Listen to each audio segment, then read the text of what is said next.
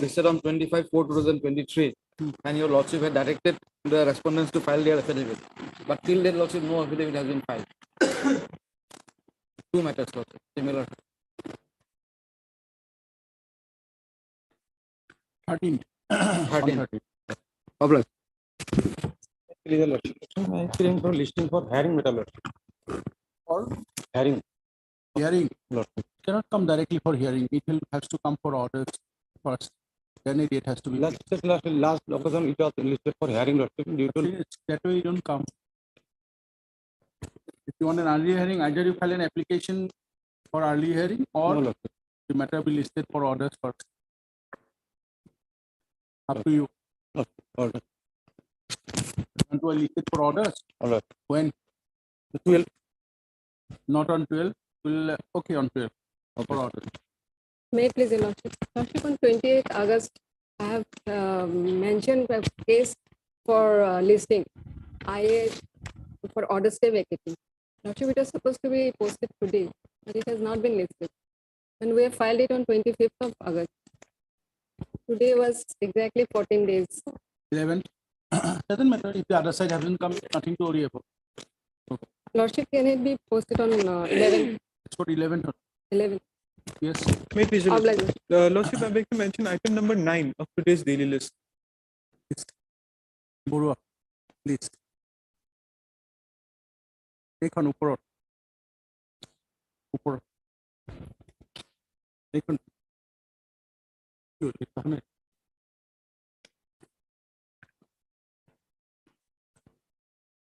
Yes, I think Lordship, we have item 9, Lordship. 9. Lordship. Lordship, we have taken consent from the other side. Lordship, the arguing counsel, Mr. B. Gugoi, today he has some personal difficulty, health-related emergency. Lordship, can it be listed on any date after 24th? 27. Not 27. 26. Much obliged. May it please the Lordship? On WTC to be listed for orders because service of notice as per office direction, service has already been 14. done. 14. Lordship, Yes. may I please On your 1 Lordship? 4. 14. I beg to mention item number 13 daily list. The arguing counsel's father expired on 3rd September, who was also the standing counsel of Assam Gramin Vikas Bank. So kindly fix a date after 2 weeks minimum. And we have taken the consent of the petitioner also. Father of Dharmendra Sharma expired. No. Father of the D. Banerjee. D. Banerjee, standing counsel of Assam Gramin Vikas Bank.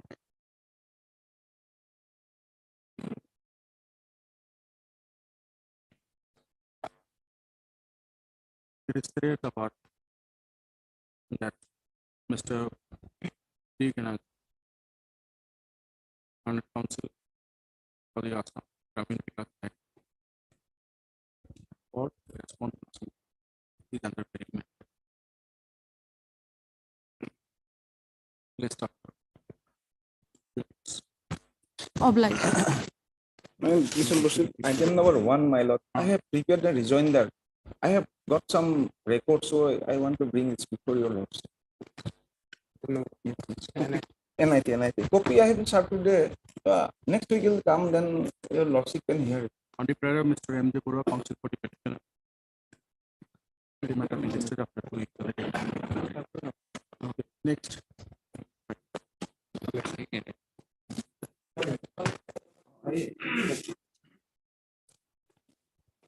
Yeah, please. For last order, my lord, we have filed the my lord joint affidavit, my lord.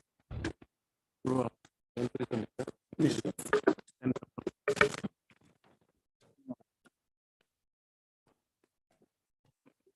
you have filed. Yes, my lord. When? My lord filed on. It's shown, my lord, on 21/8, my lord.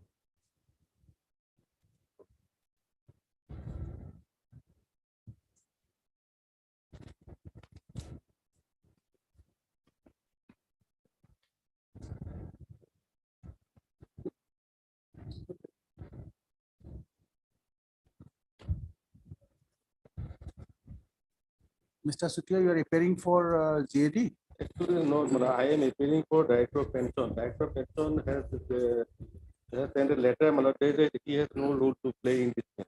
Because director of pension will pay on provisional pension, PNRD, junior colleges, and non-teaching staff. That's why we requested to type of his name. That's our instruction.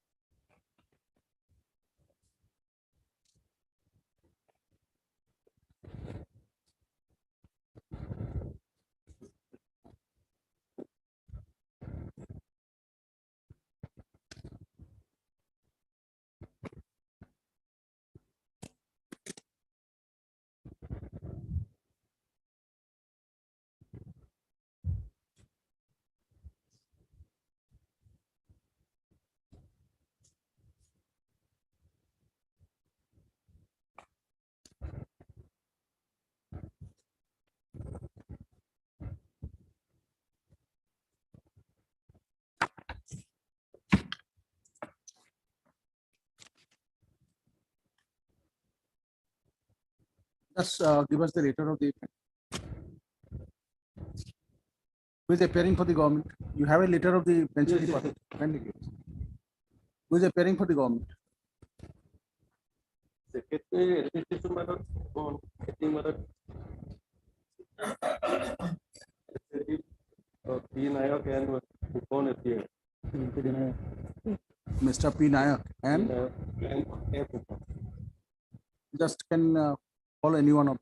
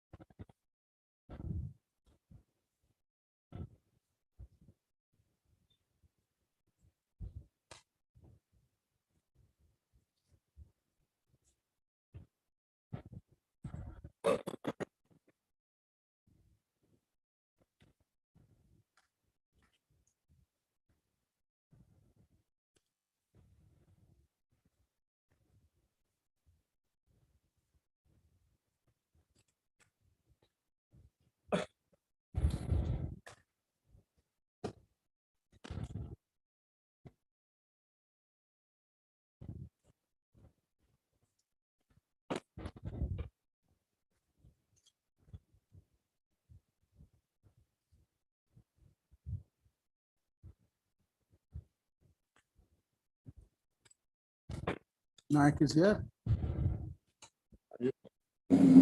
Who is appearing for the respondent number 6? I know appearing on behalf of M. Bhagat.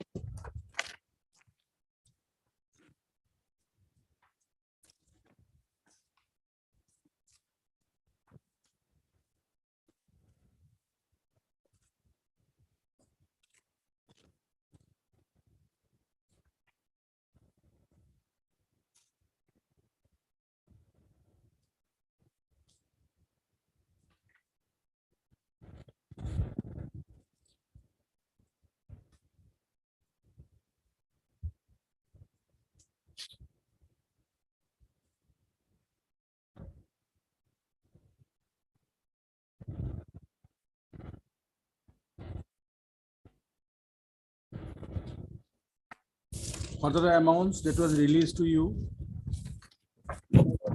Mentioned After in the- Annex of 4, my lord, Annex 4. my lord, of the writ petition.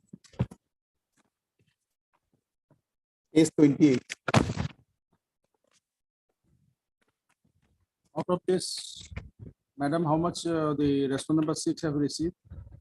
The entire amount? No, No, not released, my lord. What is the amount? Please come to page number 28 of the writ petition.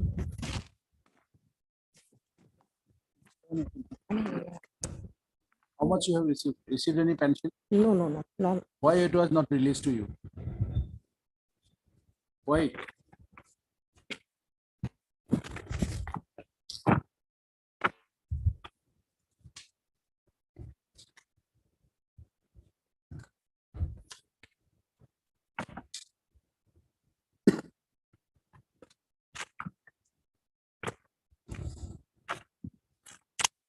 Sure, it has not been disbursed to you.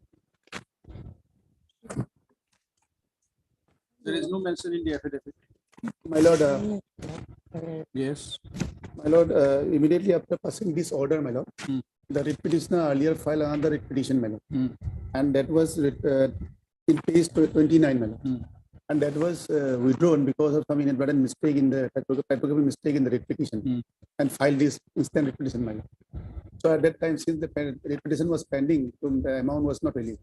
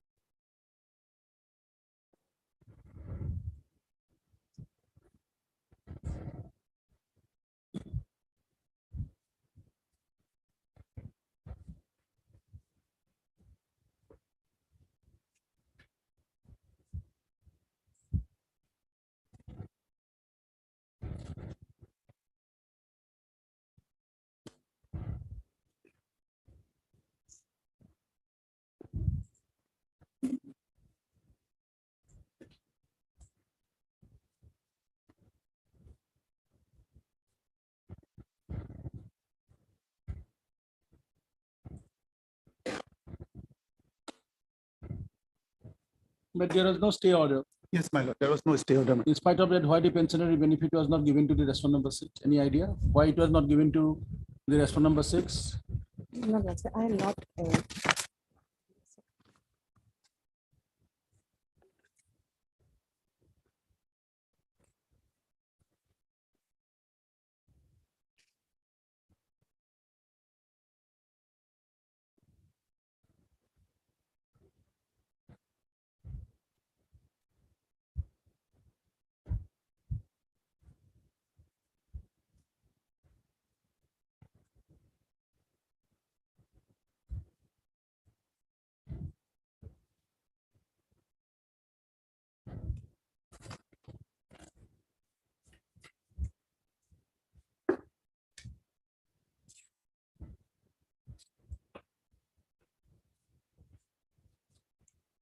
Mr. Nayak, somehow there is problem here.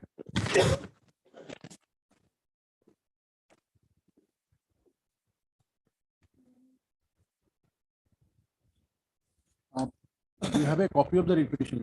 Yes, sir.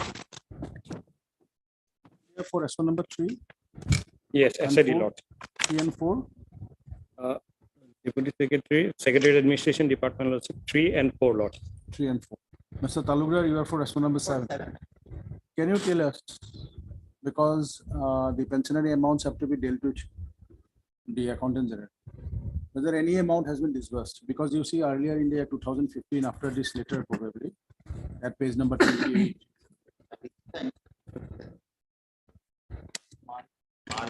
Doesn't matter. Give it to us. You want to know whether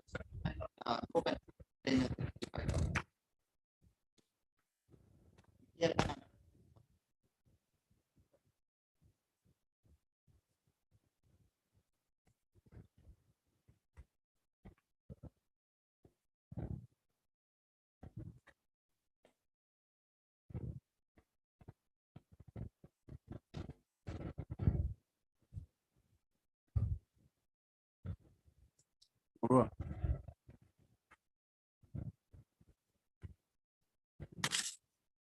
Engineer, engineer, completion appointment type.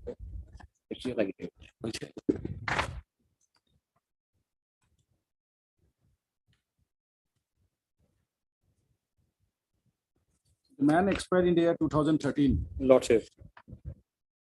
Then page number 28 of the writ petition.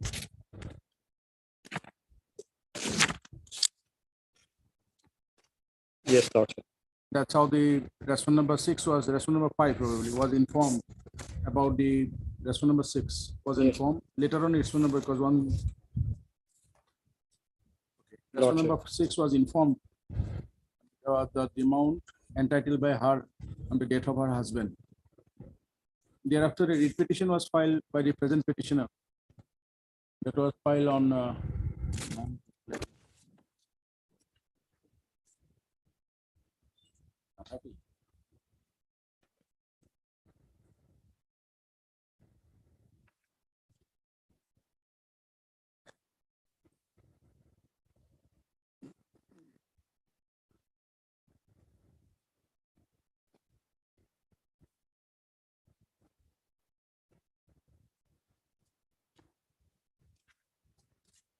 was filed on 8th of June 2015.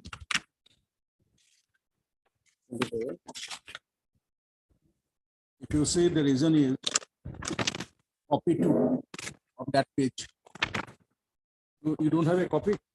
Yes. You have the second copy. Yes, Lord. Yes, he's having. That's the reason. It was also intimated to the first wife. Down below, page number Lordship. 28. Lordship. There's the petitioner. Thereafter, but what happened, we found from that particular earlier case of filed by the petitioner, there was no stay order in the entire process, which was later withdrawn in 2017. And then it was later filed this week. But very surprisingly, why the department did not forward the matter to the AG office for the pensionary? This is one thing we found.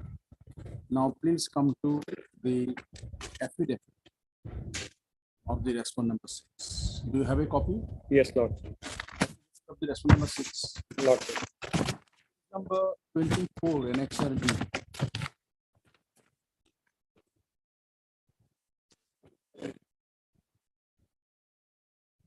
Just Mr. Sinha, My lord. give the copy to Mr. Nayak. Yes, Just Lord. read the first paragraph for yourself.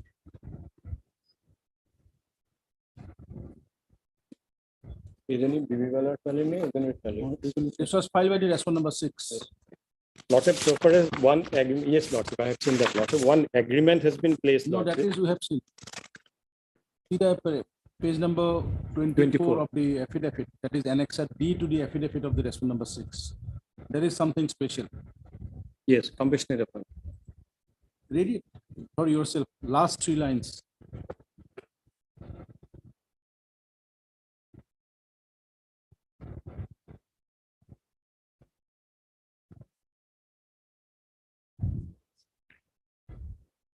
Yes, Lord. This is an order issued on 11th of September 2014 Lord. by the Commissioner Secretary, Secretary Administration Department. Lord. Whether apparently from this we can see that these office memorandums are applicable, right? But Yes, Lord. the process of appointment, compassionate appointment can also be made this way. No, Lord. Because if it is compassionate appointment following the poem of 2009, it has to be against a regular post. Here it is appointment is temporary, Lord. Not only that, not only that, No DLC. no DLC, no SLC. These are things even happening. You just say this is only for you to inform you. Lord. But anyway, it's a compassionate appointment. There is no issue, but it has come to the notice of the court. But what I'm submitting, And Lord. then later on, that particular incumbent has also been promoted to the senior assistant, Yes, Lord. In the meantime, she got. whatever. But in 2014, of course, that was not the way to make any compassionate appointment, Yes, that is there. right? So it's not that they being the boss of the department, they can do whatever they like, in spite of the decisions of the court. Lord. You have seen there are thousands and lakhs of people seeking compassionate appointment. Maybe she is also there. Yes. There has to be something. Anyway, now these two things are for you. I don't know why the department did not forward the matter to the accountant general for this purpose. Yes, Now we do not know in this affidavit, there is no mention whether or in the writ petition, whether the daughters of the petitioner and the daughters of the respondent number 6 are still dependent. There is no mention whether they are married. Lordship, what I am submitting, Lordship, so far as retirement benefits are concerned, Lordship, these are the Pension property will of go to the the, first wife as per the rules. yes, retirement benefit, everyone, shared. every hair has their own share, Lordship. That is the property of the person, That's the right. incumbent, Lordship. Right, So far as pension is concerned, first the wife. person who has been nominated, she is entitled, Lordship. So the first wife. ACRG will be shared among the Yes, Five. Lord. It will be shared. second wife is not entitled. Wife is not, Lordship, but the daughter So of the only wife. Yes. the daughters, but whether they are dependent or married, because one of the daughter is already in government service. She is in government service. So how she will be entitled? No, so far as this agreement, Lordship, so far as this We are not agreement on is the agreement. concerned, she is only claiming a portion of the DCRG, Lordship, nothing else, Lordship. Will she get it? DCRG, she will get, Lordship, How come? because this is the property of the pensioner, Lord. Illegal wife, Daughters are, if they are already in service, no, otherwise also, Break the if rule. it is the property of my father, Lordship, then I am entitled. The recent judgment was also there, Supreme Court. Sons and daughters of illegal marriage. only the sons and daughters, Yes. till which period? These are our 69 rules, Burua. The property means That's property, what I Lordship. They will get all. Just see the 69 rules. Now, let's. There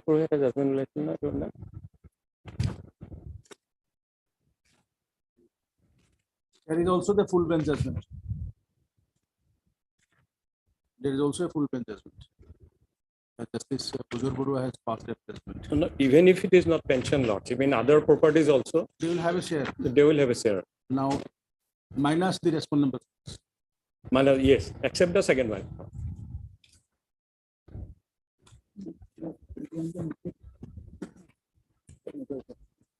I don't know. What is the material? Pension.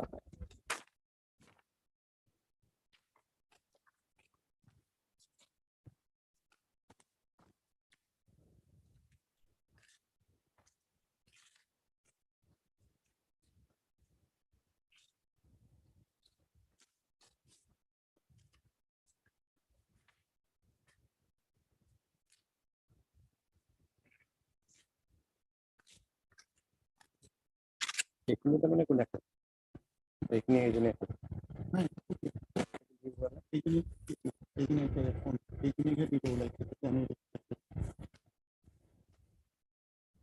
শ্বেয়াৰটো দি দিলে হ'ল।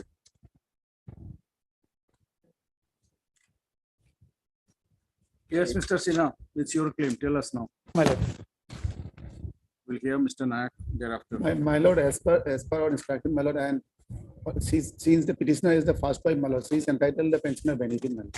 And regarding GCRC amount, my lord, we don't have any objection to sharing the amount between the legal heirs, my lord. That is the stand, my lord, we have already taken in the affidavit.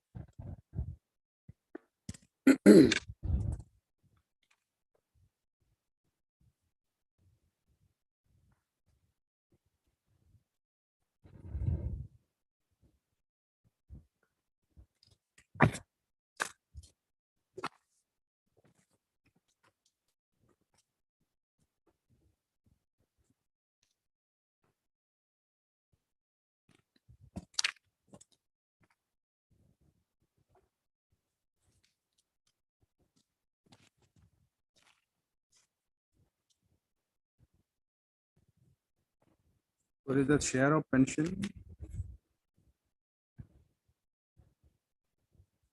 Definition of family. Family.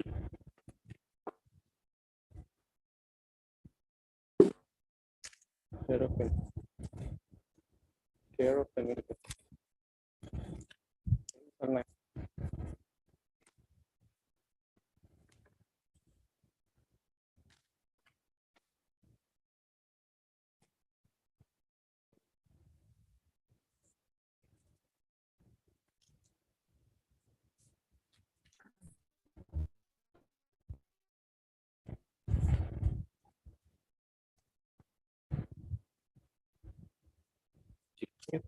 Retirement benefit ini provide dia tuh pension lagi aku itu pasti bisa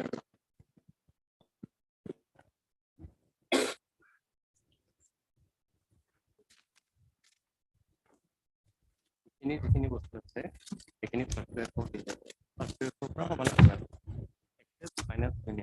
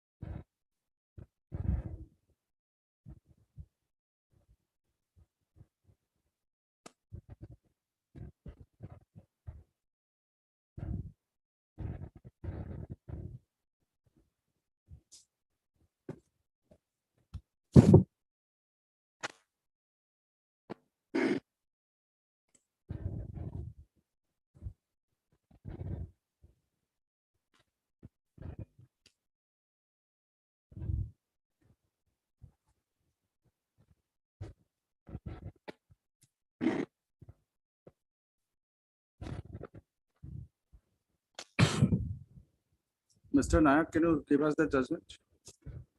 Judgment I am not having at this moment. No, regarding the share of DCRG. That is property lot. DCRG is a property. No, pensionary benefits are, so far as retirement benefits are concerned, Lord said, this is the property of the person concerned, Lord. And definitely the heirs will have the share, Lord. The judgment I have to. 121.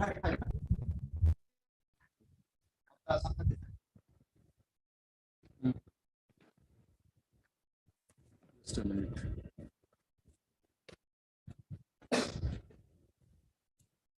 Yes.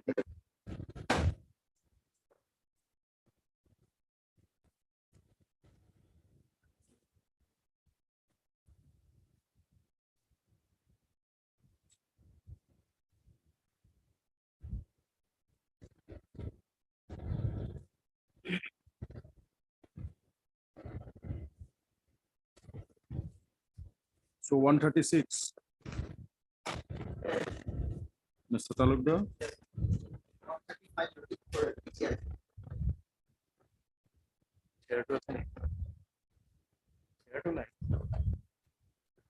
Property decision to like pension and retirement benefits and the property of the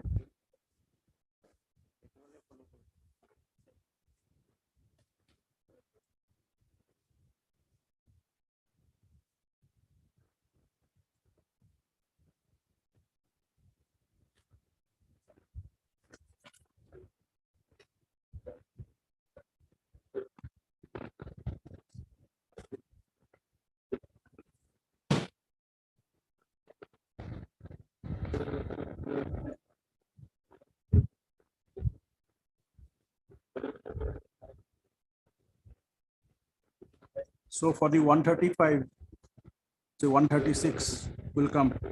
Now the family as per 136. Mr. Nayak. That's what I'm looking for.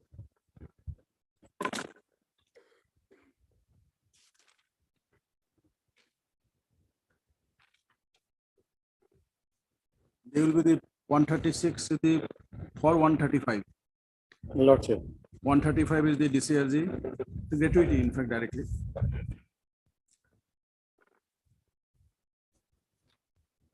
So it is defined in 136.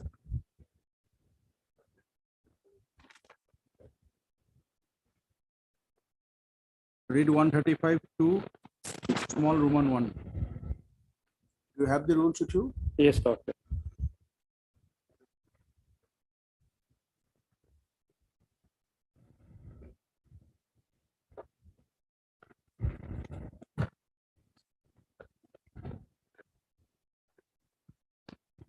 Yes, doctor. So 136, please come to 136, 1A.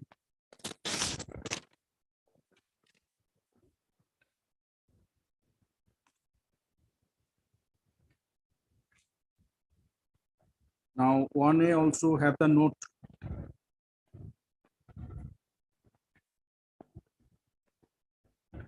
Wife in case of a male officer, husband in case of a female officer, sons, unmarried and widowed daughters, Lordship. brothers. Now 3 and 4, sons and unmarried and widowed daughter, if you see the note below, it is including the safe children or adopted children. Lordship. Now, if they're all 4 daughters, petitioner has 2 daughters, the respondent number 6 has 2 daughters. Unmarried and widowed, there is no mention either by the petitioner or by the respondent number 6 that whether their daughters are married or not. No, that unmarried is no more 81 IR. Has it been defined? I don't think so. It has been for 136. No, unmarried daughter of it. No, this is a new book. Unmarried dependent. This is a new book. Yes, but law settled by the Supreme Court, Lordship, that unmarried word no longer holds, Lordship. Only dependent daughters hold. That is also there. Lordship will take up this matter on another date. Lordship will place those judgments on Tuesday. Lord. Tuesday, because see, that's why I was saying whether it's the second wife's children are entitled, because this 136 and the pension payable. Pension is the first wife. Yeah. Along with the family defined in 2 ways. For the purpose of family pension, there is another family. Lordship. And for the purpose of DCRG under 135, 130 is the family. So you will see 2 families under the pension rules. Yeah. So that's how it's different. And this is a 309 rule.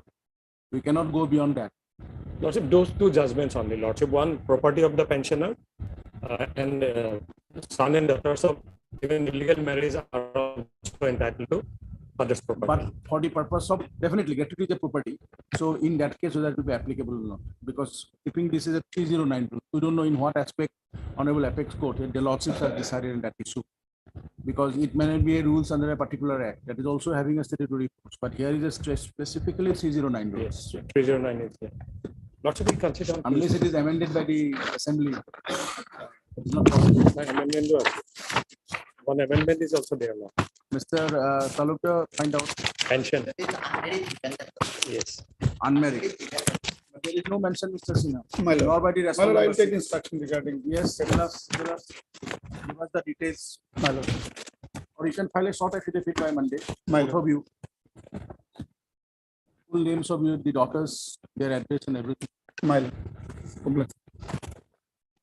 File a short affidavit by Monday, we'll have it. My lord.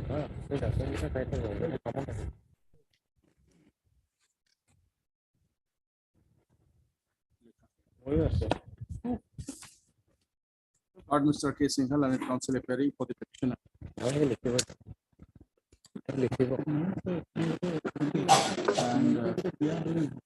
Mr. Sukhia, advocate for the restaurant number 2 and 5. Mr. Pina, standing counsel, Cedilla. secretary administrative department for the restaurant numbers 3 and 4. What's your good name, ma'am? And counsel for the Mr. Arpit Talukdar, standing counsel is the Assam.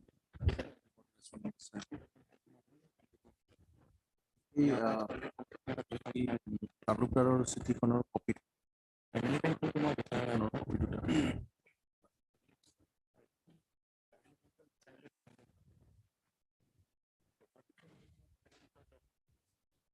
During the deliberation of the matter, Mr. Sutil and a senior government took place before the court. A communication, there is 0205/2023 of the Director of Pension Assam, clarifying that the Directorate of Pension Assam deals with the pension cases of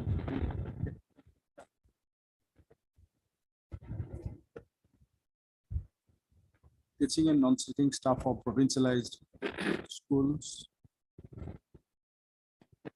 and the junior colleges / higher secondary schools and ENRD department.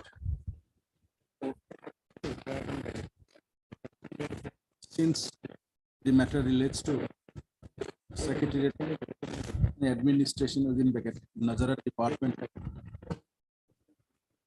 the Directorate of Pension is no way connected with the case.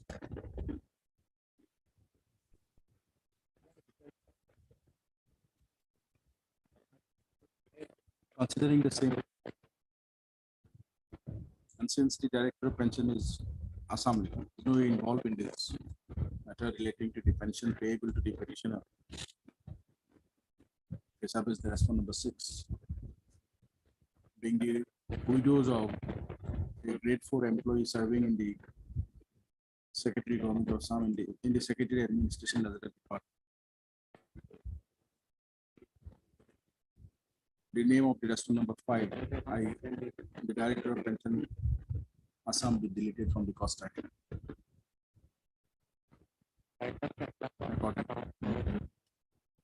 The restaurant number 6 and 7. Restaurant number 5 and 6. The consent bands of the registry shall accordingly do the needful.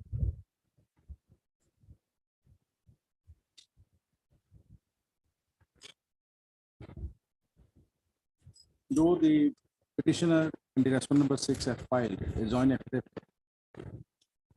pertaining the claim of the pensionary benefit of their husband Basanta Kumar Vaishya, a grade 4 PN serving in the Secretary Administration within Bracket Nazareth Department, expired on 13/05.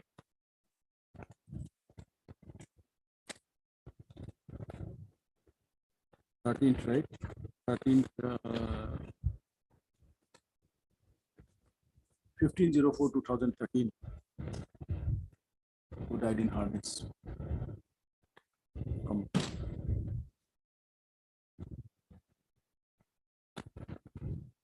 The petitioner, as well as the respondent number 6, silent with regard to the status of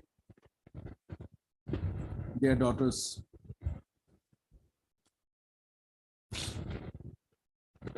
It is seen from this petition as well as the affidavit of the petitioner as well as the affidavit of the petitioner as well as the respondent number 6, that petitioner is having two daughters from her husband named as Basanta Kumar Butsu, whereas the respondent number 6 who has two daughters from said Basanta Kumar Butsu. It is seen that one of the daughter of Basanta Kumar Butsu from the respondent number 6, said, namely Pallavi Butsu,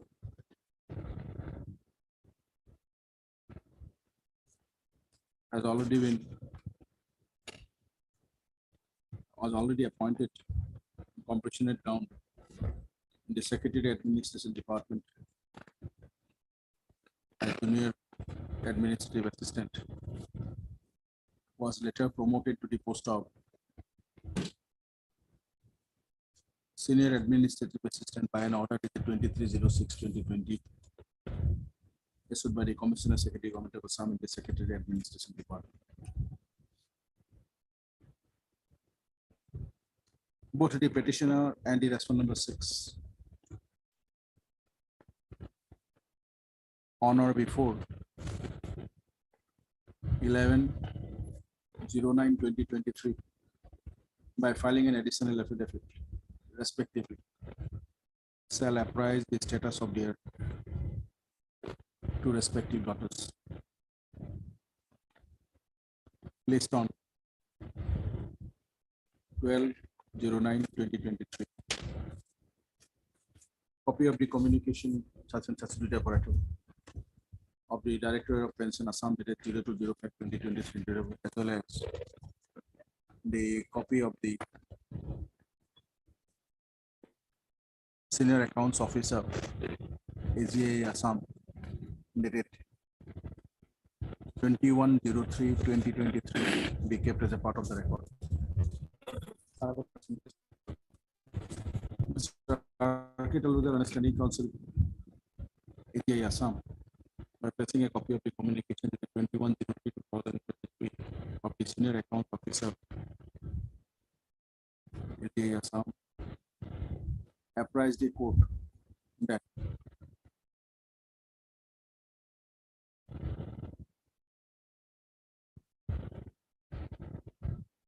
with regard to the family pension payable to the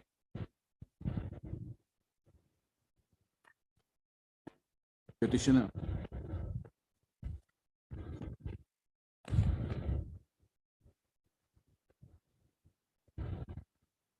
has not yet been forwarded to the office of the AGA Assam by the office of the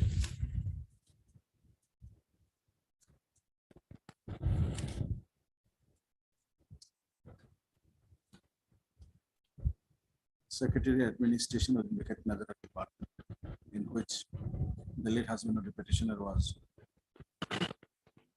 serving till his death.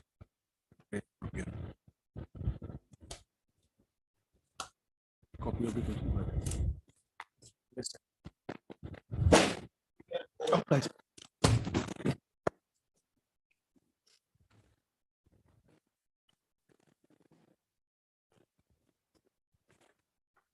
Please, Lordship.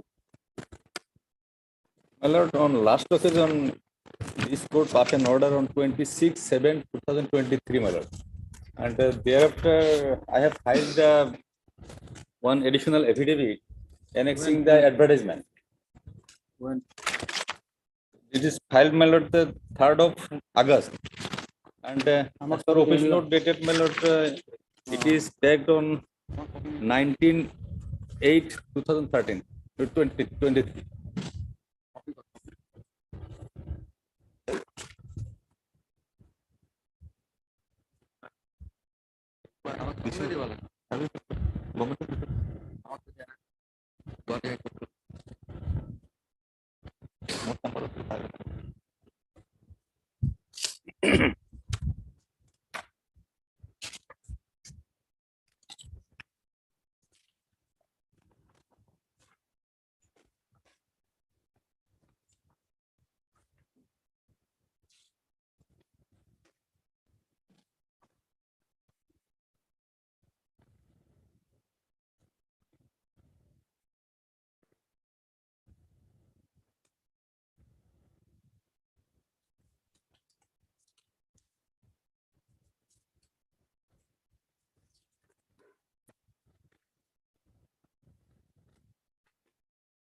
In my additional affidavit, my lord, the last page is the advertisement.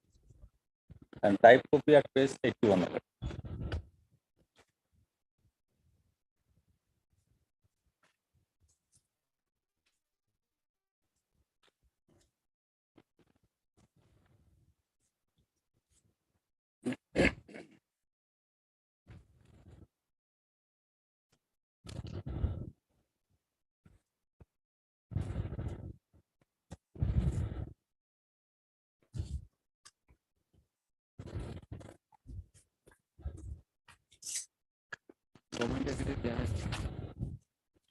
Please take your seat. My lord. Please take your seat. Yes, my lord.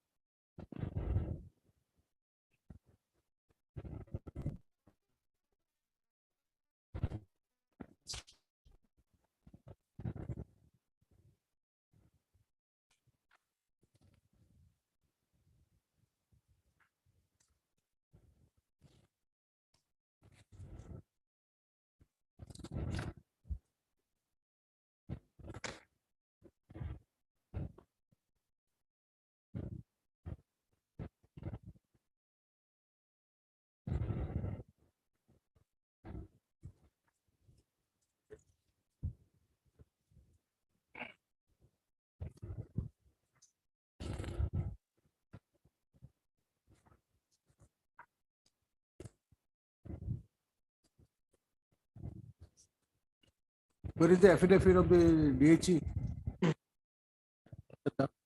Affidavit has not been filed, my lord. Although we have received certain instruction, my lord, but those instruction, my lord, they are not sufficient enough to. Give it to us, what is the mistake?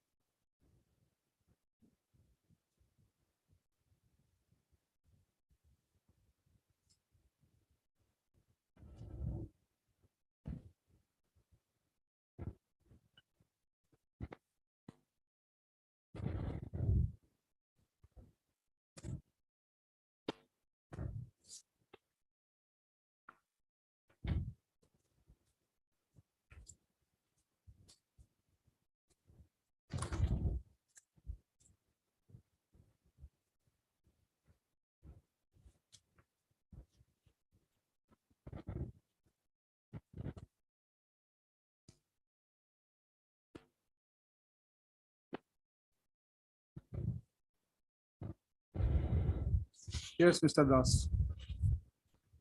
You are appearing for whom? Lordship, response number for the principal. Lordship, as per instruction I have seen from my learned friend, the director has again wrote a letter to the principal to obtain certain documents. That letter was written on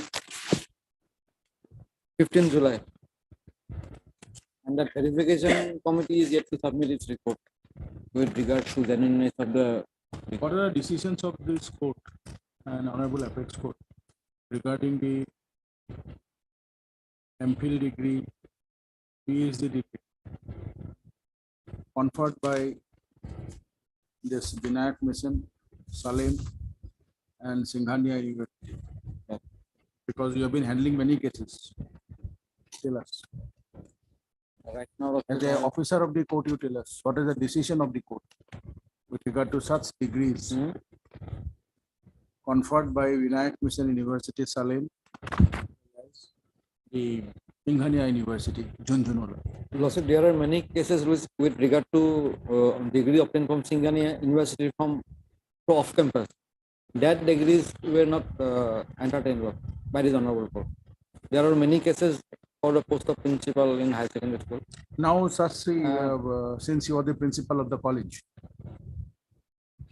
the principal of the college have sometimes in the 2009 have January 2009 given a certificate to the petitioner that he doesn't have any objection if the petitioner for any he what he has written.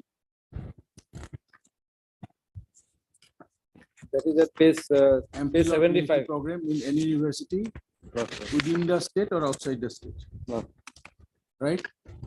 So as a court officer, it is your sin from the desk. If it is in a distance mode, then it is not to be accepted. Right? Now, nowhere in this petition, nowhere, petitioner stated that during this period, she took leave to attend the classes either at Salem or at Junjunala. Right? Lordship, the principal has stated, Lordship, he has taken sufficient number of leave in Lordship page 75. She took sufficient leave for MPhil and PhD purposes, including MPhil examination, PhD coursework. Test. Yes, yes. Page 75. Lordship. That is a letter written by the principal to the director. And Lordship, the post which the petitioner is seeking, Lordship, that post was held by the principal earlier. Now he become the principal, Lordship. That is how, Lordship, that post has fallen vacant. The earlier principal, Lordship, he was holding the post of this mathematics, assistant professor mathematics. After becoming the principal, that post has fallen vacant. No, petitioner has been, first of all, two things we found. Just tell us one thing, since you are representing the principal. You might have seen the additional affidavit. Additional affidavit.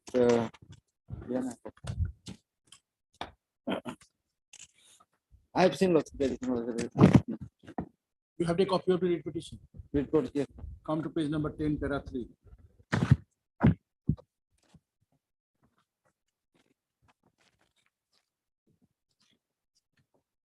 Yes, sir. Read it. The petitioner, the petitioner, after completion of her MSc examination, she had been searching for job in colleges as well as any job under government or Mr. Das, semi-government. Yes. Just a minute.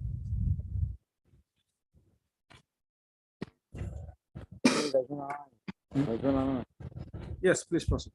That the petitioner, after completion of her MSc examination, she had been searching for job in colleges as well as any job under government or semi-government. And in the meantime, the principal of Jagirat College issued an advertisement which was published in the Assam Tribune in its 3rd October 2000 issue, where it was asked for lecturer in mathematics, applied mathematics, non-sanctioned. And on the basis of the said advertisement, she was eligible for the post.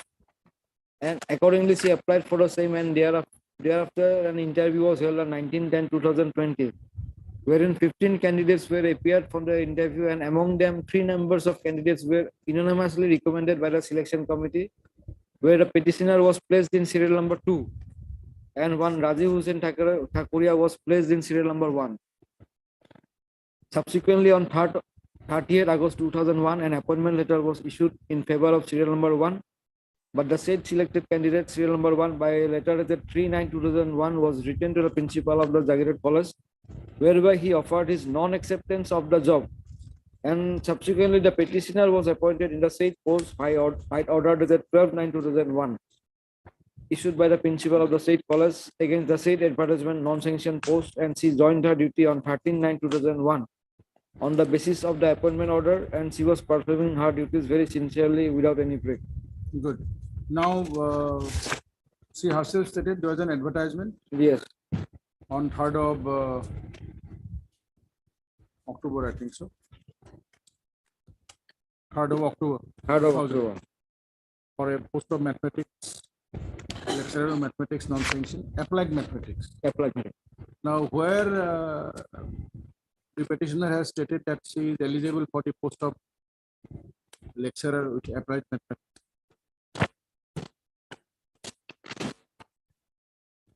There has to be a special paper, right? Applied A mathematics. person having the special paper in the applied mathematics were asked for. The advertisement, yes, it has been. Where is that mentioned that she is having She that has not qualification? mentioned. Portion, For a, he is You are the eligible- principal, that's why you're He's not asking the eligible for- petitioner. She has not mentioned. Is there anywhere in a statement in the petition or in the additional affidavit that she has the eligibility for her appointment to the post of lecturer of mathematics, which special paper applied mathematics? He has stated that on the basis of the said advertisement, That's she was true. She eligible. was selected by the governing body, Yes. some committee of the college. Yes. Let us assume that.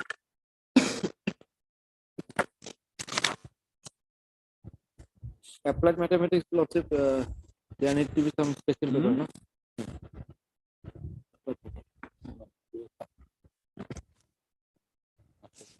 Now you are saying that page 72 you are saying. Yes. You are saying that in 72 there is a mention somewhere, she took leave or something. Page 75 blocks it. Yes, sir. Page 72. Page 72 in the last paragraph blocks. It is pertinent to mention here that many assistant professors who have acquired PhD degree from That's why single. there is that screening committee has been, Yes. right? Now page 75, what you say? The principal has given a letter to the director. Where is it? May I read it? Just a minute.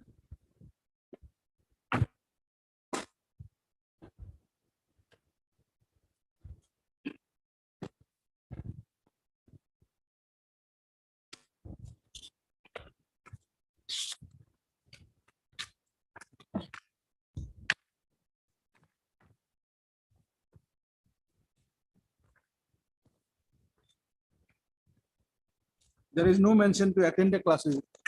It has not been mentioned.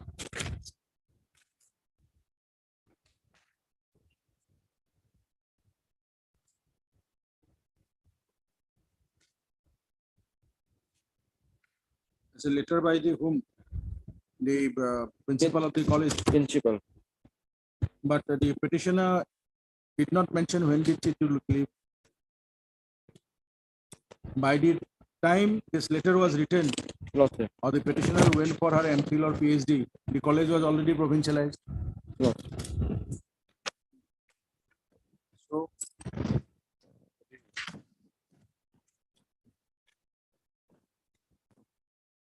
as per the rules, whether without any government employee, without the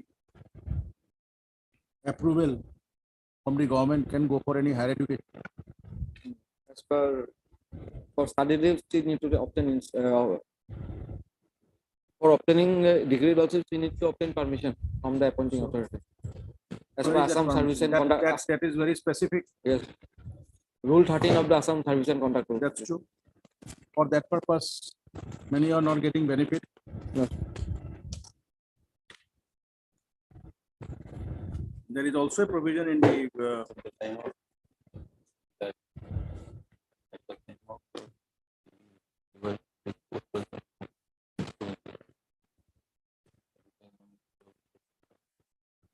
now, not on that, whether a degree obtained by the petitioner is valid or not.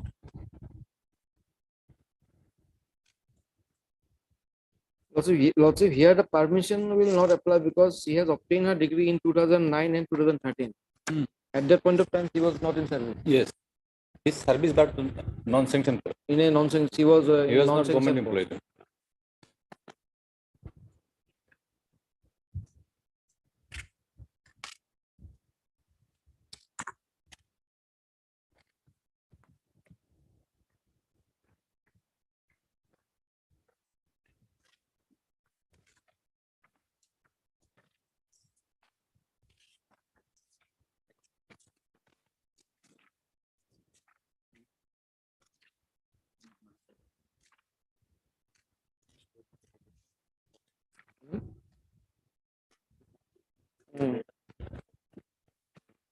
And Lordship, Singhanian University is also a party in the present writ petition. They will not come. I have received the money, that's all.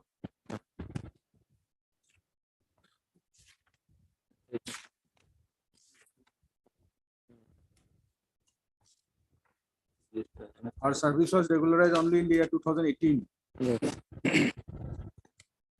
or prior to that. Mr. Das, And the petitioner Lordship, he has given example of the Giving respond number example will not 7, do 8, because 9, and there are large number of Large such candidates, right? Yes. They have also become principals and all, might have Yes. retired now. We're not Yes. on that. That's why there was a committee. Lordship. Now, this recommendation came only in the year 2018 15. at a fixed pay of rupees 21,500. Lordship.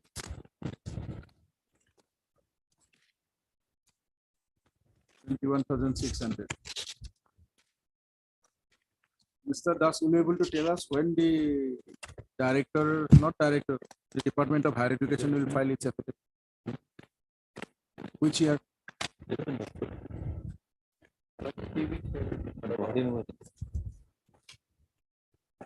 Who is now the authority?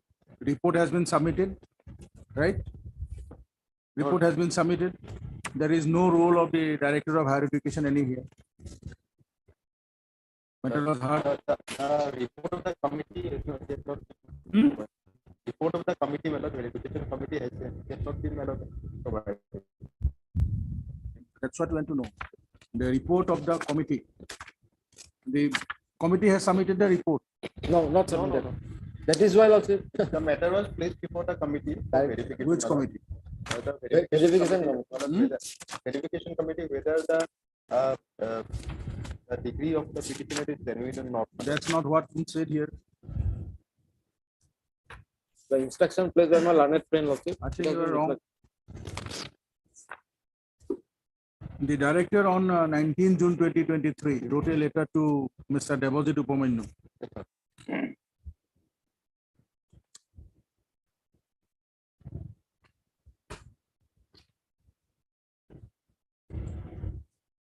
June, madam. Hearing took place.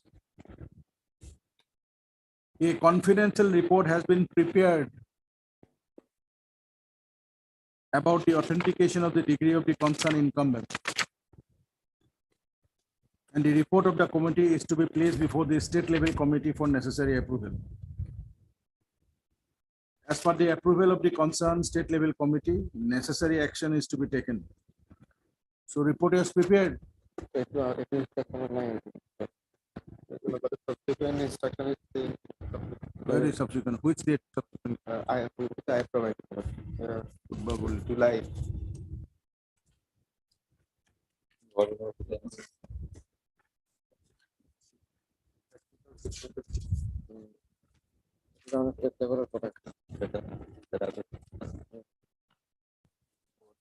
Very first letter, first page.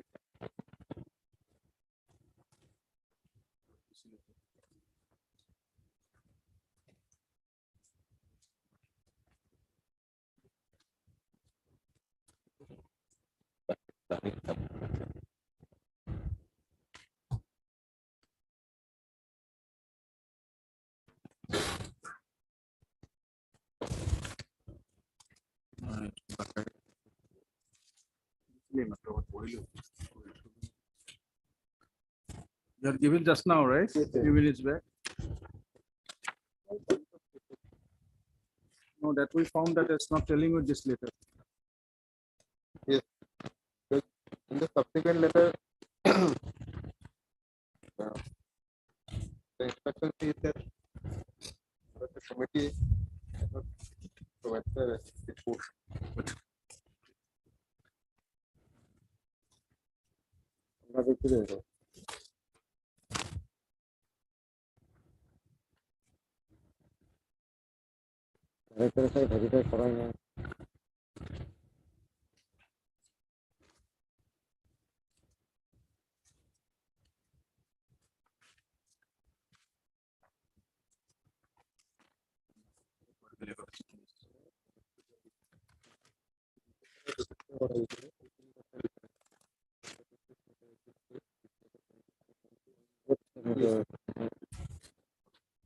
এখন তোমার যখন press করতে কথা একটু কথা আছে report submit করা নাই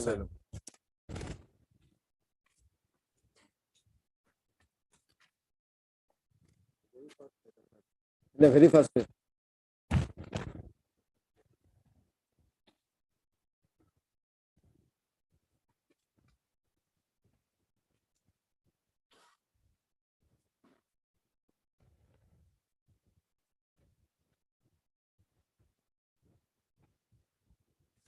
Figure বন্ধ তো পুরো চেঞ্জ করছে না হ্যাঁ ও এটা কানেক্ট করলেন 20 তারিখে পর দিছে না কানেক্ট করা পরে দিতে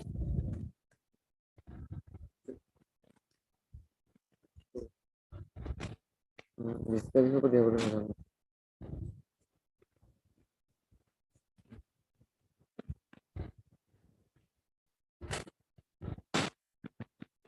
Now, in terms of this letter of the director, Mr. Das, appearing for the principal, when the documents are submitted? So just now I have come to know from this letter that the letter has been sent to the principal. So I will obtain instruction from the principal whether he has again submitted the report as required by the director. Inform us on Thursday. Pursuant to the order dated 26/07/2023.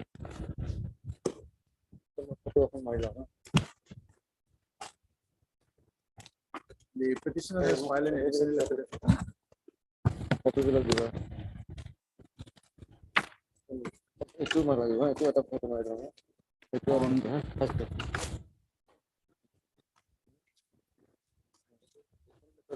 04/08/2023, enclosing a photocopy of newspaper publication dated 03/10/2000, whereby the principal of Jagiroad College, Jagiroad, amongst others, issued an advertisement for our post of lecturer having UGC norms for the post of mathematics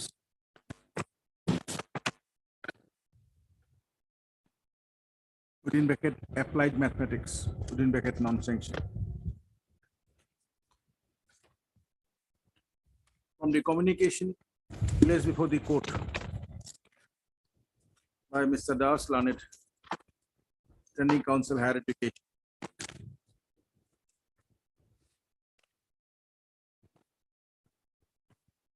dated 25/07/2021 of the Director of Higher Education, Assam.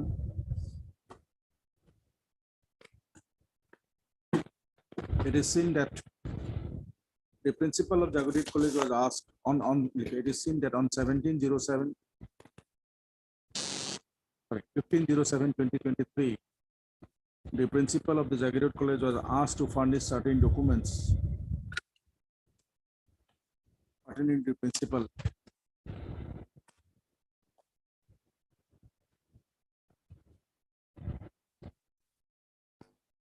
required for the purpose of regulation of service, regulation of her service. On the next date fixed,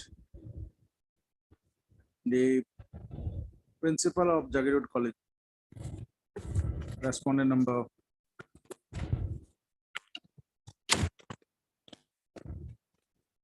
4, my lord.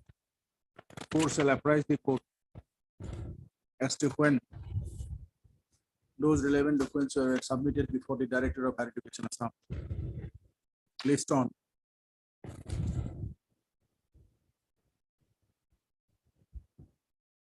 14th of September. On 14 lots the Gao Podam matters are also listed before. Only this matter Lots. doesn't matter.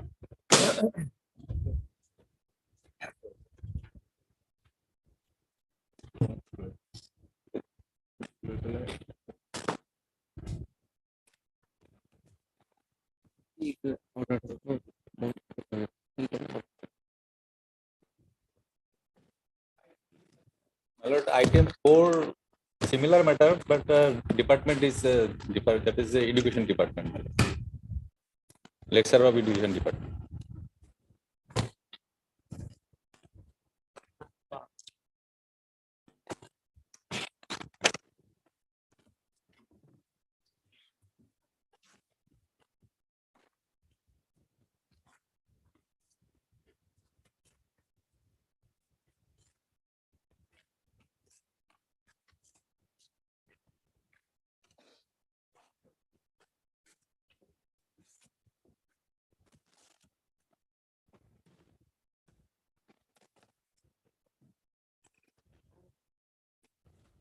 PhD from same university.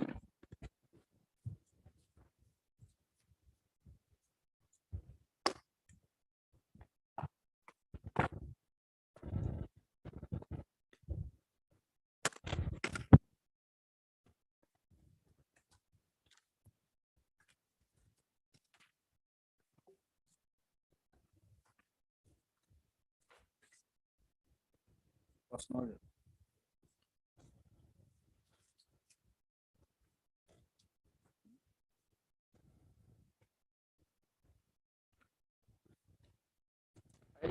Portability better than-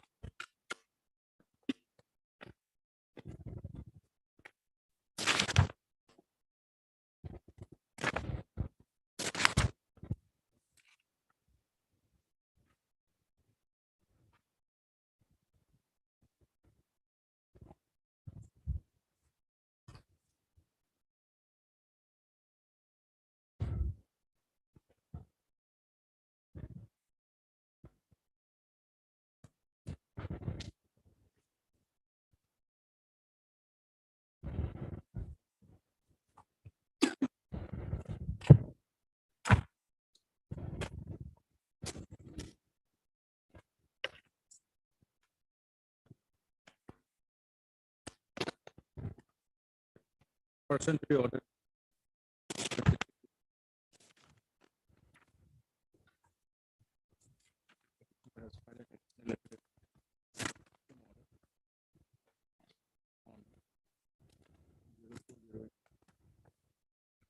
Pertaining, advertisement. Her college. 2608.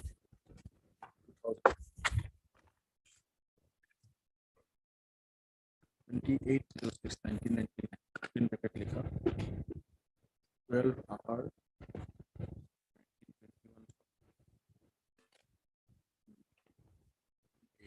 vernacular daily Dainik in bracket लिखा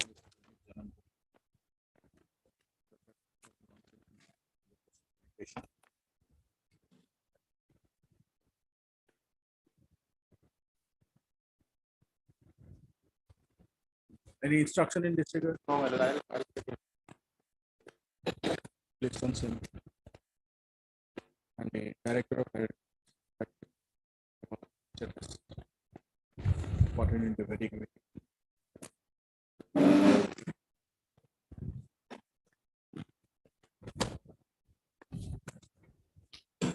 Being,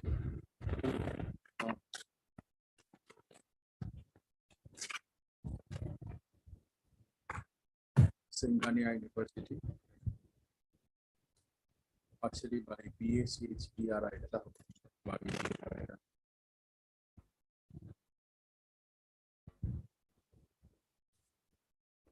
in April.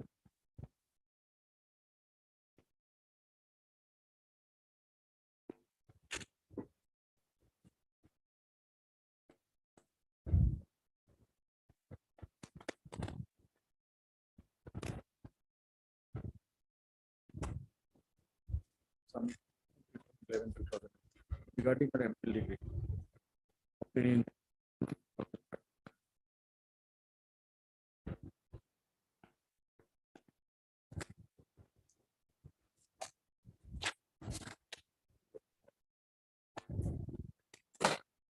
Yes.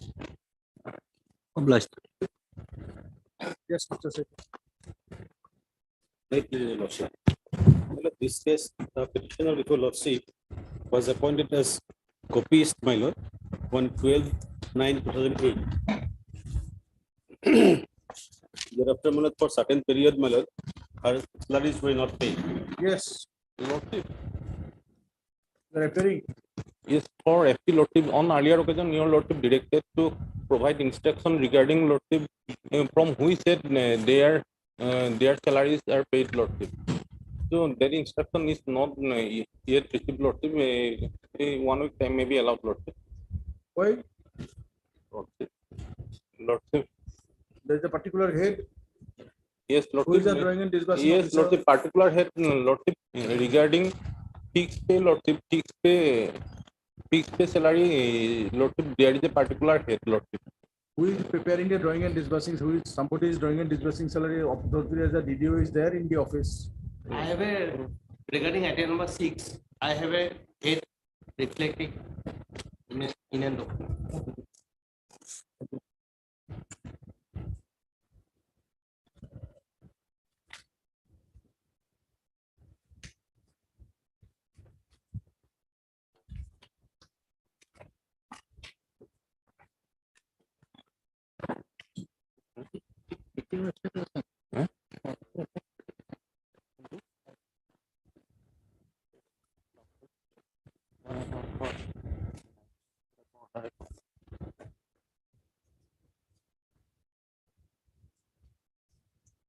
Date of account is, my lord, 2070.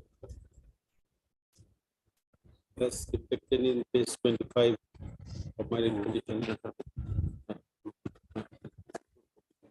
And my lord, this document is in respect of item number 7.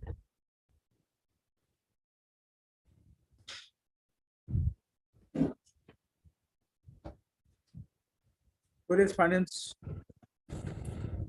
Where is finance? Mr. Borpujari appears in this matter. Or Mr. Gogoi appears. The last occasion, Mr. Gogoi appeared. But We have a earlier, matter. Anyone? Either Mr. Gogoi, I don't think so has come here, some difficulty. Find out. Oh, yes. only Mr. Nayak. Either Mr. Gogoi or Mr. Borpujari. Nayak also appeared in the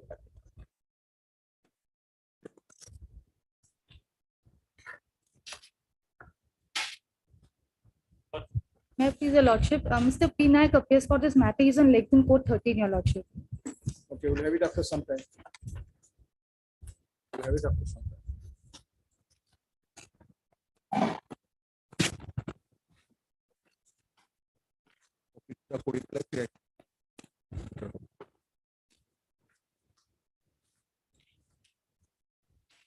The concern member is the drawing and disbursing officer. He is aware from which year it is drawn. What further action you, what further instruction you need?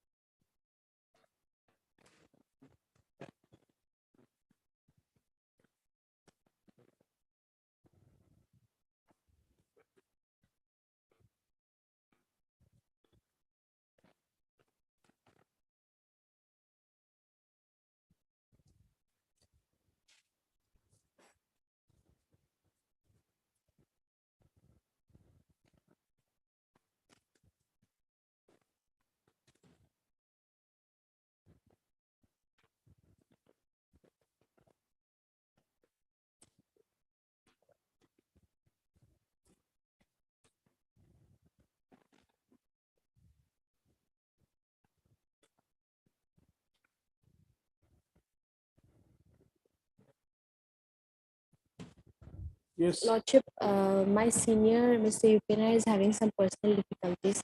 So the matter be taken up on some other day, Lordship.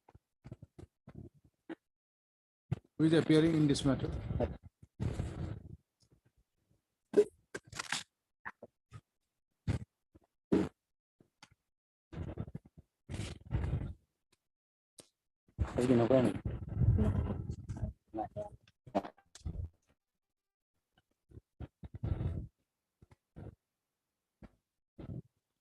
As far as Lordship's direction, we have received instruction also, Lordship. Yes. It says that family pension is not admissible, Lordship, only pro rata pension.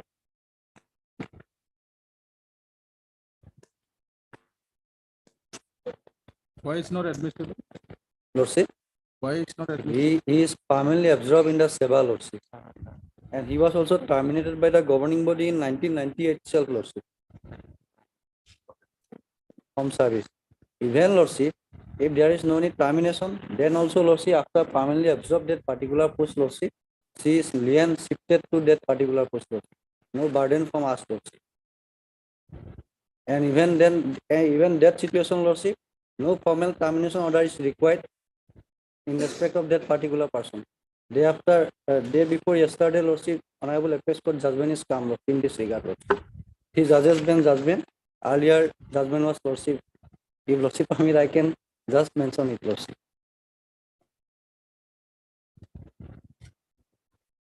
You have the heading only the full judgment. Lordship, You have the full judgment. full judgment, I have the full judgment. I have the full judgment, Lordship. Forwarded to the mail.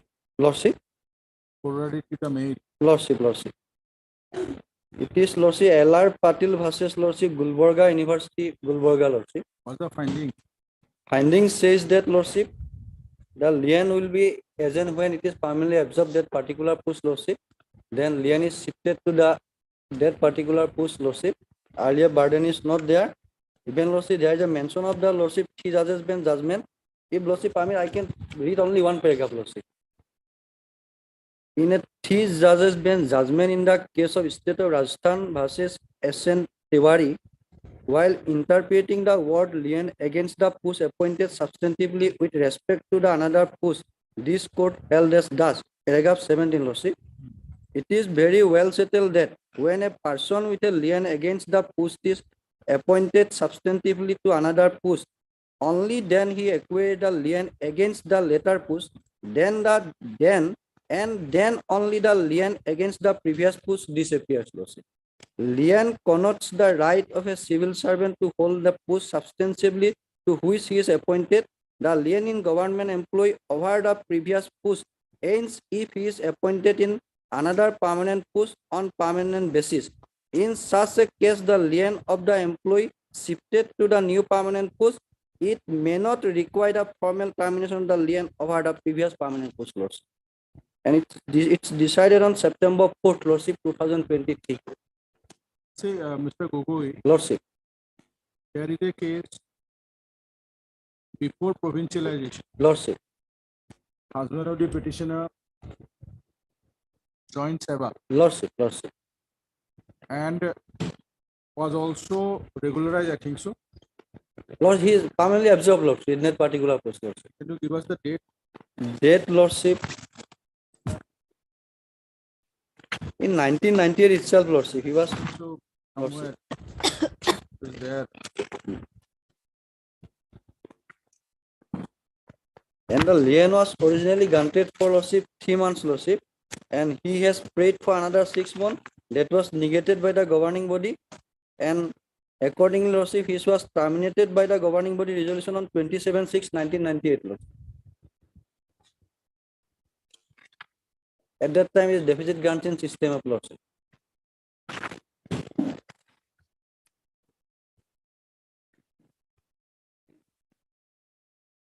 Now, my lord have to decide that, Lordship, for granting the regular pension, the service which is rendered by the petitioner in the deficit granting system is be counted or not, Lordship.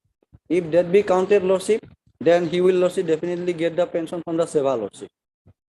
Otherwise, Lordship, we have to refund back the amount of pro rata pension amount to the Seva, Lordship, as per the provisions of the pension rules, Lordship.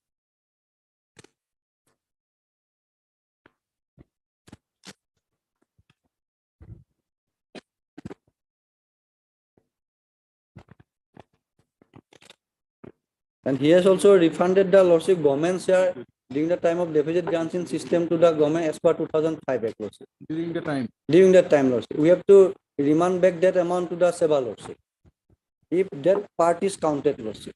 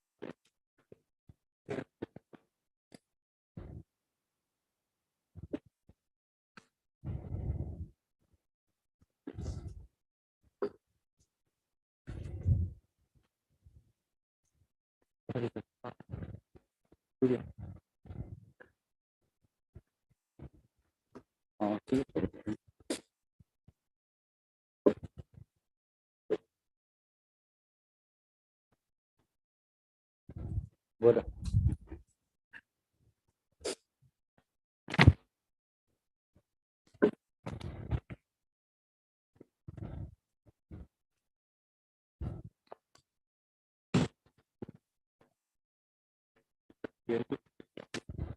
1990 family address वाला वाला Hmm. 21 for 1998. Oh. 98.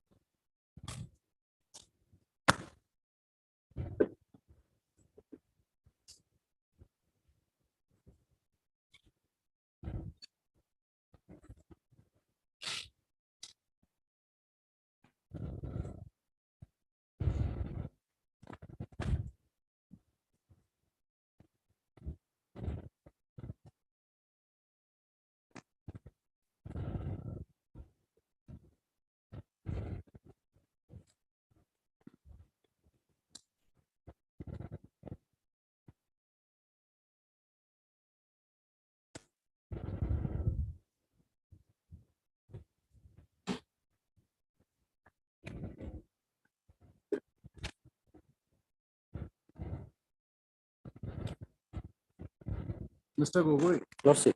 just one thing. Lordship. Please come to page number 31. Lordship. You'll see in the Last paragraph, Lordship. before that, in the middle paragraph, Lordship. his service was confirmed at SEBA Lordship. with effect from 5th of January 1997. Lordship. The last paragraph you will see Lordship. that the That the- 1996 regulation for payment of pension Lordship. came into effect from 12th of February 1997. Lordship. So prior to the coming of the force of this particular regulation with SEBA, Lordship, He was already in service. Lordship. Now,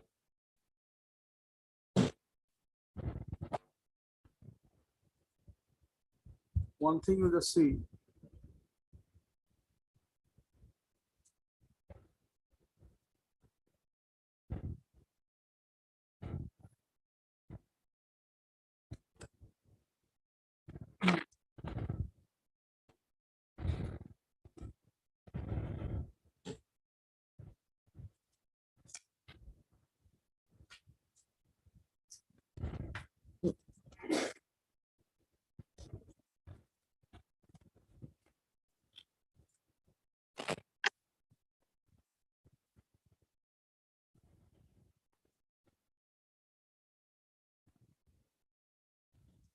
there is a particular Seva's letter. regulation from 1996, Lordship.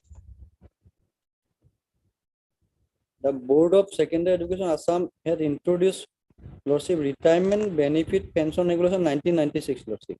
At that time, he is an existing employee of the Seva, Lordship. In 1995 itself, Lordship, he is appointed as a controller in the Seva, Lordship. 4/1/1995.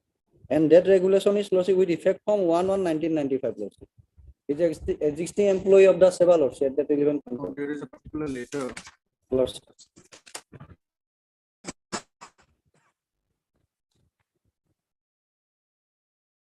Come to page 29. Lordship. Lordship. Second paragraph. Lordship. Kindly read. Sri Goswami joined as Controller of Examination Seva on lien 4/1/1995 after rendering 29 years 6 months service at Pragjyotish College under the deficit grants in 8. As a head of the Geography Department, the last pay done by him in the college was also protected. It should spelling protected here. Now he wants to continue. Pay His protection. was Pay protection is because there. he was receiving in that point a UGC scale of pay. Lordship. Maybe. Lordship. No, whatever the skill was Lordship. there. So Pay protection is there. The service period will be continued, Lordship. if it is there, then service period has Service to be period will continue. Then he'll get the benefit of pension from Seva, Lordship. Here, Lordship, the 7 years 3 months service is not to be calculated. That is Lordship. what we wanted to indicate. Not Mr. to be Setia. calculated, Lordship. This is your letter. Letter of Seva. Pay protection to asset here. Yes, pay protection is different thing, my lord, because one person has joined fresh after advertisement. He joined freshly. It is not a matter of that he is deputed to that. Lien is whatever may be there. Whenever lien is, my lord. No, Mr. Setia. Setia, that's one thing. No, my lord. Where his lien has been, my lord, cut off, and he voluntarily has joined in this, my lord, Seva office. Now he has no relationship with the, my lord, earlier college. So past service cannot be counted. I have the, my lord, may I rely upon a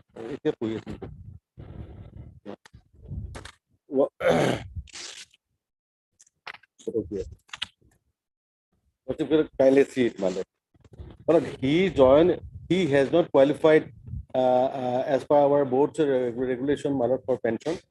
Minimum 10 years has to be completed. He has completed 7 years.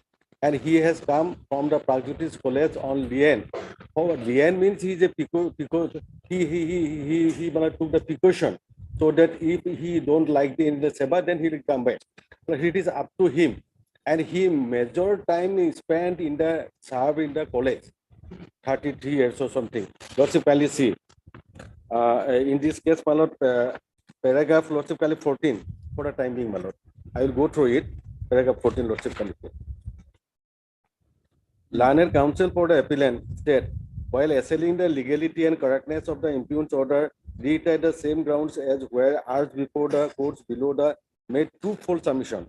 In the first place, the contended that courts below erred in entering and eventually allowing the respondent's lead petitioner by issuing the impugned direction. It was his submission that once the respondent voluntarily tendered his resignation from his earlier service, which on its acceptance enabled him to join the new service as a lecturer in the government degree college. Earlier, he was in the higher secondary college. The period spent in the past service was not available for being counted nor it could be part of the qualifying service while fixing his pension. In other words, the submission was that acceptance of respondent's resignation by the state competent authority resulted in severance of the relationship. Severance of the relationship, there is no relationship, break up the relationship with the state so far as that particular service employment was concerned, because it brought to an end the said service employment for all purposes. It was for his reason the learned counsel for the state asked that prior spent in such service was not available to the respondent while counting the qualifying service for fixing his pension. This submission urged by the learned counsel was not decided by the High Court in its proper perspective. His second submission was that when the respondent himself mentioned in his pension form that his date of beginning in the service for assessing the pension was 3/1/1966, then in such circumstances he had no right to turn around, request the state count his service rendered prior to 1/1/1966. Next, Lordship, kindly see paragraph 16. Having heard the counsel for the parties and on perusal of the record of the case, we find force the submission of the learned counsel of the for the state. In our considered opinion, the respondent was not entitled to claim the benefit of his past service, which he rendered from 2/7/1962 to 1/7/1966 as lecturer in the government schools while determining his qualifying service for fixing his pension. It was for the reason that respondent, having voluntarily tendered his resignation from the said service without there being any condition, there would be without condition, much less a condition to enable him to claim any kind of its benefit in the event of his joining other services with the state. No benefit of such past services was available to the respondent. He did not claim anything. 19. In our considered opinion, the effect of tendering resignation by the respondent may be for any reason was the relationship between the parties insofar as the particular employment was concerned got severe for all purposes, break down all the purposes, leaving no benefit to remain in respondent's favor. It had no connection with respondent's subsequent employment, which began from 3/1/1966 in board. That means when he joined in the board. Indeed, in order to claim continuing in the service for claiming any benefit arising therefrom, it was necessary for the respondent to have shown any specific rule or condition recognizing such right in his favor. The respondent, however, was not able to show any such rule or condition in his favor. 21. It is the right law that a right to claim pension is governed by the statute. An employee has therefore no right to claim any benefit in relation to pension due the statute. Our statute says, my lord, minimum 10 years. And paragraph, my lord, 24. In the light of foregoing discussion, we are of the considered opinion that the courts below are in directing the state to give benefit to the respondent of his service, which he had rendered from 2/7/1963 to 2/1/1966 for fixing his pension without properly examining the effect of his tendering resignation on this issue of the petition. In our opinion, respondent was therefore entitled to get the benefit of his service rendered from 3/1/1966 onwards, as mentioned by him in the form so and so. That is when he joined in the Seva, from the date of that Seva, his pension will be counted. And another case is, Lordship, kindly. Yeah.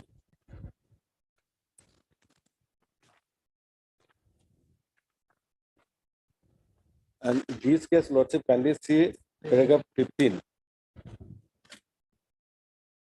So for earlier cases concerned, my lord, he whatever lien, resignation, whatever may be, but we are not concerned. When he joined freshly after appearing in the interview, we have advertisement, and pursuant to advertisement, he joined in the Seva. When he joined the Seva, from that his tenure will be counted. And this case, Lordship, can you see paragraph 15, second case, my lord.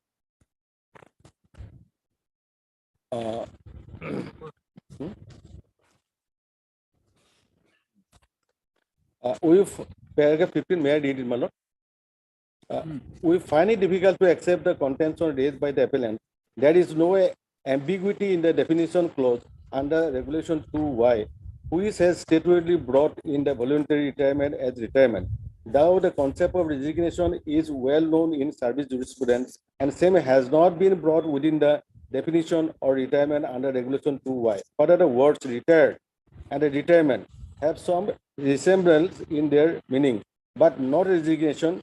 Regulation 3(1)(a) specifically use the expression retirement, and the expression resignation has not been incorporated either in the definition clause or in Regulation 3(1)(a). We need not labor much on this issue, since the difference between these two concepts, resignation and retirement, in the context of the same banking Regulation 95, came for the consideration before this court in Sanwar Mal Supra, where the court has distinguished the words resignation and retirement. And quoted one. The words resignation and retirement carry different meaning in common parlance. An employee can resign at any point of time, even on the second day of the appointment. But in case of retirement, he retires only after attaining the age of superannuation. Or in case of voluntary retirement on completion of qualifying service. The effect of resignation and retirement to the extent that there is a severance of the employment, but in service jurisprudence, both the expression are understood differently. Under the regulation, the expression resignation and retirement have been employed for different purpose and carrying different meaning. The pension scheme herein is based on actual calculation. Lordship calculation. It is a self-financing scheme which does not depend upon the budgetary support, and consequently that constitutes a complete code of itself. The scheme essentially covers retirees as the credit balance to their provident fund account is larger as compared to employees who resign from service. Moreover, resignation brings about the complete cessation of master and servant relationship. Here is his relationship, nowhere relationship with the college. Relationship, whereas voluntary retirement remains relationship for the purpose of grant of retirement benefit. In view of the past service, similarly, acceptance of resignation is dependent upon discretion of the employer, whereas retirement is completion of service in terms of the regulation. Rules framed by the bank resignation can be tendered irrespective of the length of service, whereas the case of the voluntary retirement, the employee has to complete qualifying service for retirement benefit. And retirement benefit, he retired from the board. And 9, quote 9, Malad. In the above mentioned judgment, this court has also held that there are different yardstick and criteria for submitting the resignation, versus voluntary retirement and exceptions thereof. In that context, the scope of Regulation 22, Regulation 95 was also considered, and court held that flowing. If, in our view, Regulation 22 provides for disqualification of employees who have resigned from service and for those who have been dismissed or removed from service.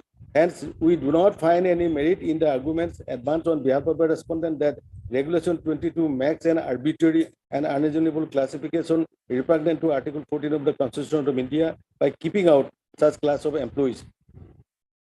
By keeping out the view we have taken in supported by the judgment of this court case Reserve Bank of India versus so and so 2004-9. Before concluding, we may state that clause 22 is not in nature of penalty, LS.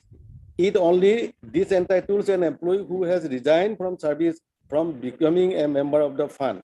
Such employees have received their retirement benefits earlier. The pension scheme, as stated above, only provides for a second retirement benefit.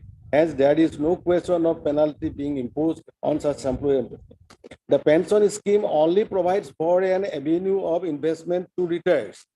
The pension scheme only provides for an avenue for investment to retirees.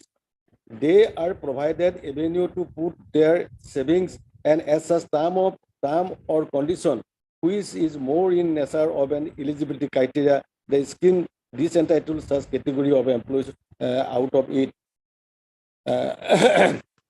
Next, my lord, 17. The court has already indicated, after referring to the various provisions of the Regulation 95 and after examining the meaning of the expression resignation and retirement, held that since Regulation 22 provide for disqualification of the employees who had resigned, such employees could not claim membership of the fund. Learned counsel appearing for the appellants have placed heavy reliance on the Sil Kumar Joint Supra, the submitted that in the light of the judgment, the decision rendered in Sonomar Kamal requests reconciliation. We find it difficult to accept the contention raised by the learned counsel appearing for the appellant. We may point out in its Silkamal Joint Supra that this court was dealing with an insurance scheme and not the pension scheme, which is applicable in the banking sector. The provision of both the scheme and the regulation are not perimeter. In Silkumar Joint case, Supra, while referring to paragraph 5, this court came to the conclusion that the same does not make the distinction between resignation and voluntary retirement. And it only provides that an employee who wants to leave or discontinue his service amounts to resignation or voluntary retirement. Whereas so-and-so service regulation 79 applicable to bank had specifically referred to the words resignation, unlike paragraph 5 of the insurance rule. Further, it also be noted that this judgment, the court in the para 30 held that the court will have to construe the statutory provision in each case to find out whether the termination of service of an employee was a termination by way of resignation or by termination by way of voluntary retirement. The appellants, when tendered their letters of resignation, were governed by the Regulation 1979. Regulation 22, Regulation 1977 dealt with resignation from the service, and they tendered their resignation in the light of that provision. We are of the view that appellants have failed to show any pre-existing rights in their favor, either in the statutory settlement, joint note dated 29 October 1993, or under Regulation 95. Appellants had resigned from service prior to 1/11/1993 and therefore were not covered by the statutory settlement, joint note dated 29 October 93, Regulation 95. They could not establish any pre-existing legal and statutory or fundamental rights in their favor to claim the benefit of Regulation 95. Consequently, in reliance placed by the appellants, either on Regulation 29 so support by the contention cannot be accepted, since they are not covered by the scheme pension introduced by the bank, who is effect from 1/11/1993. Therefore, find no merit in this case. So, my case is, my lord, in both cases are support us, because there is no pre-existing condition when he is joined in our seva, that this and this condition. He only took lien only for 2 years. Because 1998 his lien has comes to an end, and 99 he was appointed after 1 year. Meaning thereby that he has no relation with the college and him, because there is severance of relationship, breakup. So how they will pass service will be counted in the board. That's why board had decided that the prorata pension will be given, because he's less than 10 years. Is less than 10 years, the prorata pension can be given as per statute. And these two case law says pension will be governed by statute rules. If there is no provision in the statute, if pension cannot be given. Only we can give a proportionate pension like that. And now a question of gratuity others, whatever maybe he has submitted to the higher education, not submitted before. Come to page number 22. Yes, law, my lord. Page number 22 of the report.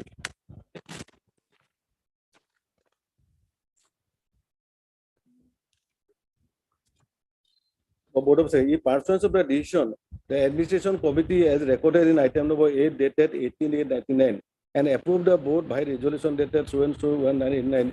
Sri B.C. Goswami, Controller of Examination Board of Education, Assam, is confirmed in his post with effect from 5/1/97 on completion of probationary period of 2 years. It is a confirmation, my lord, definitely confirmation. He has already joined. Definitely he will be given the confirmation, and he could not complete the 10 years tenure. Right. The statute say one person has to complete minimum 10 years for qualifying pension. Come to copy 2.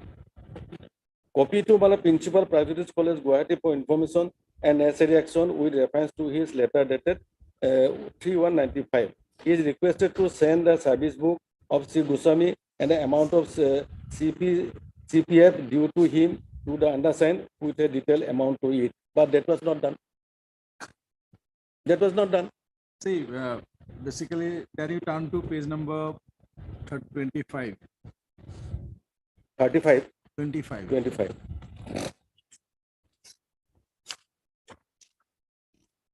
Yes, my That's lord. a representation of the husband of the petitioner. Yes, my lord.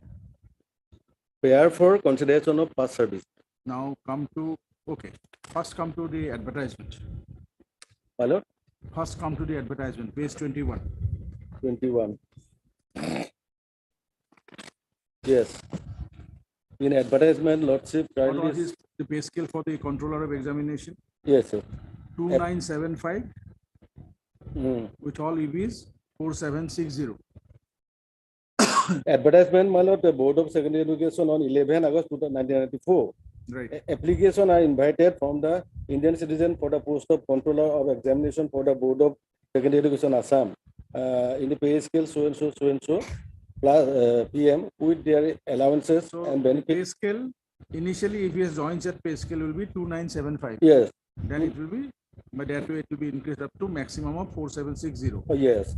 Allowances, Right. benefit admissible. This is the direct For advertisement. now, this is the pay scale, Pay scale. 2975 to 4760. Yes. Come to page number 25. 25, my lord.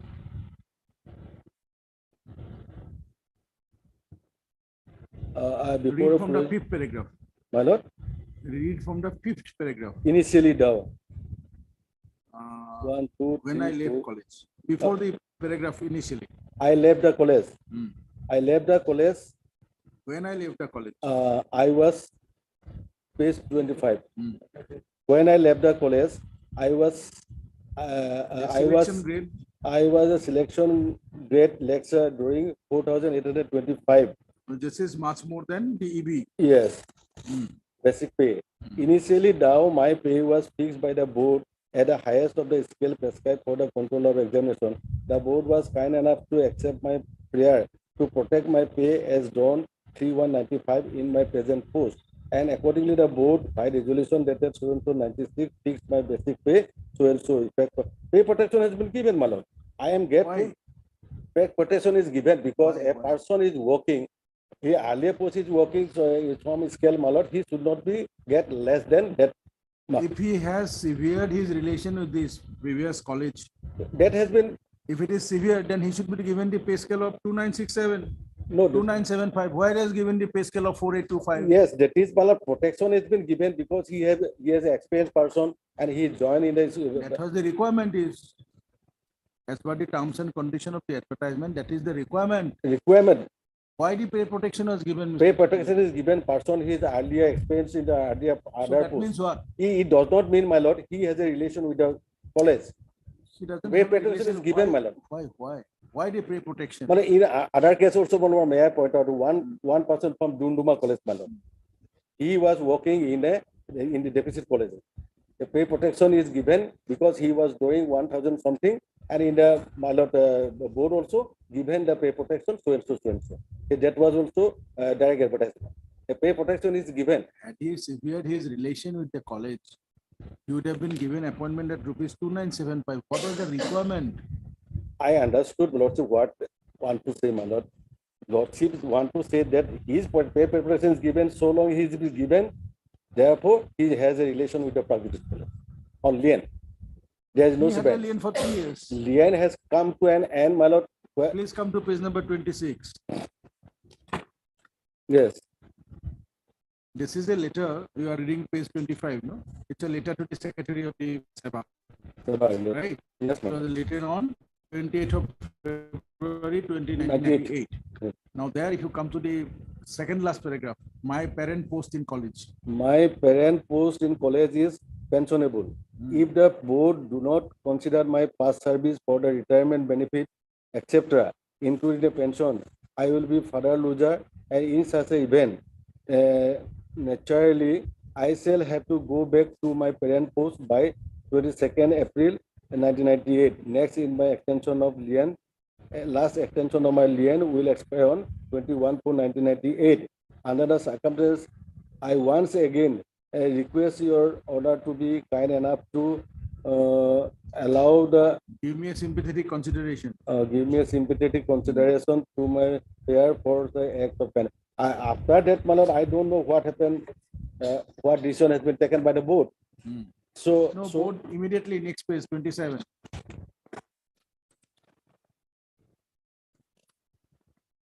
yes, Wrote to the Secretary. personnel department.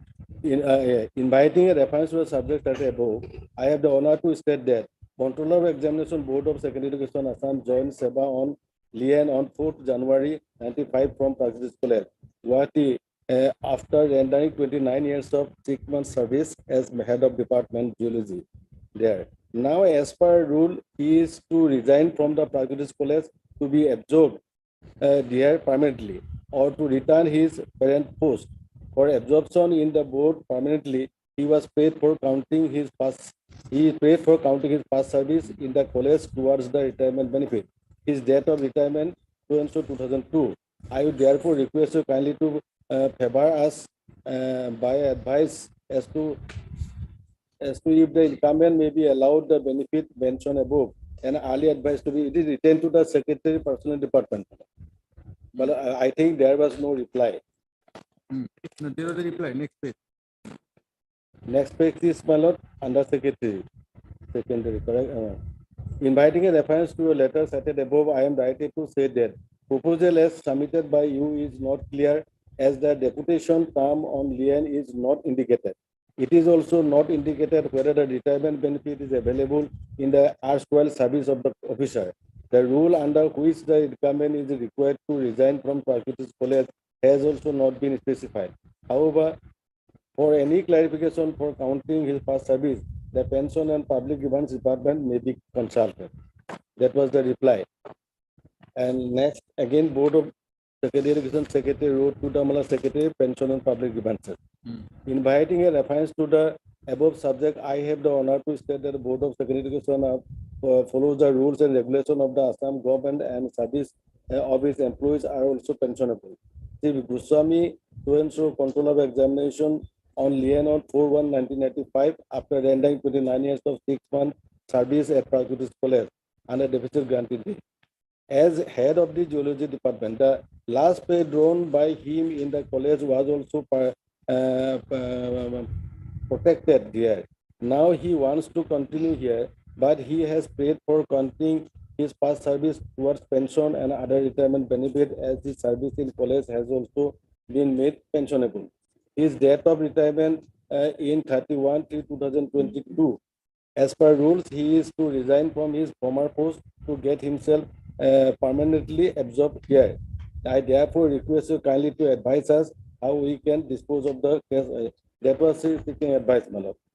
He has to resign from the college, but his lien was my lord comes to an end. He was terminated.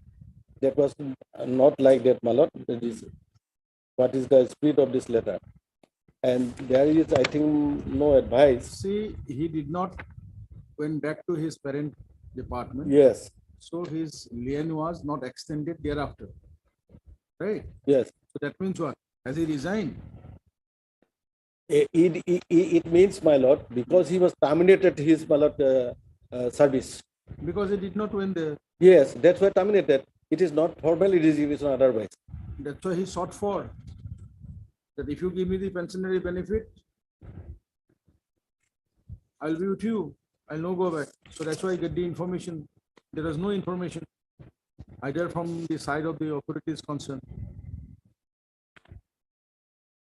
So far, we are to give him pension, my lord, only as per our rules, my lord.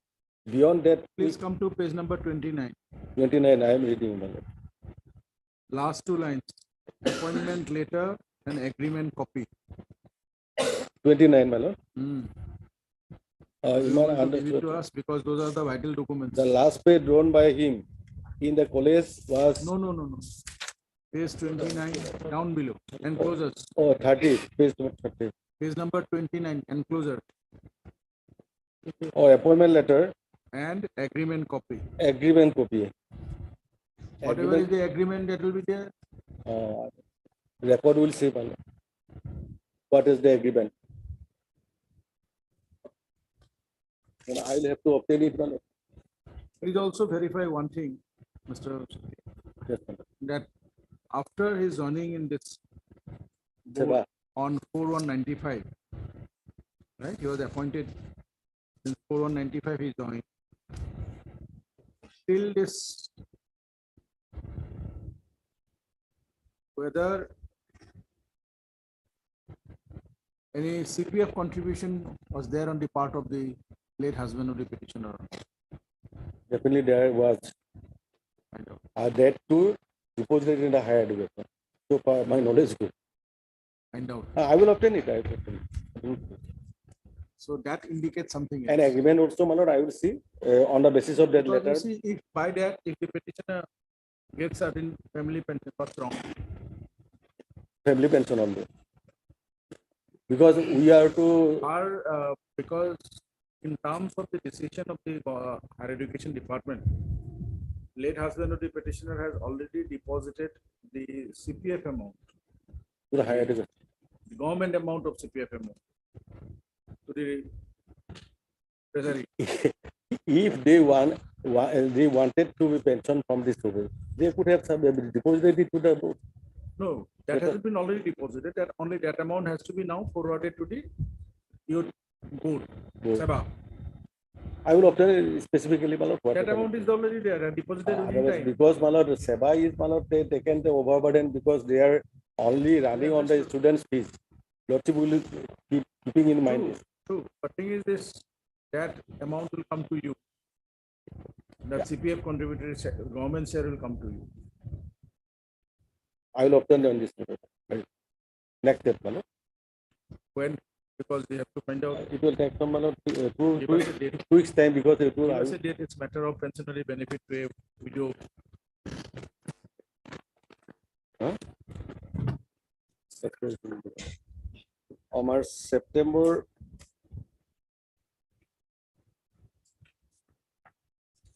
29, my lord. Or 8. 20, whenever you want, 28, 29, anything. 28. 28, fine. 28 September. Your good name, I forgot. D. Mohanta.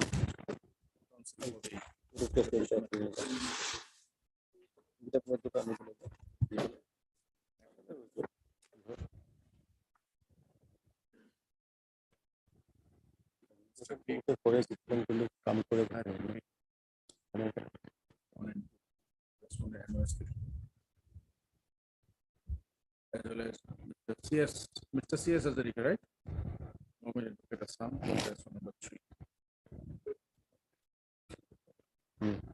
But there is one number 5 appeared. They ask you to inform the Google. Last occasion, they have not indicated in the order, but ask you to inform the college authority. Oh, Principal Procedural College. Actually, earlier, Senior Advocate Minal Kumar Sodori, he appeared in one case. I don't know he is retainer or not. Huh? I don't think so. Huh?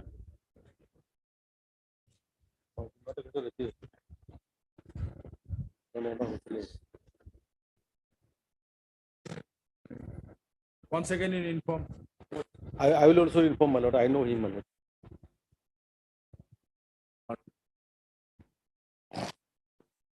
The Mohan ko aste kintu na. Mohan.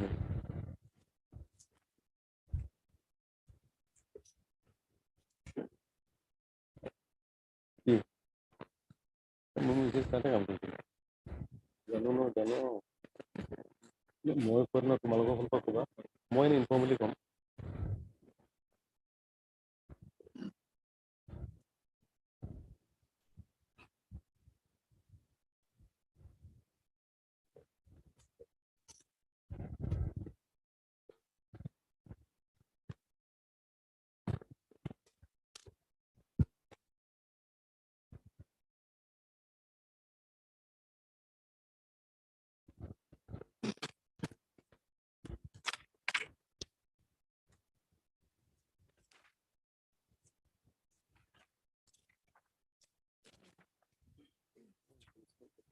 husband of the petitioner prior to the appointment of the controller of examination of the board of certification.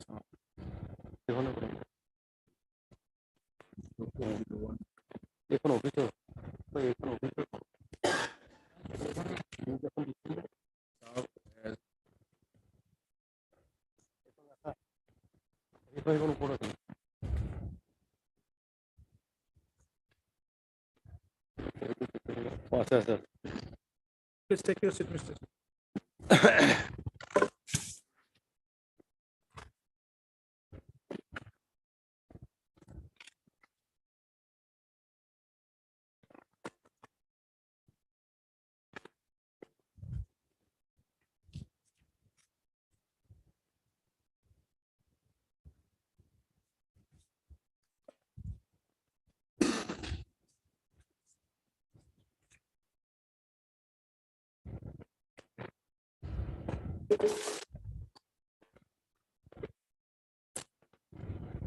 Exeter and head of the geology department of British College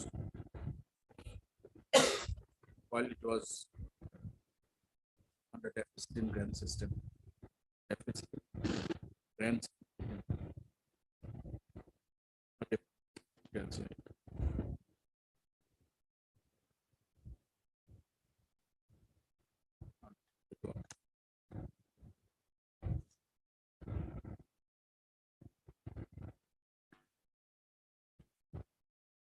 During which the provision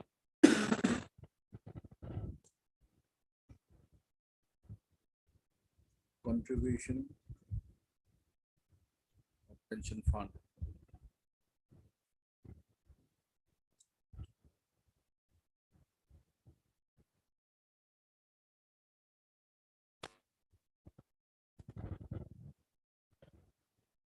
joining his post as a controller of examination of SEBA 25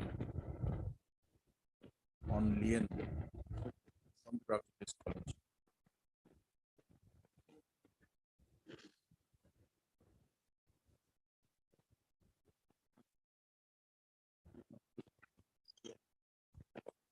The respondent board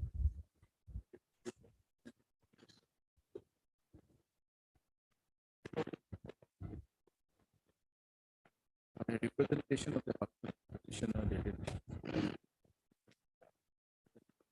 20 wrote to the government in the personal department on 06 from 07/04/2019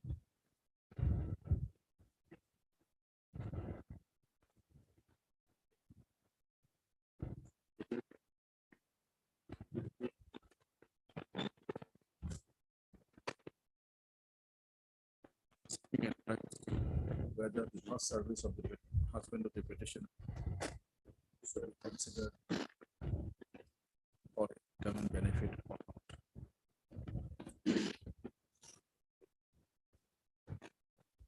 Pursuant to the advice of the personnel department of state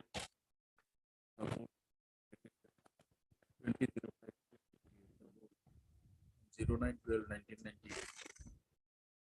put to the government the pension and public advance department.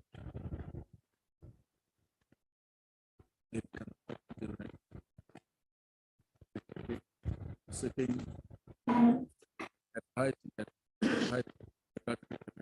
pension to the petitioner, forwarding the appointment letter to the petitioner, as well as agreement of appointing such and such. It is also seen from the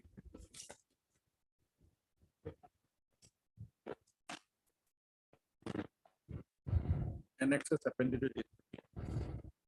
That person notification dated 19/10/2023.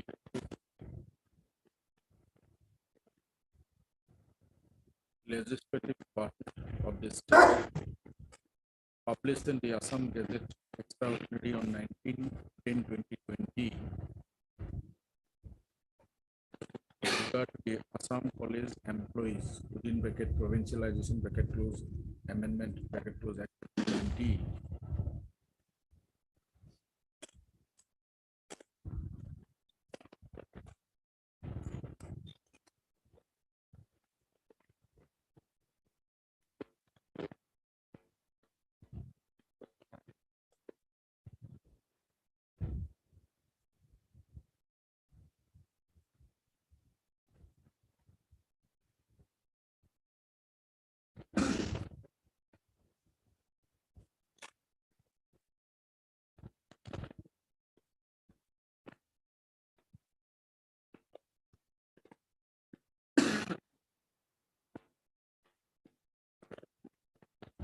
Within the extended period of 6 months deposited the government share of contributory provident fund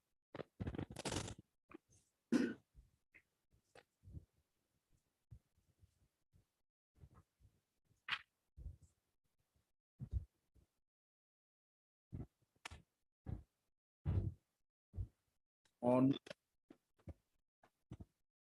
12/01 sorry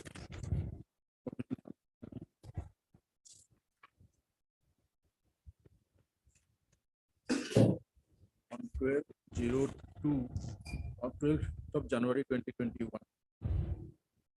within the extended period of 6 months from the said Gazette notification dated 19/10/2020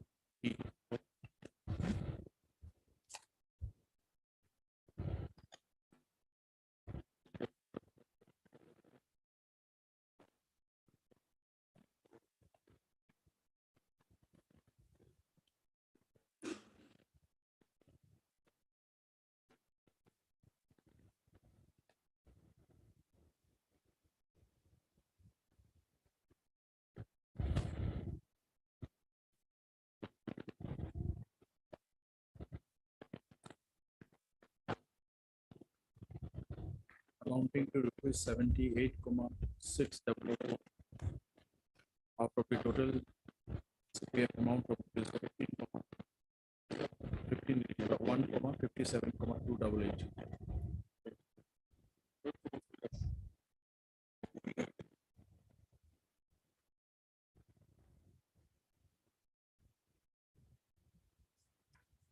Along with interest.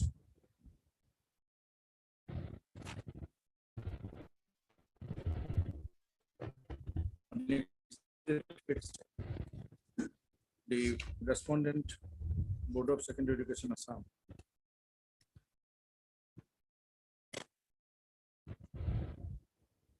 shall place the relevant records of the file number SCBA oblique EST oblique 1/95 wherein the Secretary Sabha on 28/10/1999 issued the letter number SCBA of EST 1/35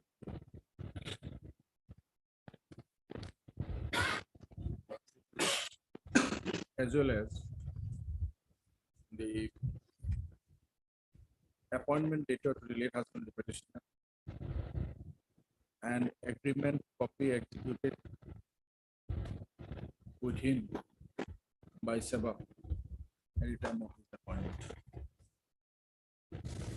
Based on 28/09/2023.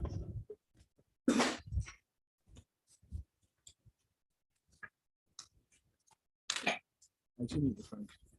Yes, Mr. Nayak, those matters, as you know, the fixed pay. Yes, on last day, Lordship passed an order, Lordship, directing the Right. Acting Now, Council. there are two heads I've been shown. But in this case, Lordship, my submission, they are paying for a minimum pay scale on the basis of the division bench judgment, Lordship. And the Finance Department notification was 2005, pre-FRBM, post-FRBM. But in this case, Lordship, even if post-FRBM is allowed, Lordship, they are not entitled because his appointment was in the year 2008. So it will not cover 10 years. Otherwise, your decision is prior to FRBM. Court directed 10 years. Department took a decision pre-FRBM.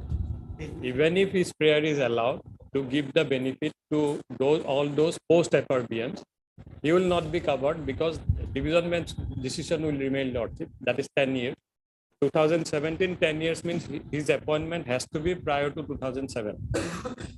In this case, it is 2008. That is their case, man. Well, You have filed affidavit here. yes, they have filed. Yes. Is the same stand taken by you?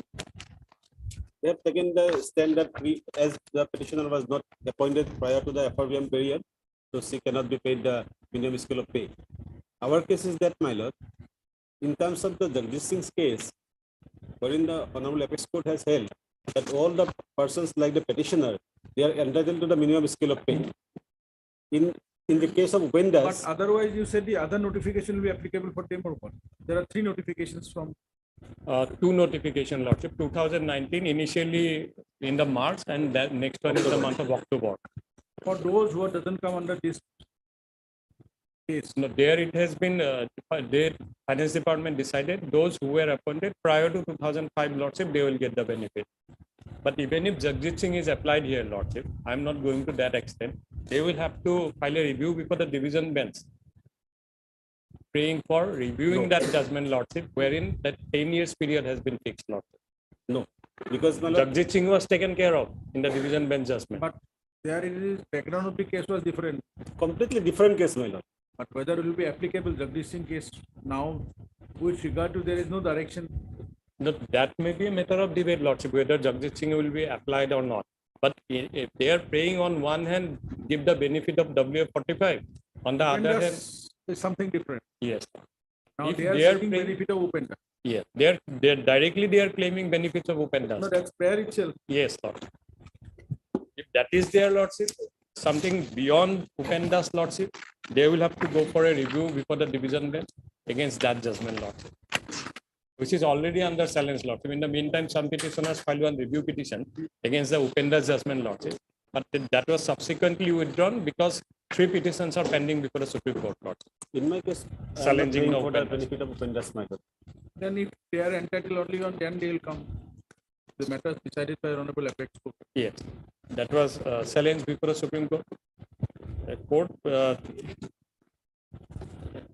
You have given us the heads today. Yes, sir. Furnish copy to Mr.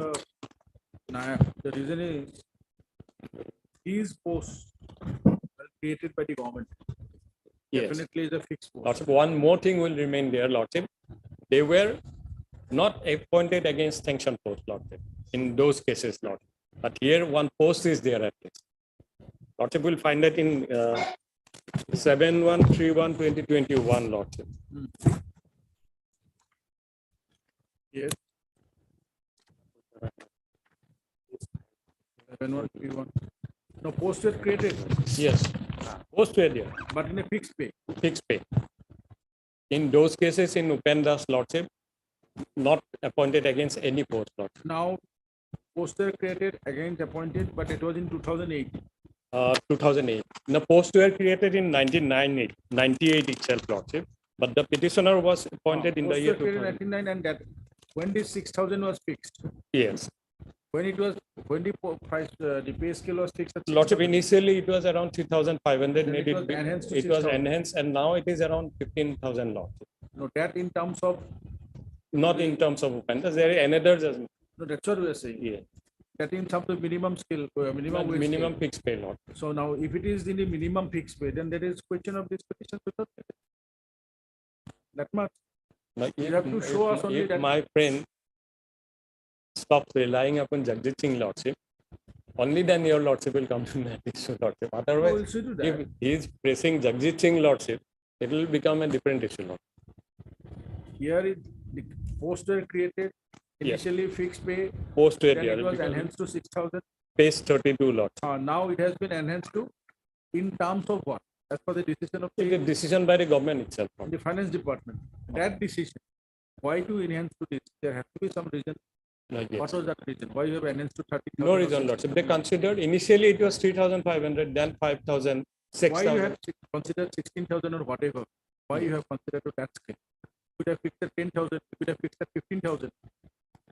There has to be some basis, Yes. some report of the finance Yes. department on the basis of the government have taken care of enhancing the scale to that report is necessary. On what basis? Lord? On what basis finance department? So, If so it far is as the fact this that if case it is concerned, Lordship, coming to the factual basis of this case, Lordship, they were claiming benefits of Upendra's judgment, will, and my will- humble it submission will would not be, come. Yes.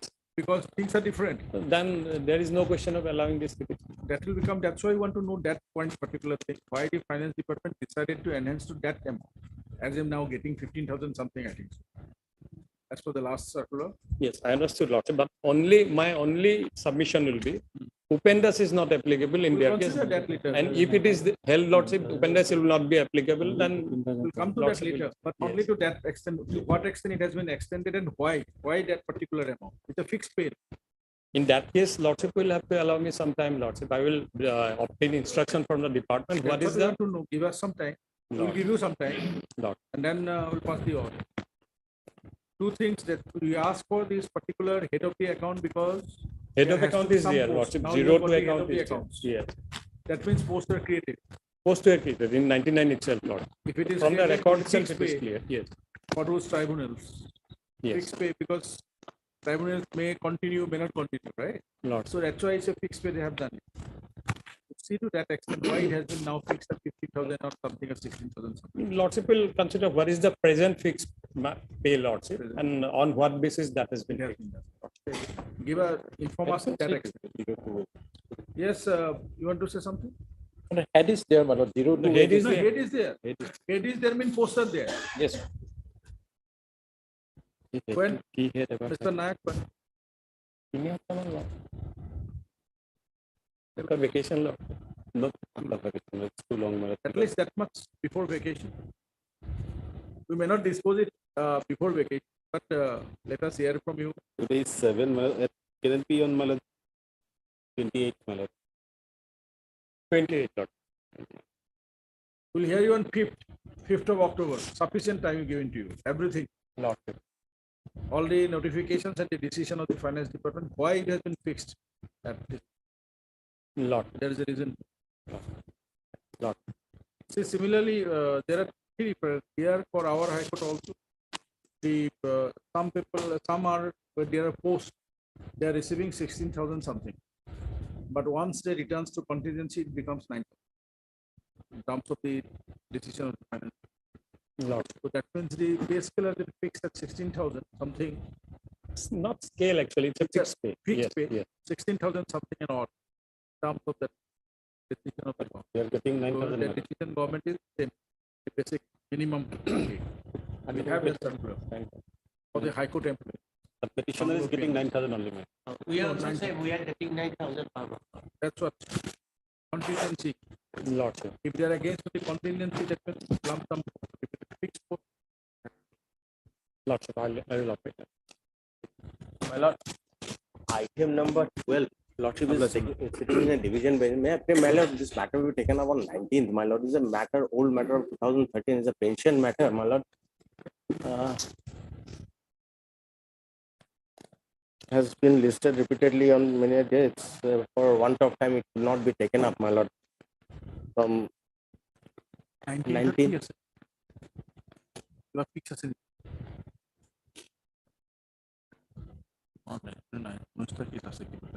On 19th.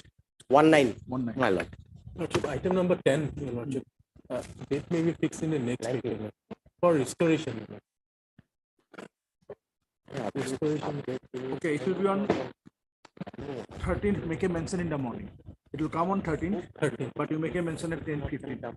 8:15.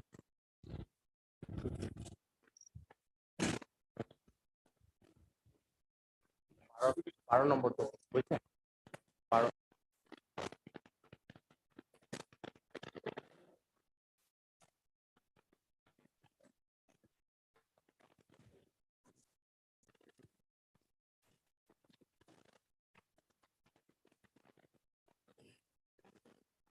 May I please, Lordship.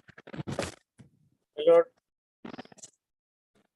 in this case, we have sought to review the order that may be seen at page 17. That you have submitted. Against this order, you preferred an SLP. SLP was dismissed. Yes, Then there was a order passed by the Honorable Apex Court. yes. That is the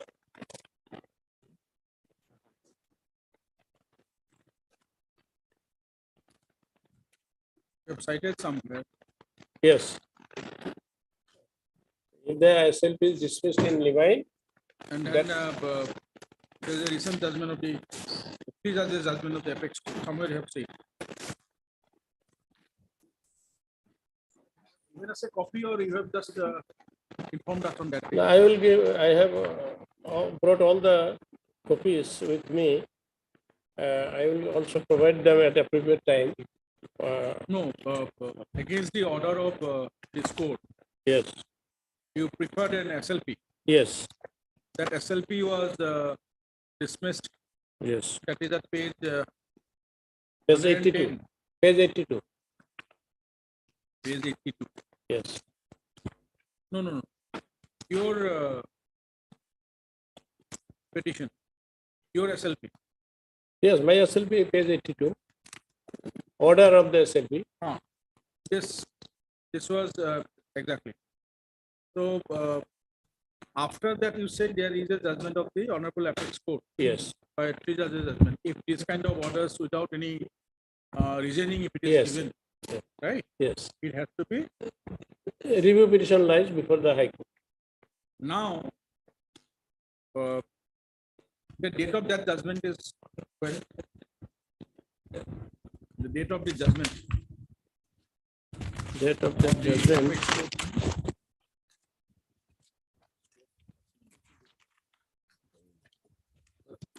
Date of judgment is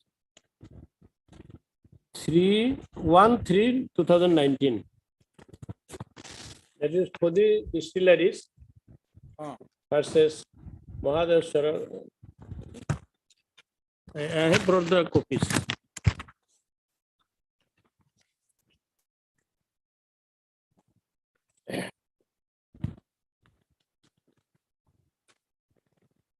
Everyone person. Para 28.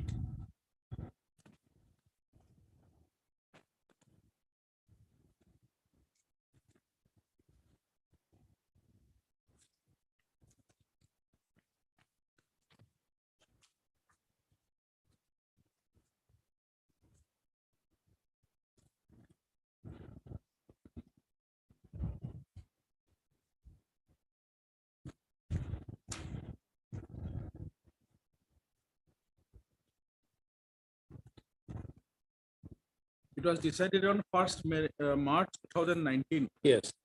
Whether this judgment will have any retrospective effect or will have any prospective effect. No, until and unless it is annulled by larger bench, it will hold the field. No, true, but it will be effective from date of this judgment or for those judgment where already matters are already decided. Because this judgment, whether in this particular judgment, their lordships in the Honorable Apex Court have clarified that this will have given effect from all the previous cases. All the cases will be able to reopen, or it will have given any such benefit of retrospective effect, or this will be a prospective effect. That is silent. But our, if it is silent, what is the law in this regard? no, law is habeas clear. We have challenged we have sought the review order dated 30/7/2018. And this order was passed on 1/3/2019. So necessarily, it is Supreme Court's order is letter So judgment. then, since your SLP was dismissed by the Apex, Honorable Apex Yes. Court, Division Bench, you approach the Honorable Apex Court. How this can be reopened No, no. by the High Court? No. We want reopening of the court being empowered with See, Supreme Court judgment. Well. That is true. The dismissal order Yes. of this High Court Yes. on 30th of July 2018, Yes. it's a reason order. Yes. The reasons are given. Reasons are It is given, not- reasons but are reasons given, are which not acceptable. listen, orders passed by this court on 37/2018. There are certain reasoning.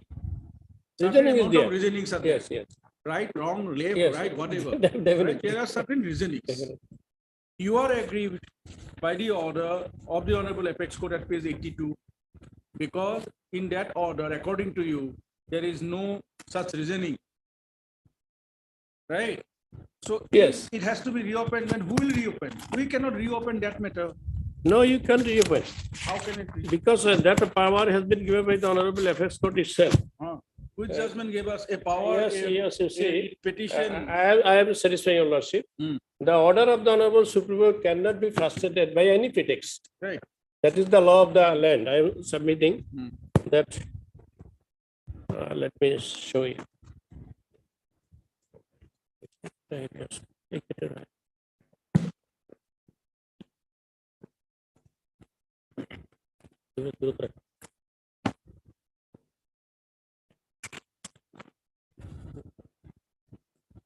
Regarding review power, I will come to later on. First, for the time, I am satisfying your lordship that the order of the Apex Court cannot be frustrated by any authority within India under any pretext. That is there.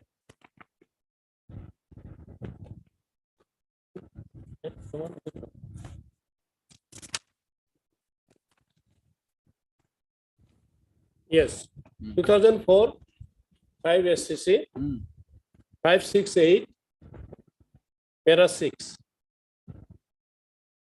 2004, 5 SCC 568, para 6. Yes. Yes. May I read, man? Para 6, yes, please read.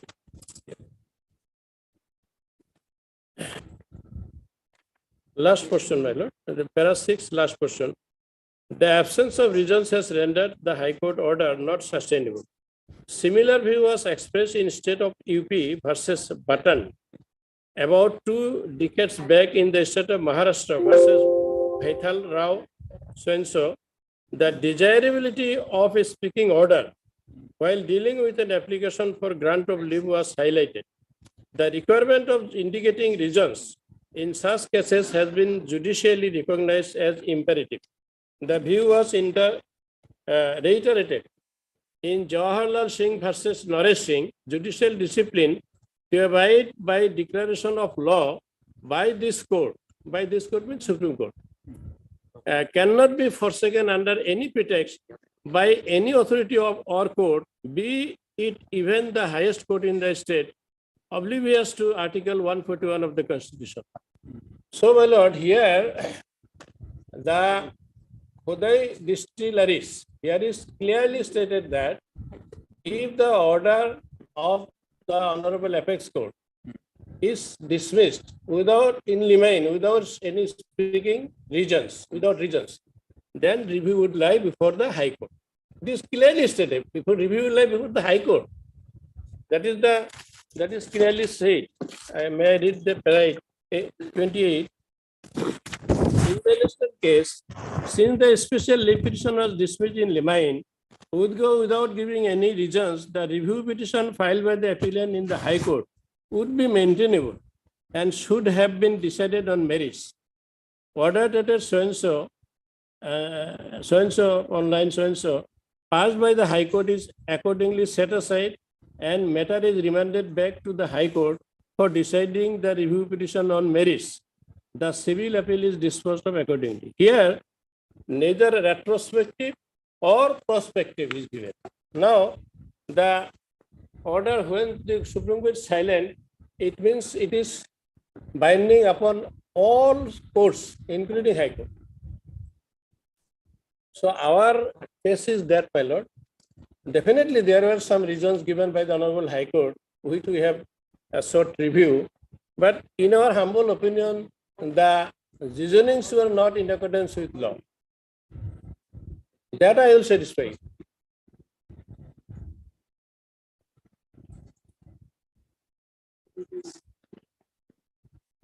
Just a minute, please take your seat.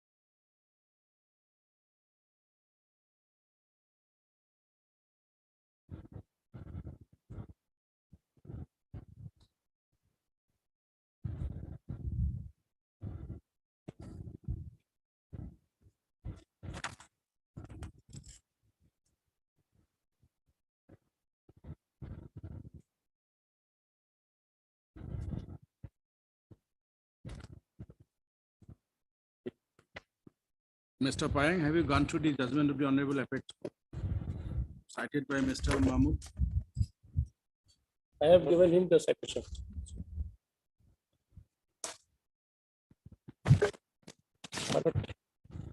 Have you gone through? I will go through. I have taken out both the copies, madam. This judgment has relied the judgment Cite of the microphone, switch on the microphone.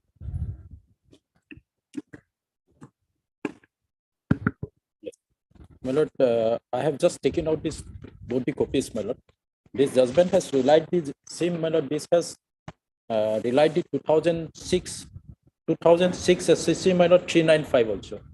So that is Kunaya Met and others, that case has been relied on, and that affirmed the same proposition laid by this in that judgment, my lord.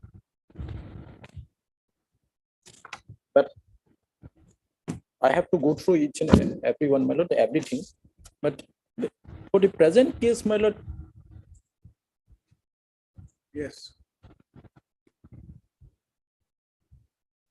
Yes, please. my lord, for the present case, my lord, before going to that aspect, because first of all, my lord, the issue primarily here was whether the, my lord, review will be maintainable at this stage. My lord, your lordship may kindly see, first of all, the delay issues, my lord. No, That you have seen. yes, nothing has been explained why this review has been filed so belatedly, my lord. Nothing has been explained, and there is no ground as such. In fact, your lordship will find in the ground also there is nothing. This is one. Yes. On second issue, my lord, the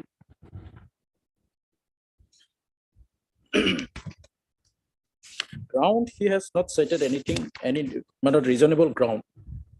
And what he has asking is revisit of the, my lord, earlier judgment, which cannot be done under review jurisdiction. That is settled, my lord. That is settled, the latest judgment 2013 8 SCC 320. This is Kamalesh Pharma, my lord. Just a minute. Just a minute.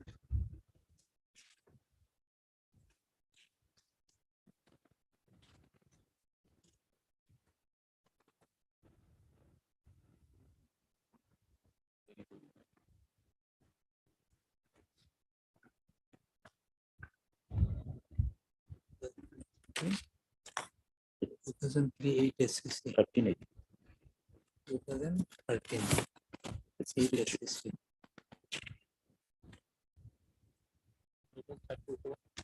2013 8 SCC. Just a minute. 2030. We'll just come back. Just wait for a few minutes.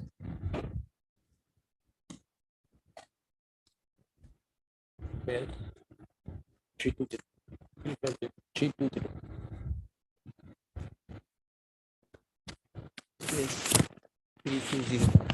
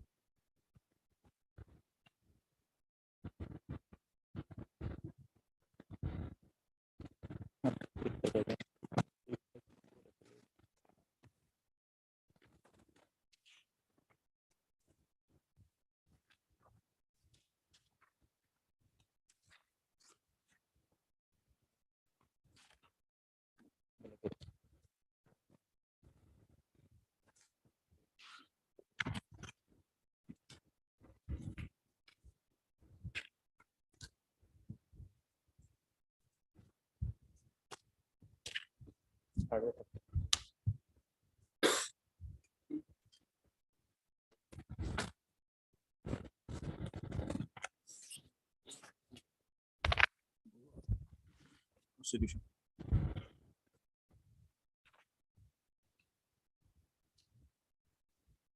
Yes, 2013. Well, 2013 8 SCC 320.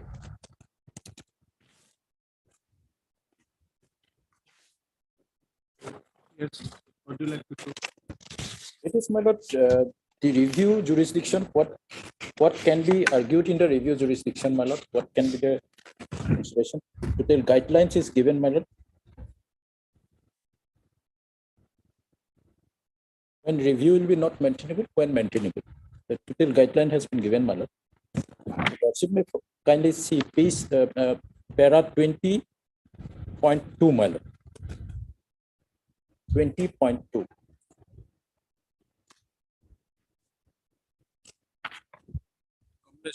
Yes, my lord. Kamalesh Verma. That has been affirmed in a letter occasion also, my lord. Kamalesh Verma.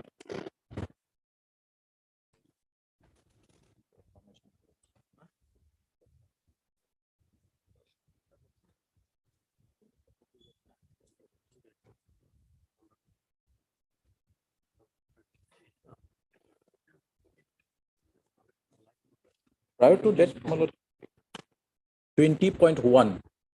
Just a minute. Please bear with us.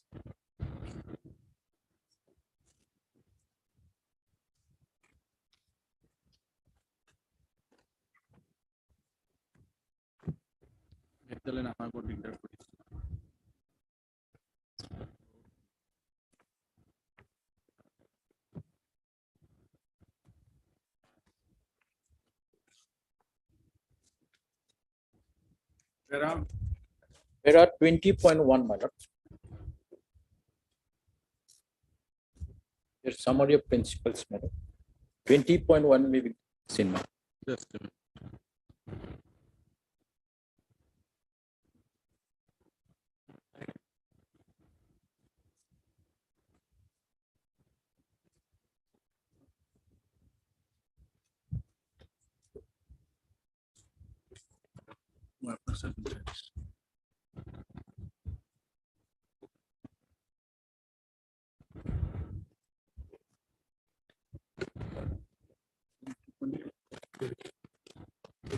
Start to see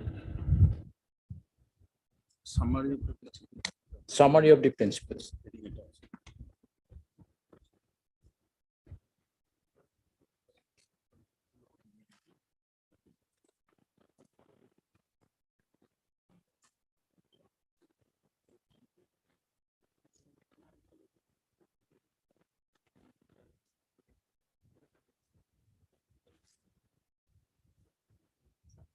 versus Mayawati.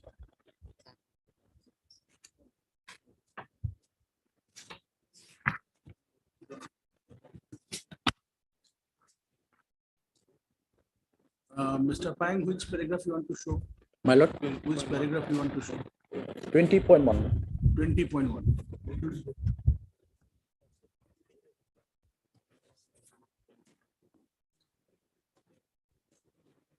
Yes.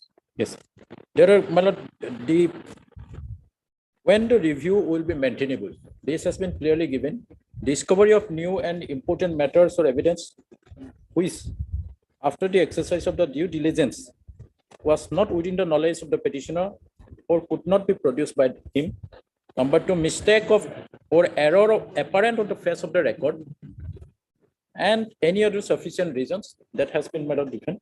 Now, main part is your lordship may kindly see when it is not maintainable. That part 20.2. What my learned senior friend is asking, my lord, a petition, one, a repetition of old and overruling argument is not enough to reopen the concluded judgment. What my learned friend is arguing, senior friend is arguing, this was argued in the earlier line of litigation. This is re-argued. See, petitioner preferred a first writ petition. In fact, first tribunal order against that writ petition that was dismissed by a different division bench. Yes. Secondly, another writ petition filed that was against that particular first order. Yes. They need not wait for any SLP or nothing. Then second writ petition was dismissed. Against this, the petitioner went preferring an SLP.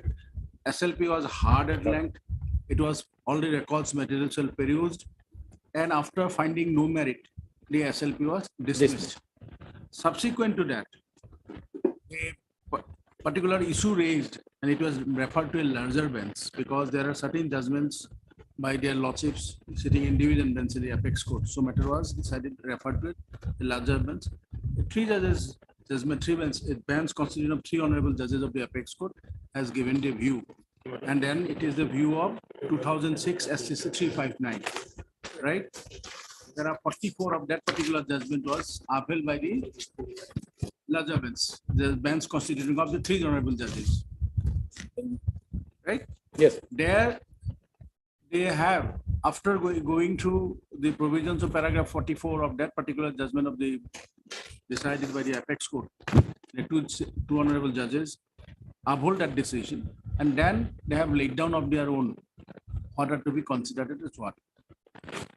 Now, there the lordships have said that when it can be considered as a merger, if SLP is dismissed, again the SLP was dismissed on two counts. Yes. If you see, one will attract 141. Yes. The others will not.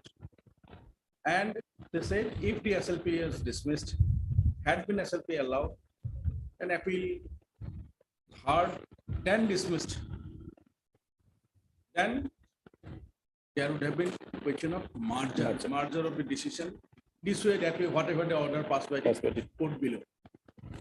But in other cases, it will not. There will not be any merger. That's what the decision given, following and upholding the decision of the 2006 SCC 359, right? Yes. That's what the finding is. Now,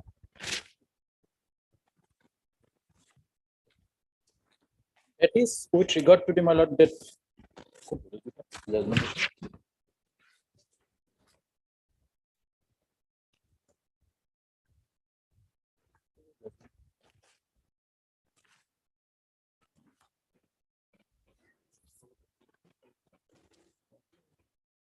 if it is under 141, can it be reopened? That judgment I could not go through properly, my lord. No, you have the judgment with you. I had, my You lord. have the judgment with you. Yes. Okay.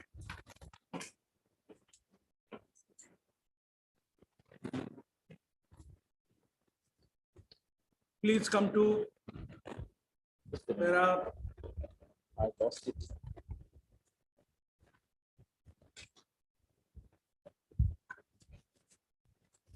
'23 of that judgment.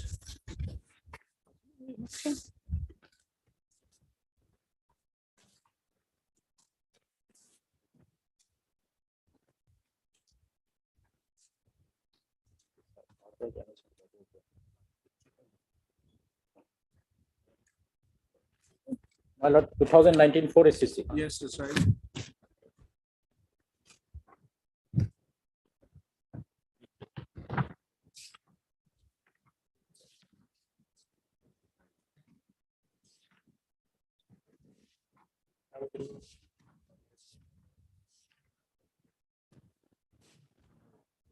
There are 24 months.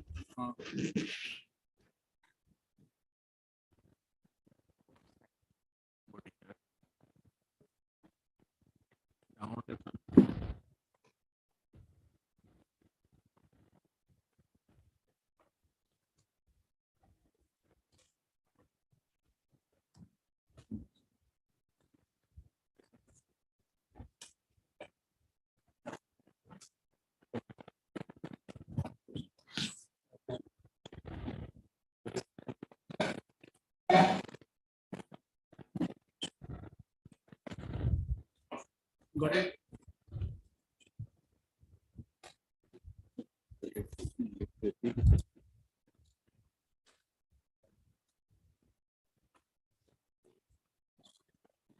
My lord, I have not finished my argument, only just I started. No, we understood. We have to clarify this particular judgment first.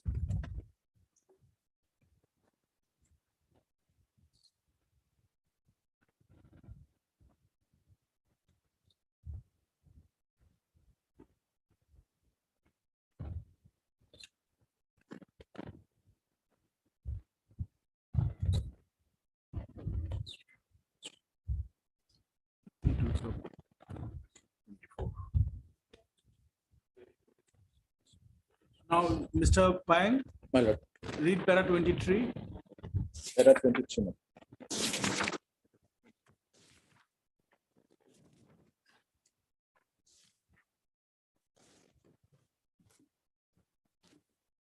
After elaborate discussion of that point. my lord. Yes, please. After elaborate discussion on almost all the aspects, the court gives its conclusions and also summed up the legal position from para 39 to 44. Then Reproduce. please straight away come to para 44. Yes. Para 44 is same.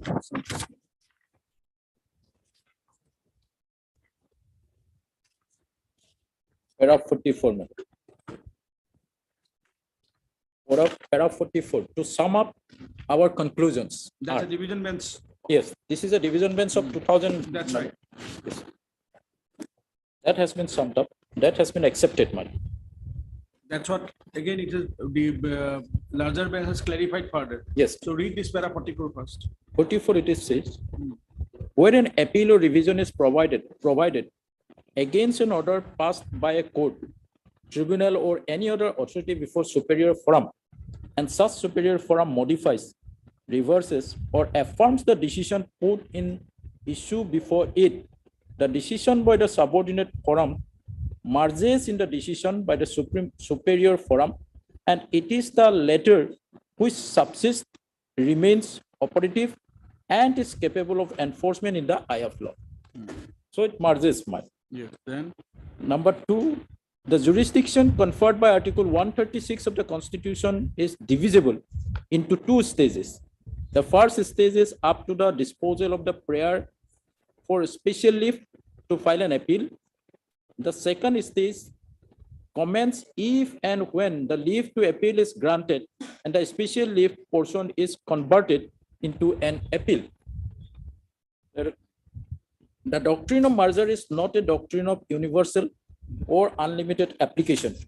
It will depend on the nature of the jurisdiction exercised by the superior forum and the content or subject matter of salience laid or capable of being laid shall be determinative of the applicability of the merger.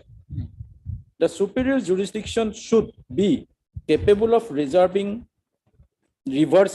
modifying, or affirming the order put in issue before it.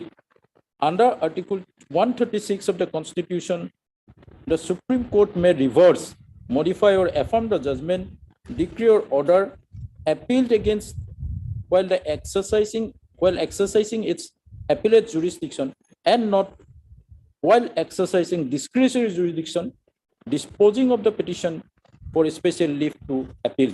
The doctrine of merger can therefore be applied to the former and not to the later, madam.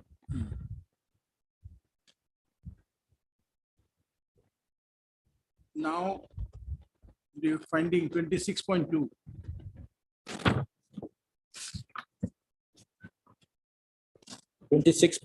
That is the finding, madam. An order refusing a special leave to appeal may be non-speaking order or a speaking one. Yes. There may be 2, my lord. One may be a speaking order, one or a speaking one. In either case, it does not attract the doctrine of merger. An order refusing a special leave to appeal does not stand substituted in place of the order under salience. All that it means is that the court was not inclined to exercise its discretion so as to allow the appeal being filed.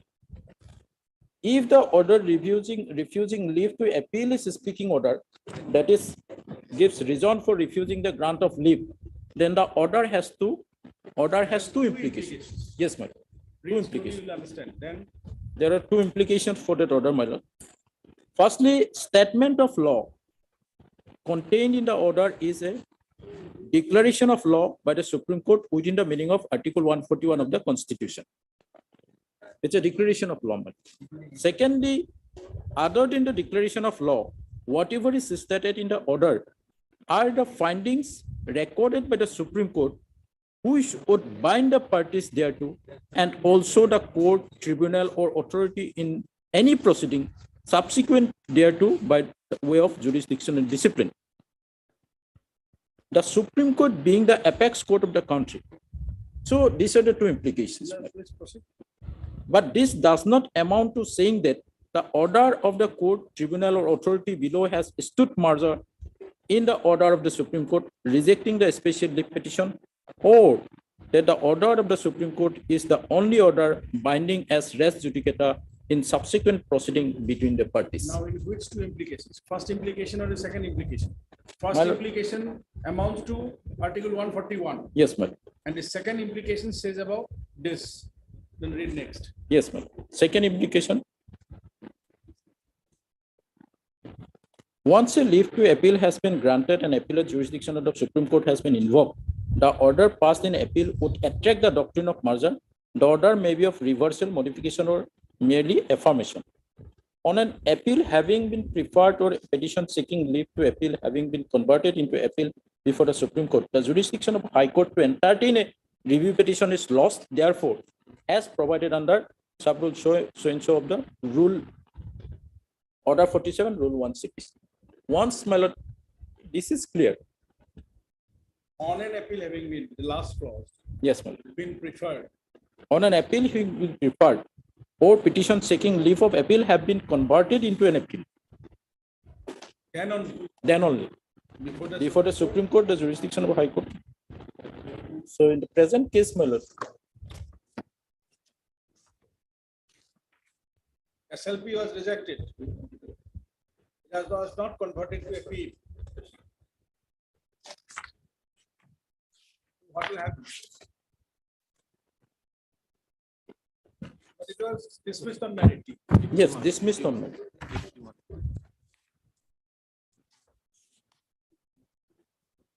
But if it dismissed on merit, then again 141 will come.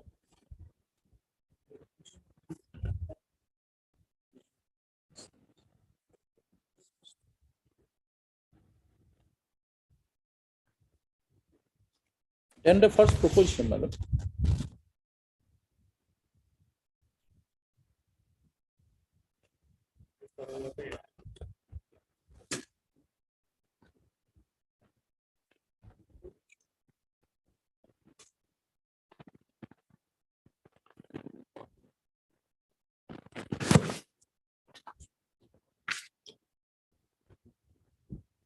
If you read 26.2.15.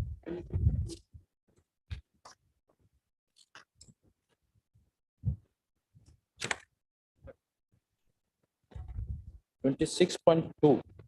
26.2. Small Roman 5. Yes, madam. If the order refusing leave to appeal is a speaking order. There are two kinds of orders. Yes. SLP can be rejected without any merit. or maybe a reason order. Yes. Right. Then That is, gives reasons of refusing the grant of leave. Then the order has two implications.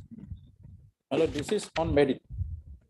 one is 141, the other Yes. is Other not is come under 141. not come under 41. SLP is filed under 136. If it is under 141, then what will be the effect? My lord, if it is under 141, firstly, The law will let the statement of law contained in the order is declaration of law Supreme Court within the meaning of Article 121 of the Constitution. That is a law. My lord, firstly, the statement of law implication is first implication is, my lord, if it is under 141, That is what? No, not under 140. If an application seeking leave to appeal is dismissed or by some order, is a speaking order, gives reasons for refusing to grant leave, then the order has two implications. Yes. If it is a speaking order, refusing to grant leave, it has two implications. First implication is statement of law contained in the order is a declaration of law. Yes. By the Supreme Court within the meaning of Article 141 of the Constitution. Now read 141. You have the Constitution or you need the okay.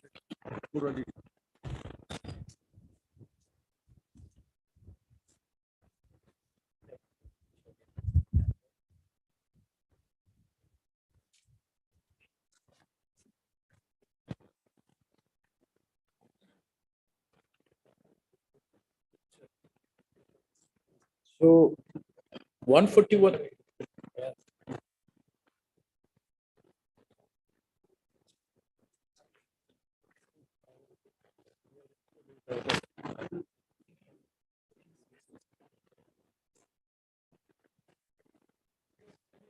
Yes, 141 says, my lord, the law declared by the Supreme Court shall be binding on all courts within the territory of India.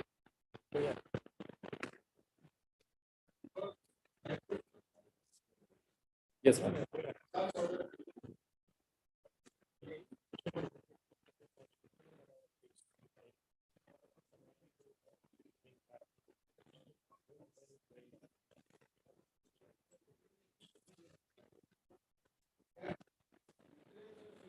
Yes, ma'am. Not finding any materials. Rejected. Speaking order.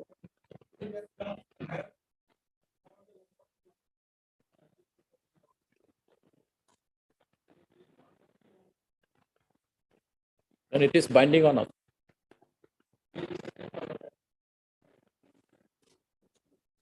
Secondly, other than the declaration of law, whatever is stated in the order are the findings recorded by the Supreme Court, who should bind the parties thereto and also the court, tribunal or authority in any proceeding subsequent thereto by way of any jurisdiction discipline. The Supreme Court being the apex court of the country, but this does not amount to saying that the order of the court, tribunal or authority below has stood merger in the order of the Supreme Court rejecting the special leave petition, or that the order of the Supreme Court is the only order binding as res judicata in subsequent proceeding between the parties. Yes. But this does not amount to saying that the order of the court, that is my Supreme Court, or court below, court, tribunal or authority below has stood merger in the order of the Supreme Court rejecting a special leave petition, or that the order of the Supreme Court is the only order binding as res judicata in subsequent proceeding between the parties.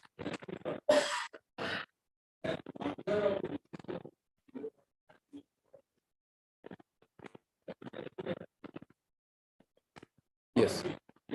Yes, ma'am. It is not a merger, and it will be res judicata. Even the court of this order will be res judicata. Yes. This SLP decision is final, but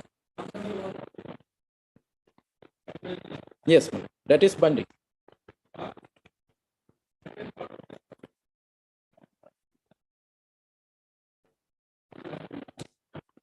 Here, my lord, may I read once more, my lord. What my understanding is, my lord. Secondly, other than the declaration of law, the declaration of law is 141, under 141. Whatever is stated in the order are findings recorded by the Supreme Court, findings recorded by the Supreme Court, which would bind the parties thereto and also court, tribunal, or authority in any proceeding subsequent thereto. Well, the Supreme Court's order is binding on us. That is the binding thereto by the judicial discipline, the Supreme Court being the apex court of the country. That is, so whatever is the Supreme Court has directed or order, recorded in their order, that is binding on us. But this does not amount to saying that the order of the court, tribunal, or authority below has stood merged. It does not mean it's merged with the Supreme Court's order. Our these orders of this high court, tribunals, whatever it is, it merged with the Supreme Court's order. Saying that the order of the court, tribunal, or authority below has stood merged in order of the Supreme Court rejecting the special leave petition, or the order of the Supreme Court, or that the order of the Supreme Court is the only order binding as res judicata. It is not the only order binding on as res judicata, my lord, in subsequent proceeding between the parties. That means it is not the only order of the Supreme Court which is binding on us or which is will stood as a res judicata. That will stood, but the order of this honorable court may also stood as a res judicata, because this honorable court has already passed an order rejecting his claim. This, but the second round of writ petition will not applicable once the writ petition is already decided by this honorable court. So that will come as a res judicata. Or the tribunal, whatever order passed by the tribunal, they cannot go to the tribunal for filing another, for getting another opinion. So that will come as a res judicata. It is not that only the Supreme Court order is binding. Once leave to appeal has been granted, this is, here it is not, leave is not granted, and appellate jurisdiction of the Supreme Court has been invoked, the order passed by the appeal would attract the doctrine of merger. Then doctrine of merger will come. The order may be reversal, modification, or merely affirmation. Yes, that is confirmed. On an appeal having been preferred, or a petition seeking leave to appeal having been converted into an appeal before the Supreme Court, the jurisdiction of the High Court to entertain a review petition is lost thereafter, as preferred by under sub-rule 1 or order 47, rule 1 CPC.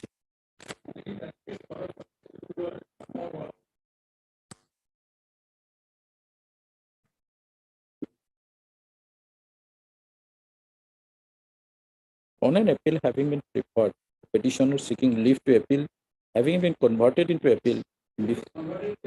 Yes, ma'am. Then apex court, then sub-rule 1, order 47, rule 41, rule 1 CPC will come. In that case, ma'am. Yes, that is different, totally different case. And in fact, in this case, in the next case, my lord, in this case, there were some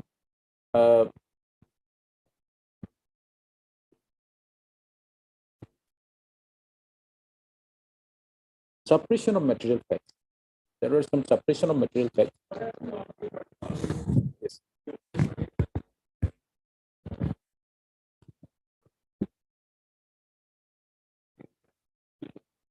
Yes.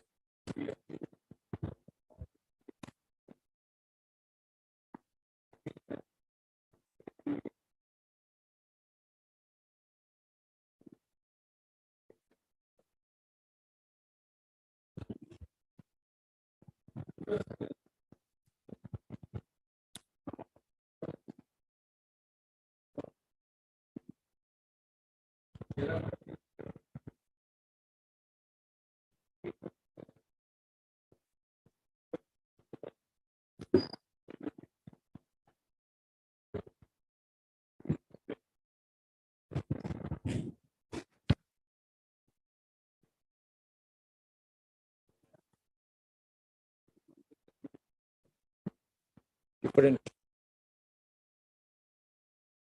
Yes, ma'am.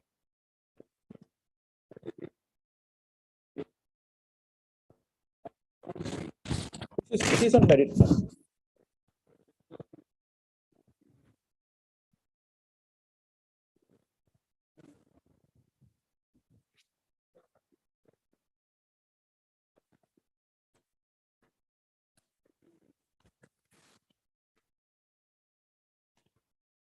That aspect we have to see whether review can be filed, because we have yes yes yes.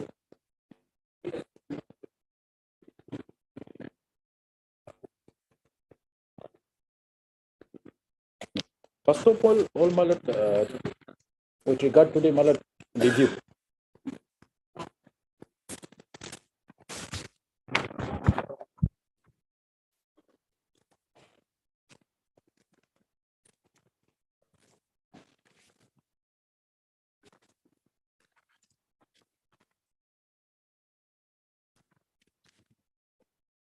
Commonwealth Code my lord, 2020, that is 2013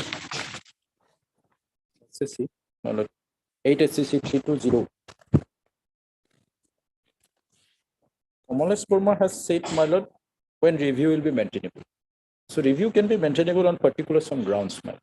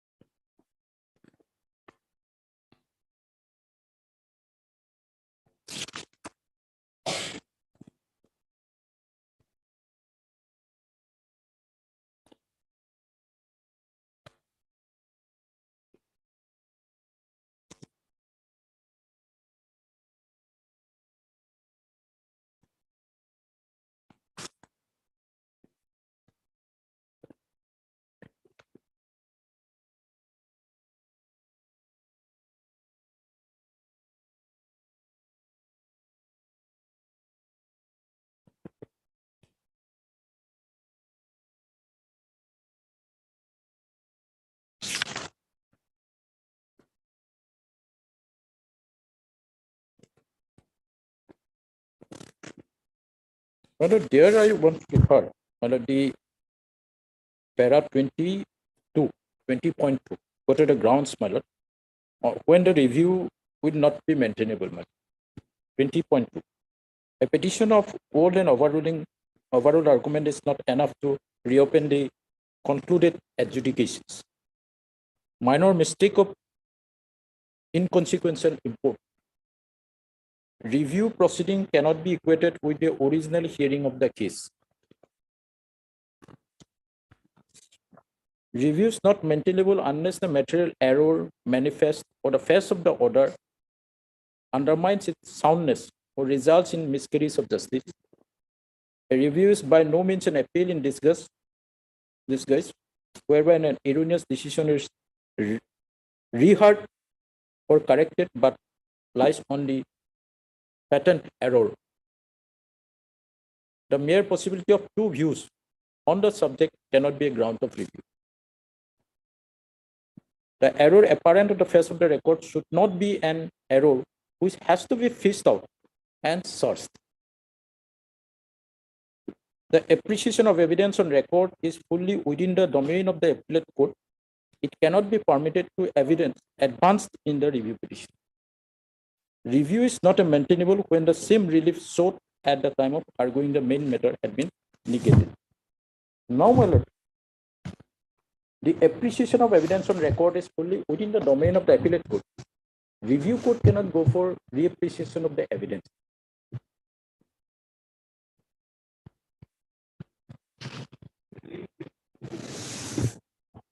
(20.2), my lord.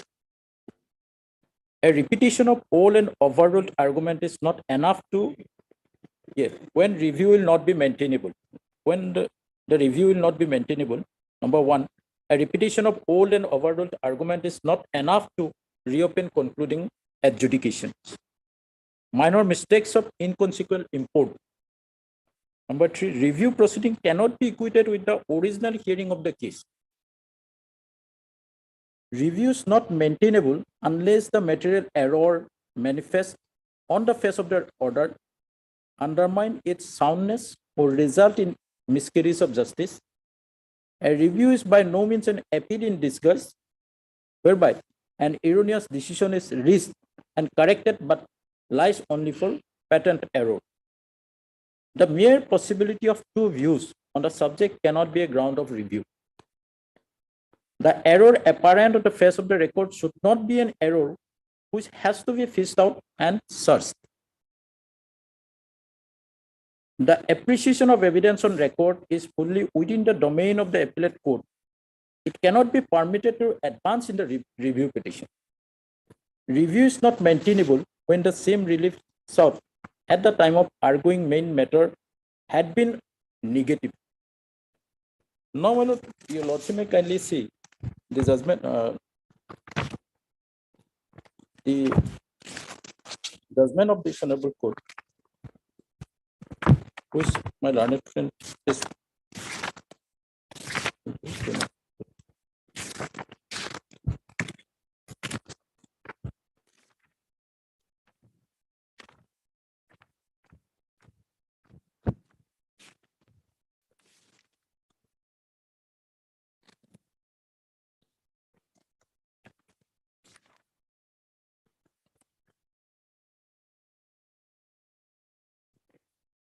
Is 17, man. No, 17.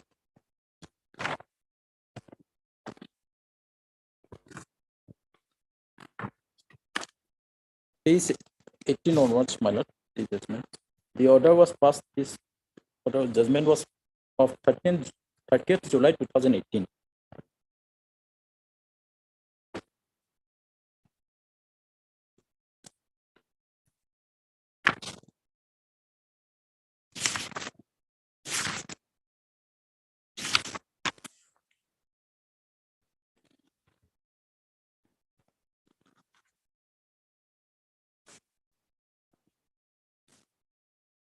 This is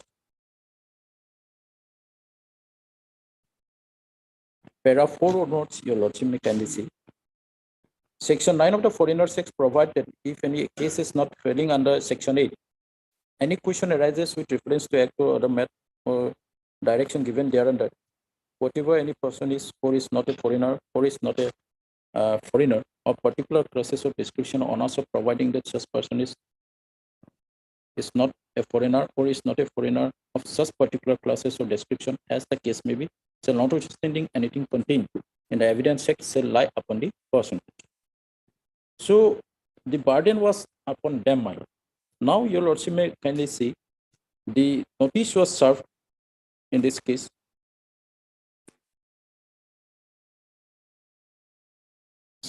Mr. Mahmood submitted that para 6 may kindly be seen, my lord. They submitted that the petitioner filed an application under rule order 9 rule 15 of so and so foreigners tribunal setting aside ex parte order dated so and so.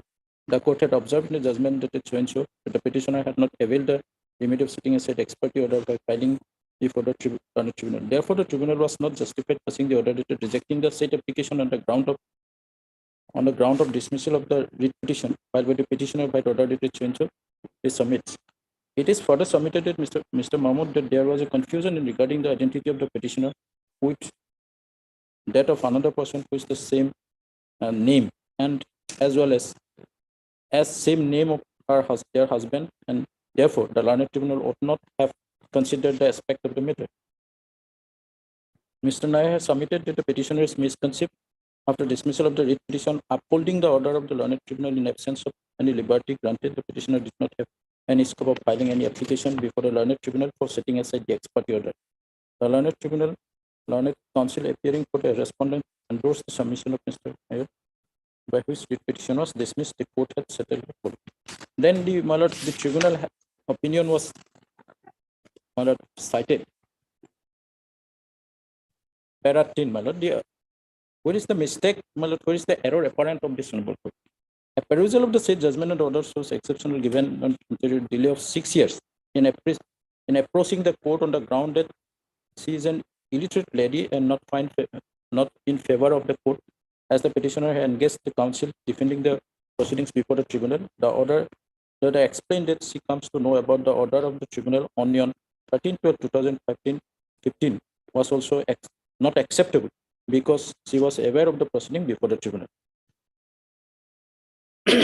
And then, my lord, as per the Muslim Mandal, it was observed that ex parte order can be recalled only on special and exceptional circumstances and not in routine manner. The observation made by the court that the petitioner had not availed any such remedy has to be understood in the context in which it was made. The division bench of this honorable court had not accepted the explanation furnished by the petitioner and approaching after 6 years. That apart, the court had upheld the order of the tribunal so and so. Therefore, the learned tribunal could not have set aside ex parte order holding the petitioner had shown sufficient cause for not appearing the tribunal with ex parte order. So, accordingly, this honorable court, my lord, dismissed the writ petition. So, it is purely on the basis of, my lord, the settled principle of law laid down in the Muslim Mandal and on the basis of the records, materials available on the basis of the record. Now, my lord, the grounds, your lordship, ground he has cited. What if the honorable court has not considered the various documents such as voter list of 1966? These are not, my lord, these cannot be considered because it was an ex parte order. It was an ex parte order. Prospective for the name of the petitioner's father, Jamshedari Gaon Panchayat certificate issue sheet is so and so, so and so. This cannot be.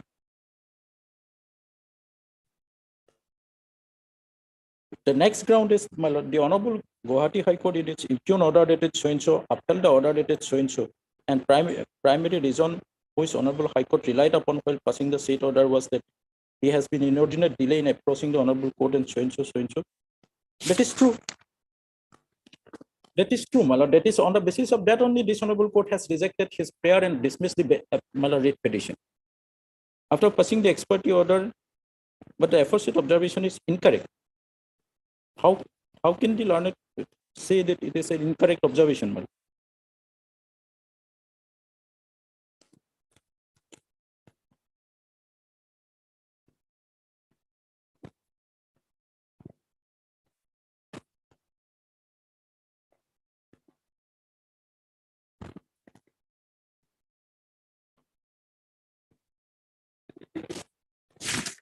Then, my lord, he has relied on the, this is in ground 6, my lord, ground 3.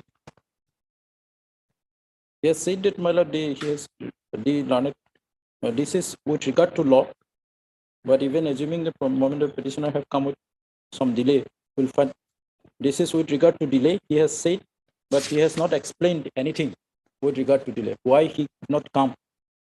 My lord, he filed the writ petition after 6 years. And thereafter, my lord, your lordship has to see, my lord, the consequence, my lord. What was the issue there? The writ, my lord, the tribunal, there in the tribunal, she didn't appear. It was an ex parte. Then he come after 6 years before this honorable court filing a writ petition. They went to the apex court. Apex court, my lord, apex court rejected, and he filed this review petition after 1.5 years, almost 1.5 of the rejection of this. No?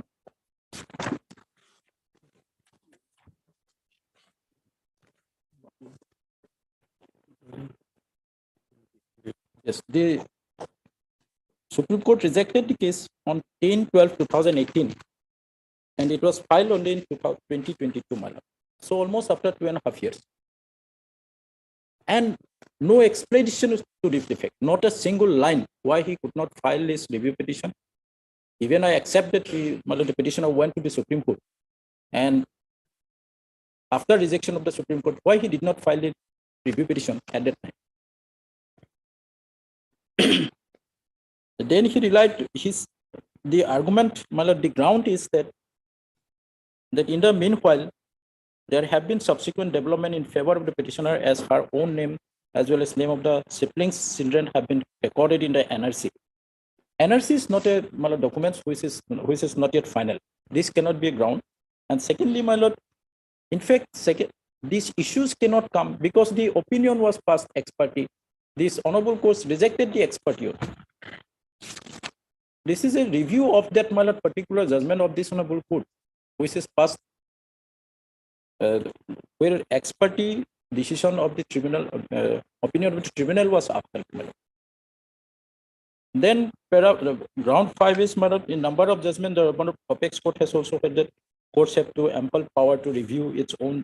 This is, my lord, no ground. This is just a observation. The Supreme Court has also numbers of cases. The court has definitely has the, my lord, power to review its own decision if it is grounds are there, my lord. And there is no ground. Thereafter, there is no ground. These are the only ground. And in these grounds, my lord, nothing erroneous has been pointed out. Nothing error of the, my lord, order of judgment of this honorable court has been pointed out. No, nothing new document. No, my lord,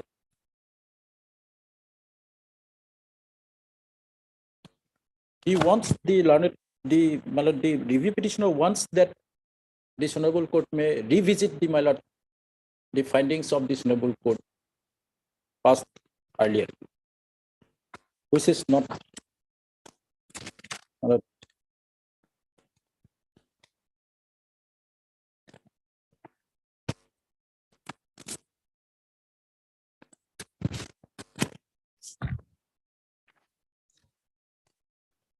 my lord. Yes, yes. My lord. First, my learned friend has submitted so many things. I want to draw lordship kind attention to certain law points first. Thereafter, I will go to the facts later on. Kindly, yes. And the thing is this, my lord. I have given the citations. Yes. My lord, this is Abdul Quddus case. I have given the citations. 2 copies I have provided. So, let's see para 28. Para 28. It is highlighted, lordship has found, it is highlighted that there could be contradicting decisions, opinions of the Foreigners Tribunal even in cases of near family members. Albeit contradictions can be avoided when family tree hearings are held as is now being undertaken. In the absence of joint decisions, conflict is possible as the principle of res judicata would not apply to separate proceedings even if against two closely related but different persons, as each case has to be strictly decided on the facts and evidence on record. Secondly, there is a possibility that someone of the near family members may have migrated to India prior to midnight of 24/3/1977, therefore fall in a different category.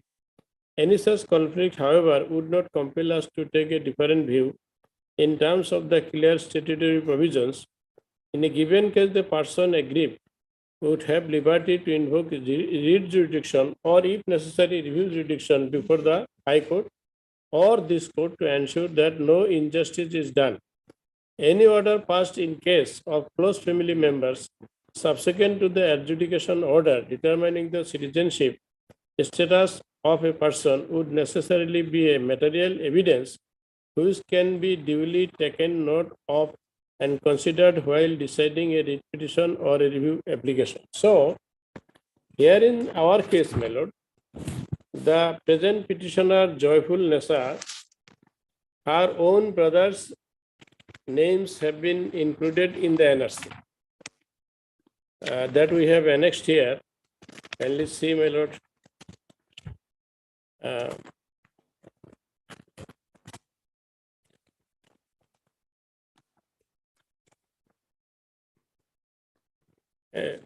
Annexer ASIJK.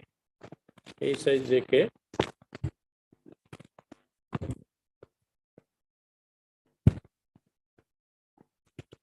That is, my lord, page 91. Muslim Nasimuddin, Lordship has seen page 91. Nasimuddin, he is my brother. My father is Jongshar Ali. So my brother's name has been recorded in NRC, which has been inserted after house to house enumeration. Then another brother, Sohrab Ali, page 93 well. Sohrab Ali, he is my own brother. Father's name Jongshar Ali, his name has been recorded. Then Lordship would see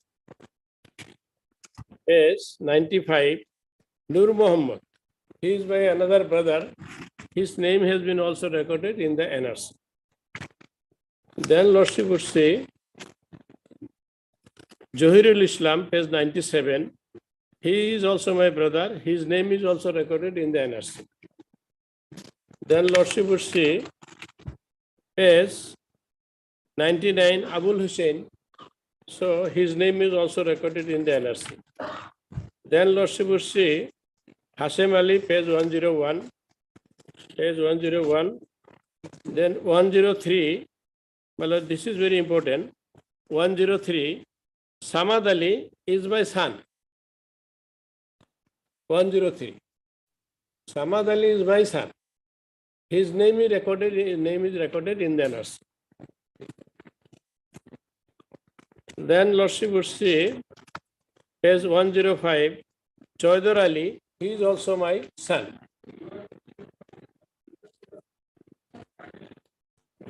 No, this is final one. This is final. Yes, kindly see page 106. It is written as final NRC. That is separate matter, but here final word is there, man. I am on record, man. No, that is not yet published. But here, then the question will become, that is 2009 rule should come. Then schedule of that rules.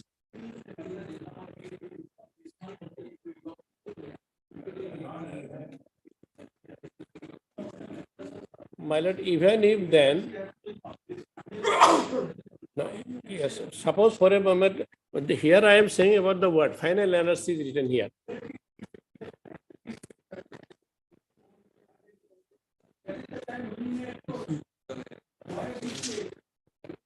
No, it is subsequent development. That is Abdul Quddus para 28 says,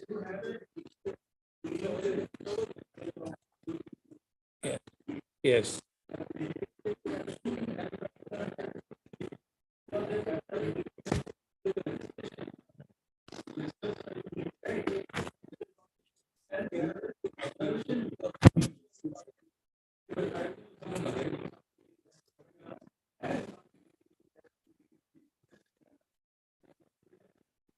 My lord, let me submit. Though NRC is not yet final, but no, I am satisfied, your lordship. Kindly see NRC, though it is not final, but it has been given value by the Honorable Apex Court. That kindly see page 107 then.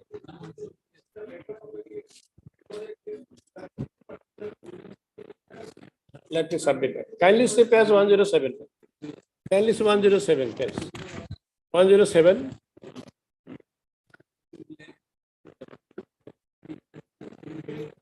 No, my lord, I am not. I am on record, man. The landed counsel for the petitioner, kindly see 107. So three orders I have annexed of the Apex Court. Landed counsel for the petitioner has filed an additional affidavit stating that names of the close relations of the petitioner have been included in the final draft NRC list. Landed counsel for the petitioner further submit that the petitioner has filed a claim for inclusion of her name in the final draft NRC list, but the same is unlikely to be considered in view of the declaration of the High Court that petitioner is a foreigner.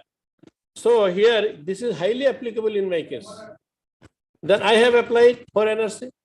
Then the taking, now kindly see 108, taking into account the above facts, issue notice returnable within 6 weeks. Further action pursuant to the order of the High Court shall remain in state. That means what? Some weightage has been given to the NRC My lord. No, it is still pending. But it is preliminary order, but it is shown similarly, my lord, page 109, same thing is there. NRC, draft NRC.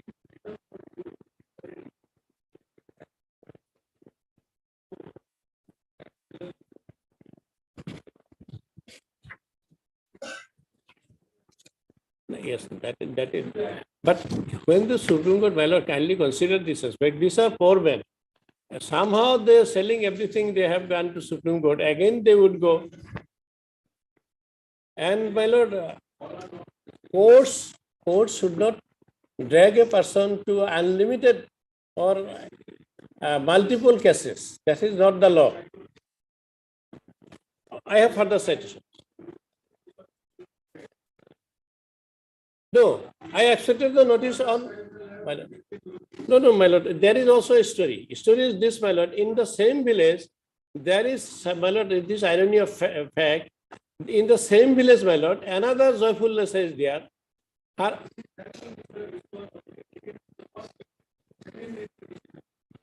was taken. But that was not considered because in that name, joyfulness's name was recorded as D.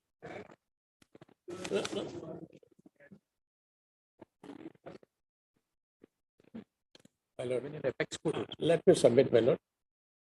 In that village, there is another joyfulness, wife of Habibur Rahman, and I am also wife of Habibur Rahman. My name is Joyful Nessa. But difference is this: against her name there is the D. Against my name there is no letter D.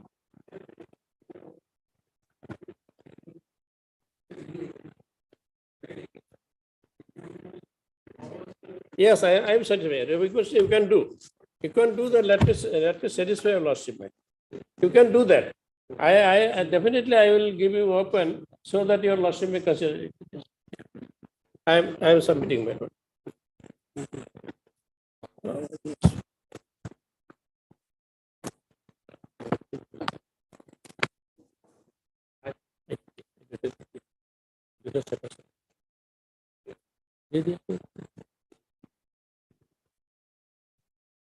I have two citations, very important citation on that point, my lord. Let me satisfy your lordship. I did after your lordship's word will pass, but let me try to satisfy because it is the life and death of my life. That is why, my lord, we have no option because so many cases we have been filed because under compulsion.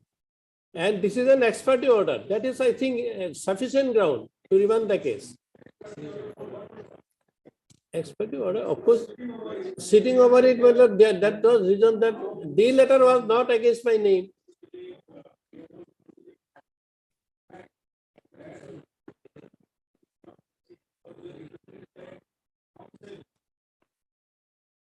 Can you see the case of M. Thomas, para 14 and 17? The High Court as a court of record, as envisaged in Article 215 of the Constitution, must have inherent powers to correct the records. A court of record envelops all such powers whose acts and proceedings are to be enrolled in the perpetual memorial and testimony. A court of record is undoubtedly a superior court which is itself competent to determine the scope of its jurisdiction. The High Court as a court of record has a duty to itself to keep all its records correctly and in accordance with law. Hence, if any apparent error is noticed by the High Court in respect of any orders passed by the High Court, has not only power but a duty to correct it. The High Court's power in that regard is plenary. In Naresh Sridhar versus State of Maharashtra, a 9-judge bench of this court has recognized the aforesaid superior status of the High Court as a court of plenary jurisdiction, being a court of record, 9 judges order. So, my lord, here in our humble submission, my lord, the earlier order passed by Honorable High Court was a little non-application of mine, because when a person says My lord, this is very important. When a person says, my father's name has been recorded in the NRC 1966, my father's name has been recorded not NRC, in voter list of 1966, my father's name has been recorded in the voter list of 1970, which are the base year as per Assam Accord, Section 6A of the Citizenship Act. So it is duty of the court to protect him. That is the Sonowal's two order is there. All procedural and other safeguards should be provided that person who claims that I am a citizen of India. And that is not a hollow claim. That claim is based on record. My father has 66 voter list. My father has 70 voter list. Thereafter, that is, let us forget that. So it is the duty of the court. That is why the Honorable Apex Court has said it is not only the duty of the court. 9-bench judge said that it is the duty of the court. So, my lord, court should not be rigid. Court should not read the language of the street. Court should read the language of the Supreme Court. Now in state many things are happening. So many things are there. So that Lordship I have then, my lord, para 17, if such power of correcting its own record is denied to the High Court, when it notices the apparent errors, its consequences is that superior status of the High Court will dwindle down. Therefore, it is only the proper to think that the plenary powers of High Court would include the power of review relating to errors apparent on the face of the record. Now, Lordship, I am giving another judgment. No,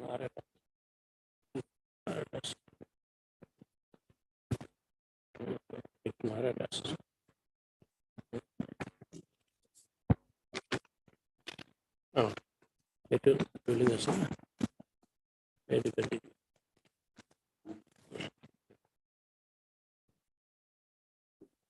This is more important than the earlier one.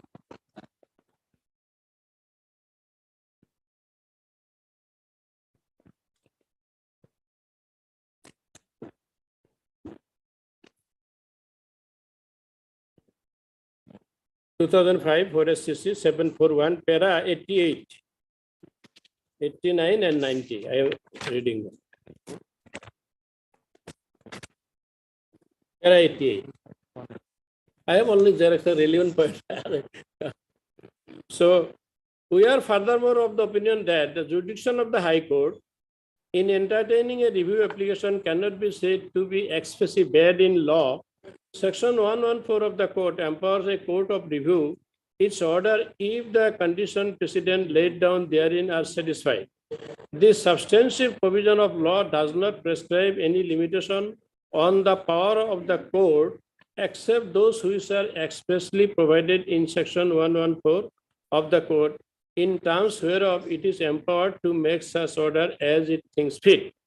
Order 47 Rule 1 of the code provides for filing an application for review. Such an application for review would be maintainable not only upon discovery of a new and important piece of evidence, that is new, NRC is new. NRC is new. 66 voter list not taken into consideration. Expiry order. 70 voter list not yet. I have given no chance. Of course, for by the Supreme Court has said in another judgment, we have hundreds of judgments. For the mistake of one person, at least he or she should be given one chance. So I am an illiterate lady, my lord. I have committed a mistake for once. Is that will take away my citizenship right? This is the most valuable right you are in the earth. Heard twice by the High Court.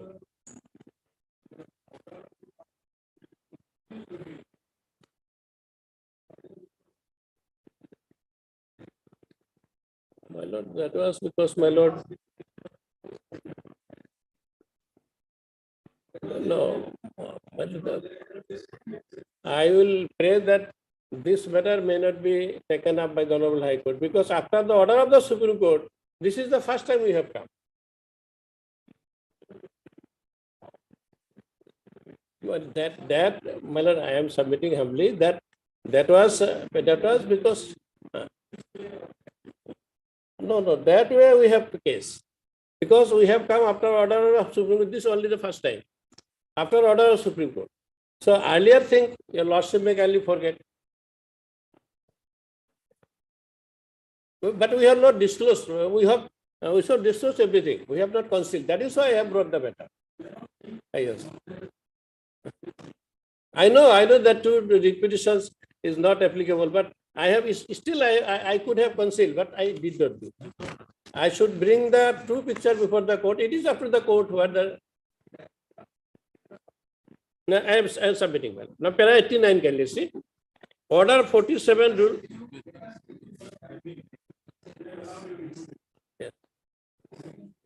No. It will go to tribunal. My prayer would be kindly send me tribunal. I am showing some citation. The other day, this division bench has passed order. In such a case has been referred to for remanded back. So I only want, I don't want a declaration that I should be declared as Indian. I want that my case may kindly be referred to tribunal so that I may prove my case. If I fail, I will face the consequences. Well, let me kindly clear this. I only want case be remanded. Case kindly be remanded.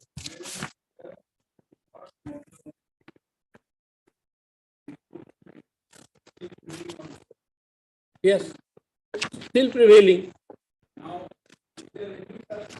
But after Supreme Court's order, a new door has opened for me. Now, what your lordship has said, there are 37 and 38. This is the case which my lord was reading. That is 2006 SCC 359. Kanhaya men others. Here is also said, my lord. Para 37 and 38. Here, let us assume that review is filed first and the delay in SLP is condoned and the special leave is ultimately granted and the appeal is pending in this court. So here is basic difference, madam. My SLP was not admitted nor granted any relief by speaking order. Neither it was not taken for admission and it was not heard on merit. If after hearing the case on merit, my case is dismissed, then I have no case for it. But here is a case, my leave SLP was not even admitted. And the motion is said it was dismissed in Limine.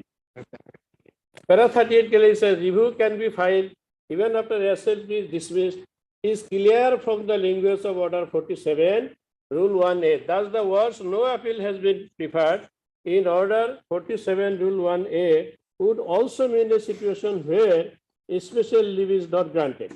So here it is a highly applicable in my case. Till then there is no appeal in the eye of law before the superior court. No appeal is there. Therefore, the review can be preferred in the high court before a special leave is granted. Before, not after. But not after it is granted. So my SLP was not granted. It was dismissed before granting, before admitting. So I have a good case on review. So these are the, so highly the Honorable Apex Court has said the thus para 90, thus a mistake on the part of the court which should include a mistake in the nature of the undertaking may also call for a review. Nature of undertaking is here. My lord may say that 1966-70 was discussed. What discussion? It is a public document under section 174 of the Evidence Act. So 74, it is a public document. You have not taken up the matter for consideration, which due respect I submit that the undertaking which was taken by the Honorable High Court, which is under review now before this court. So that was in my humble opinion, my lord, as per law, it was not undertaken. Yes. Then the other one citation, my lord, I gave.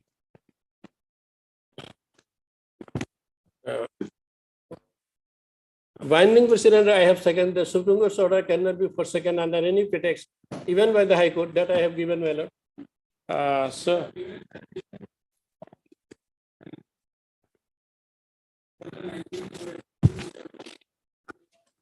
Yeah. Yes.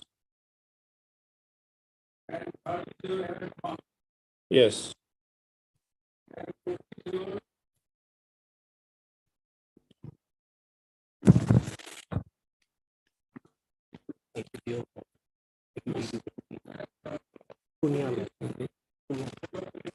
Yes. This one is also given. Now another one is there, my lord. That is no,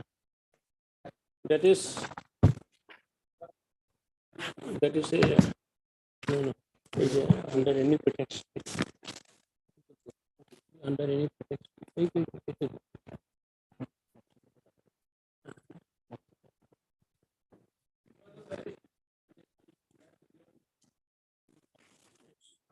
Under any protection, whatever the Supreme Court cannot be given under any protection.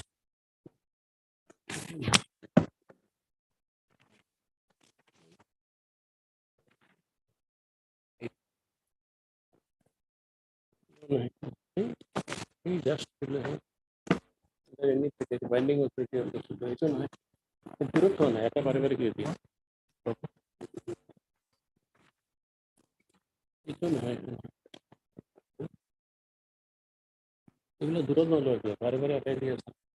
Yes, that is my lord 2004, 5 SCC, 568, para 6. No, this is for that. And then, my lord, some other citations, our high courts recently, such type of cases has been remanded back. That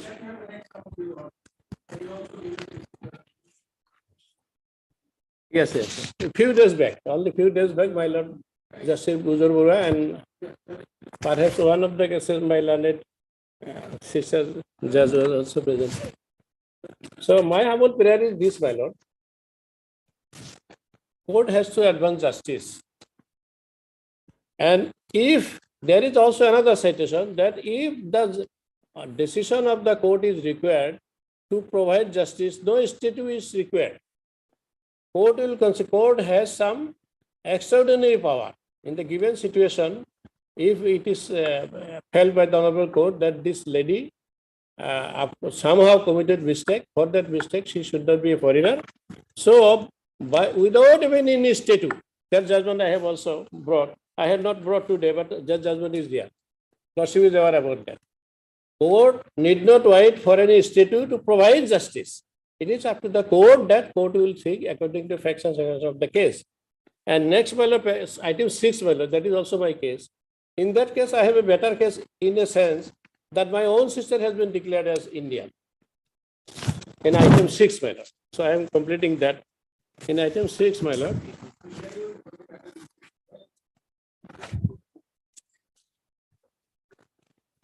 Obliged, my lord. We hope, my lord, that all the judgments will reflect in your lordship order.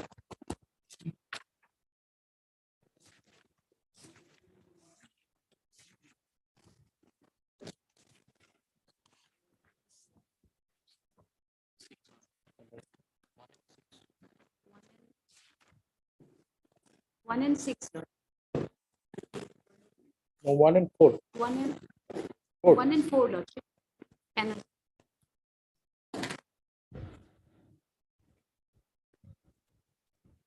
Who is appearing for two?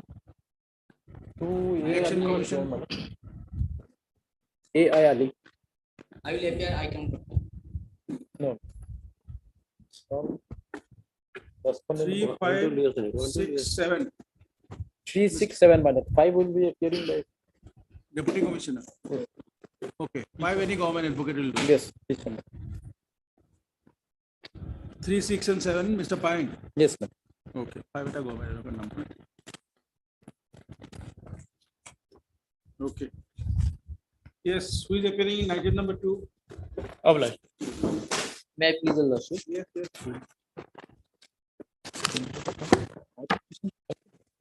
This petition is being filed, Lordship, on 2 grounds. There is an apparent error on the face of record Yes. while passing the judgment by this court. And there another important new and important ground as per order 47 lordships. May I read the order 47 rule 1 lordship? Please. Lordships. First, order 47 lordships. What are the grounds to be taken the review petition lordship that have been within the four corner of the order 47. I filed this review petition.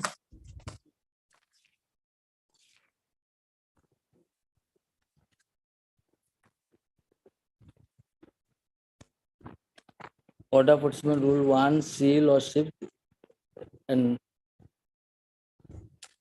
then bottom A, B, C, then thereafter and who from the discovery of new and important matter or evidence which after the exercise of due diligence was not within his knowledge or could not be produced by him at the time when the decree was passed or order made, or on account of some mistake or error upon the face of record, or for any other sufficient reasons, desires to obtain a review of the decree passed or order made against him, may apply for review of the judgment to this court which passed the decree or made the order. Your lordship will find that first required to be placed the paragraph judgment of the tribunal lordship, that is page 65.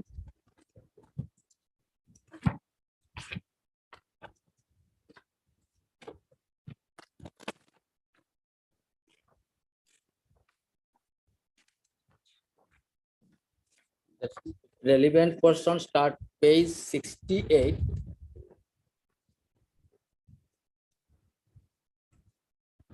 Bottom from last but 10 lordships. Tribunal judgments. From exhibits and statements, lordship got it right side. From exhibits and statements of the opposite party, it is appeared that the opposite party was born and brought up at village Singimari under Sarkul Matia in this district of Gwalpara. She read up to class 5 from SBP Memorial School. After attaining majority, her marriage solemnized with one Kofiluddin Sheikh of village Borbalpara, and accordingly her name is enrolled in the electoral roll of 1997 and 2005.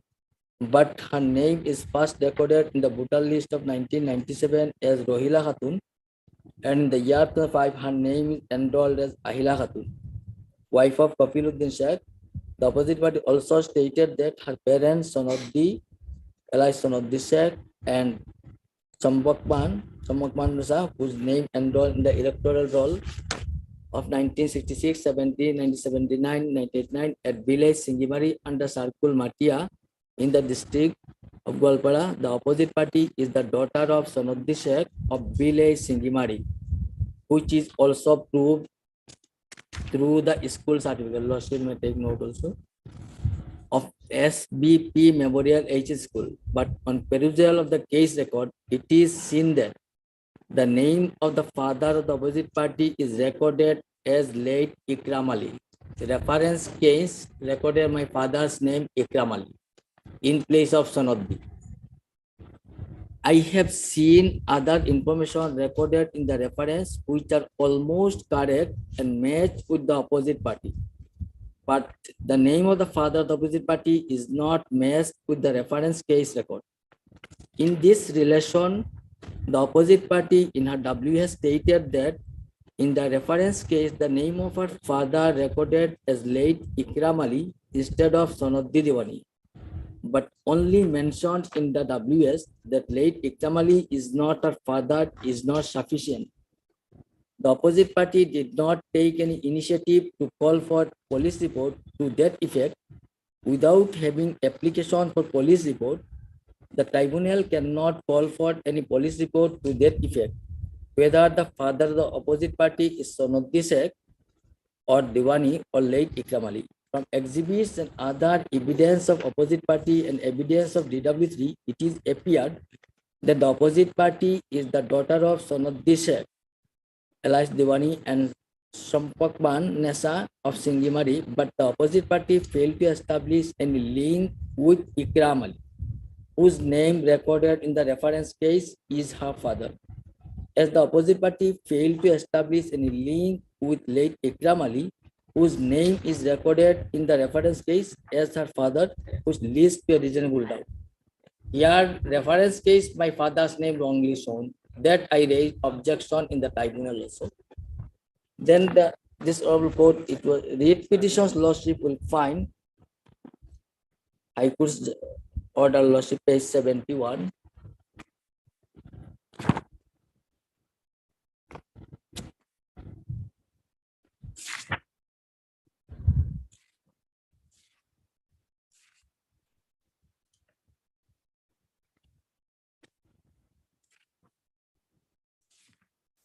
Lordship, may I read paragraph number 5 of this honorable court's court judgment, lordship?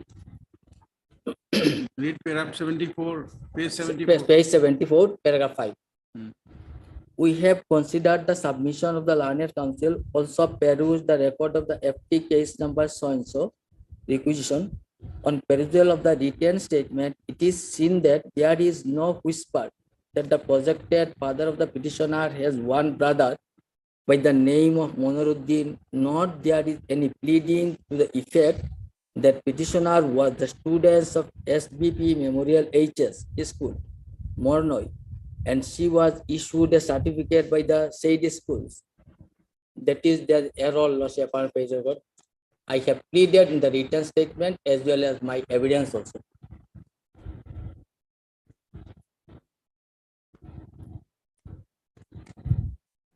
And she was issued a certificate of the DW3 is one Asim Jyoti Das serving the SBP Memorial HS School, Moroni, as the UDS since 27/1999. As part his deposition, the said certificate was issued by one Kamal Goswami, the principal, on 1/4/2017. He simply stated that as per the school certificate, the date of birth of the petitioner is 23/3/1970. However, he deposed that he cannot say if the petitioner and the student as against whom the certificate is issued are same or not. The said deposition of the DW3 itself demolished the force of the certificate, in as much as the person proving the said certificate himself has deposed that he is not aware if the present petitioner is the student of one named in the certificate. Thereafter remains the evidence of DW2 Monaruddin, whom the petitioner has projected to be the paternal uncle. It is the contention of Mr. Soikia that as the evidence of the said DW2 remains unchallenged, as such the same itself has fully evidentiary value. On the basis of the said evidence, the link of the petitioner is well established with their projected parents, whose names are recorded in the voter list right from 1966 onward. In support of his contention, Mr. Soikia relies Abdul Khalik Muhammad versus India and others, reported to 13-1 JLT. We have gone through the said decision as relied by Mr. Soikia. This is a case wherein, on receipt of the notice from the tribunal, the appellant filed his written statement contending his claim of his lineage in order to establish the fact that he is an Indian national by birth. In the said written statement, the appellant pleaded the name of his grandfather, whose name appeared in the voter list pertaining to the year 1965. The said appellant, in support of his contention, examined witnesses, including himself as witness number 1, the Gaubura of the concerned village as witness number 2, and one of the villagers as witness number 3. The said witnesses are not cross-examined by the state. The tribunal, after appreciation of the evidence, opined that appellant was foreigner coming to India after 25/3/1971, after rejecting the evidence of witnesses numbers 1 and 3. On the ground that the Gaubura, the witness number 2, in his evidence stated that he does not know the name of the appellant's grandfather, and he also does not know who is Abdul Wahab. The appellant filed writ petition challenging the opinion, which was also dismissed by the learned single judge, upholding the opinion rendered by the tribunal. Thereafter, the writ appeal was filed, wherein the said appeal was allowed by holding that witness number 1 and 3 categorically stated that Abdul Wahab is the grandfather of the appellant, and under such circumstances, evidence of the Gaubura Witness number 2 would not demolish the case of the petitioner appellant as revealed from the evidence adduced by him. More so when there is no cross-examination of any of the witnesses examined. The said case so relied by Mr. Soikia can be distinguished in as much as the present case in hand, there is no pleading at all that the DW2 Monuruddin is the paternal uncle and the petitioner was a student of SBP Memorial HS School, Morning, and a school authority issued a certificate in her name. There is no whisper to that effect, even by petitioner in her evidence. It is DW4, son of petitioner with age about 31 years, introduced the said school certificate, which was issued on 1/4/2017 and exhibited as Exhibit 1. Further, DW2 Monuruddin, while in his deposition, did not rely on any documents, thereby showing that his name appeared in any of the voter list with Sanuddin Sheikh or the projected grandparents of petitioner. Consequent introduction of the evidence without any pleadings itself goes to show that the said evidence is or are unreliable. For instance, the school certificate is issued in the name of the present petitioner, and it is her duty to bring it on record after pleading in her written statement. It is the duty of the petitioner to name the family members of paternal family because it is the fact issued to be opined by the tribunal that she is an Indian national bearing her lineage from her projected father, Sonuddin, who is an Indian citizen. Presumption is one of the tools of evidence, but the said presumption can be considered only from the facts which are proved well within four corners of the Indian Evidence Act. And once a fact is proved, subsequent relevant facts can very well be presumed after drawing presumptions on the basis of the facts so proved. In the present case in hand, the lineage is to be presumed from the projected father, parents of petitioner, until unless the petitioner is able to link herself to the extent that she is the daughter of her projected parents by cogent evidence, naming the family member. The presumption that she is the daughter of the projected parents cannot be drawn. It is a fact which is within the special knowledge of the petitioner. If there is not even a single whisper in the plain that she has her uncle, aunt named, etc., subsequent evidence cannot be accepted of the said unpleaded fact.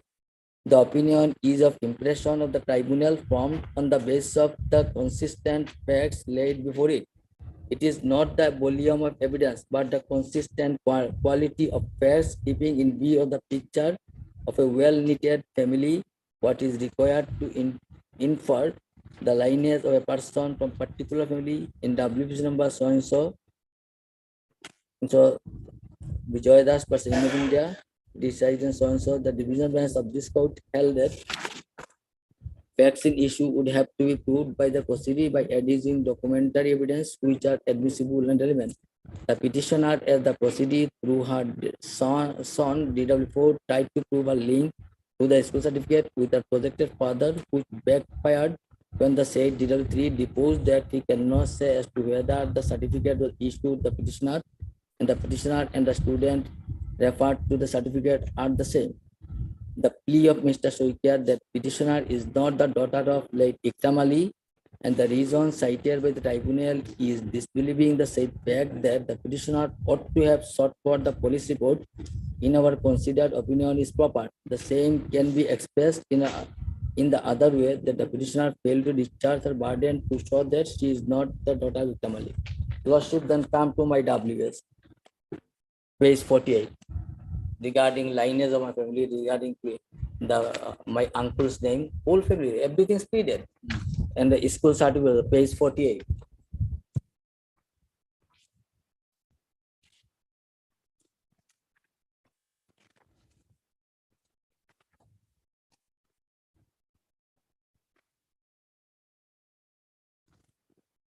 Page 48, Lordship, paragraph number 3.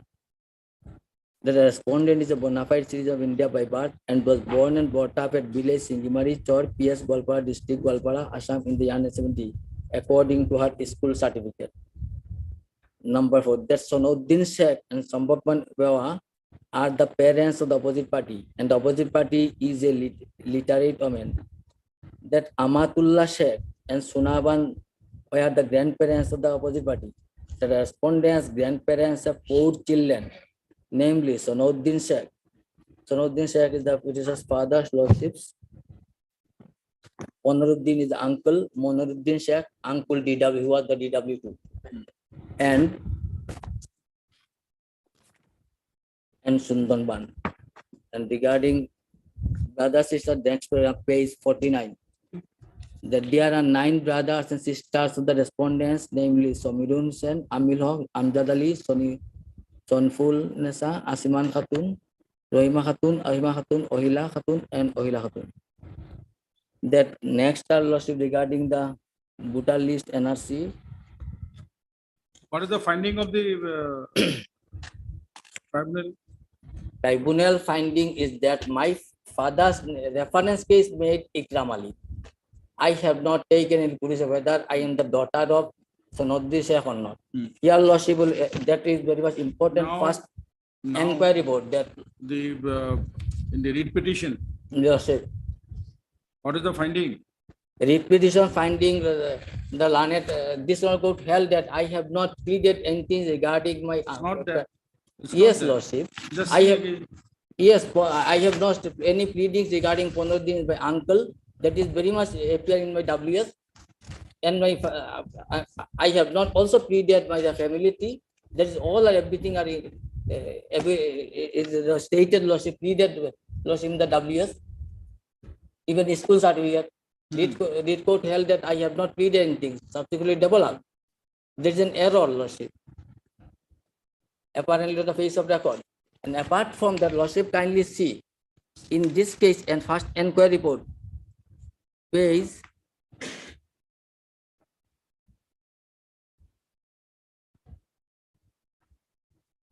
page 40, lordships.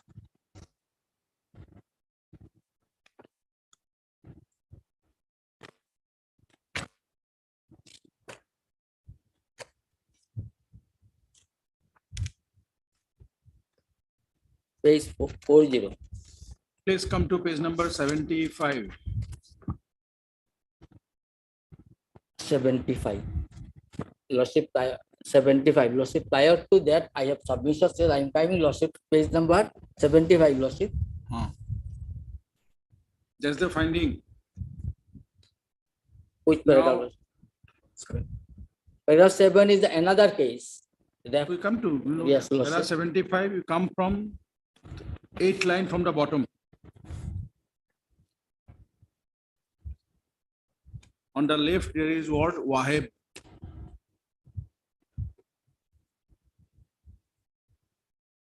Right? Got it, page 75? The appellant file. Ah. This Read from case here. relating to Abdul Khali. We know that. Yes, Please lordship. read. Please read. Yes.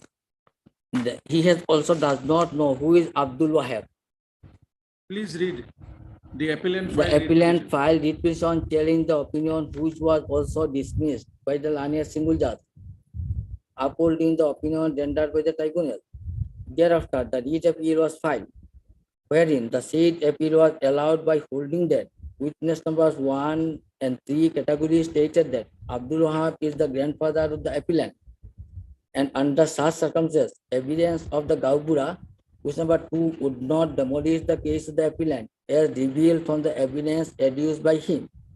More so, when there was no cross-examination by any of the witnesses examined. The said case so relied by Mr. Soitia can be distinguished in as much as the present case in hand. Next, my case. There is no pleading at all. The DW2 Monuddin is the paternal uncle. That is an error. We'll see to that. Yes, lordship. And the petitioner was a student of SB Memorial HS School and Monoy. And the school authority issued a certificate in her name. There is no whisper to that effect, even the petitioner in the evidence. It is DW4's son, the petitioner, who is aged about 31 years, introduced the said school certificate, which was issued on 1/4/17 and exhibited Exhibit 1. Further, the dealer to Manuddin, while his deposition, did not lie in documents, thereby showing that his name appeared in any of the voter list, which Sonuddin Sheikh or the projected grandparents of the petitioner.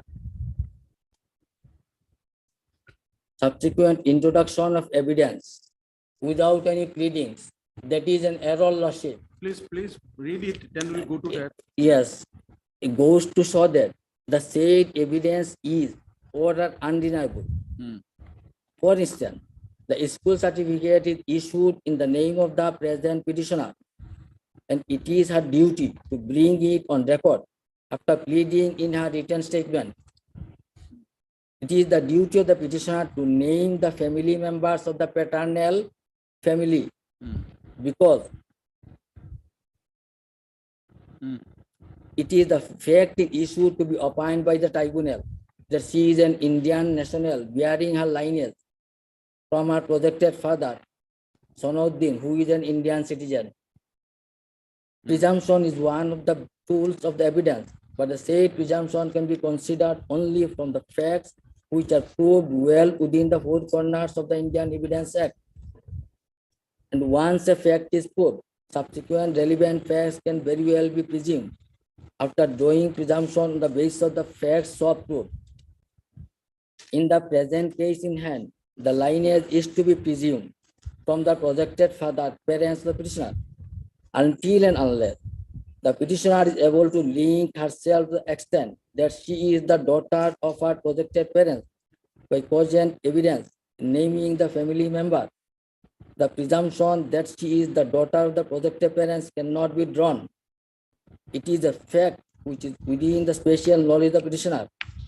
If there is not even a single whisper in the plain that she was her uncle, aunt, named, etc., subsequent evidence cannot be accepted of the said unpleaded fact. The opinion is an impression of the tribunal formed on the basis of the consistent facts laid before it. It is not the volume of evidence, but the consistent quality of fact, keeping in view the picture of the well-knitted family that is required to inherit the lineage of person from a particular family. In W number so and so, Vijay Kumar Das decides so and so, division bench in this court held that fact in issue would have to be proved by the proceeding by adducing documentary evidence which are admissible and relevant. The petitioner is the proceeding through her son DW4 tried to prove a link through the school certificate with her projected father, which backfired when the said DW3 deposed that he cannot say as to whether the certificate was issued the petitioner and the student referred in the certificate are the same.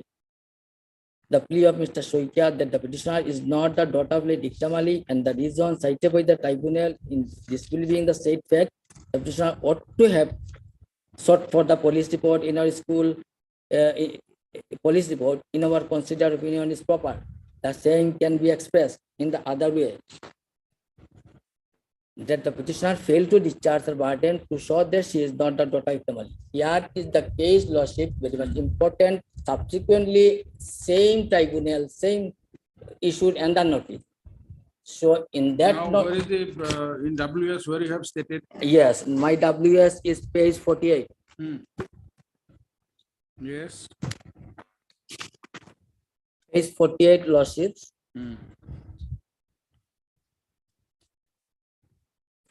Yes.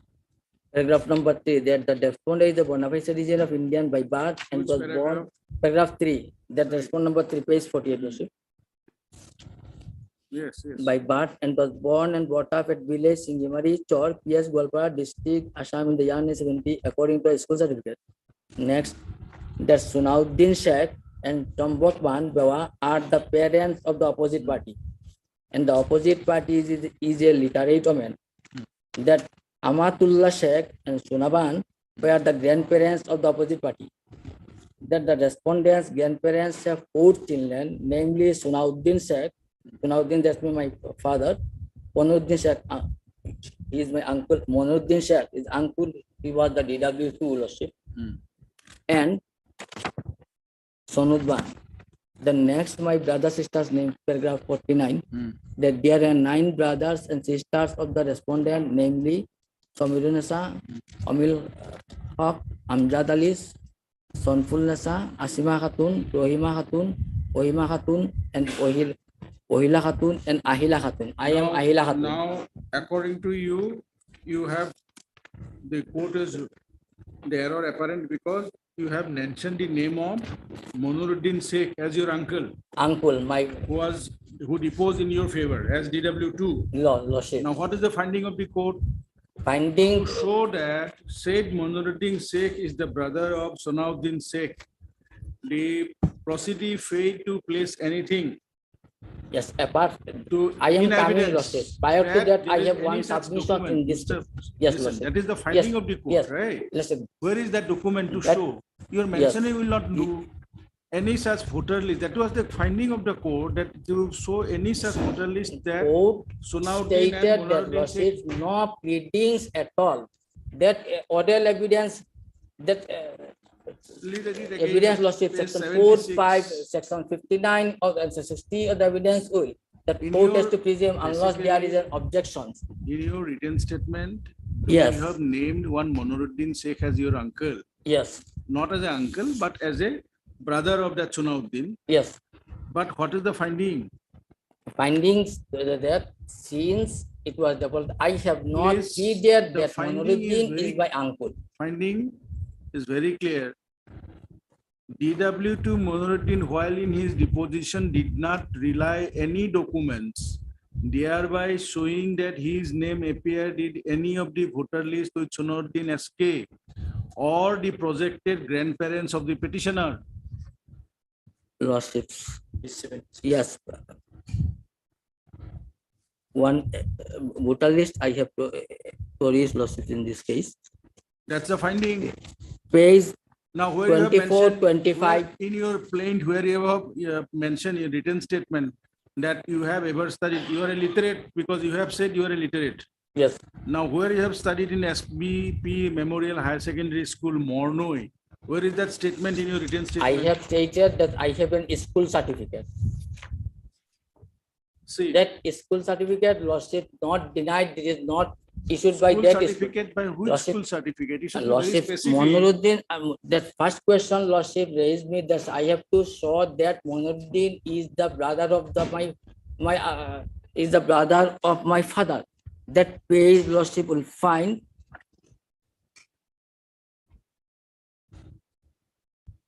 page 24.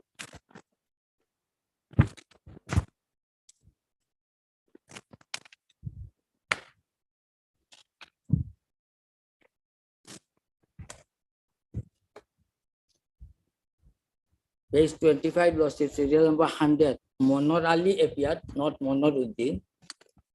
That is the reason.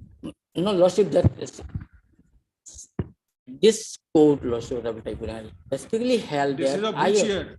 just apart from that, Lordship, no, Lordship, prior to come to enquiry report, that enquiry report, Lordship, page 40. That is very much important. And in this case, Lordship, basically, how I am the tribunal clarified me in the subsequent notice and discharged me. I am the daughter of so and so. Is a new and important ground. Your Lordship can page 40 fast, Lordship, page 40. That is very important in this case.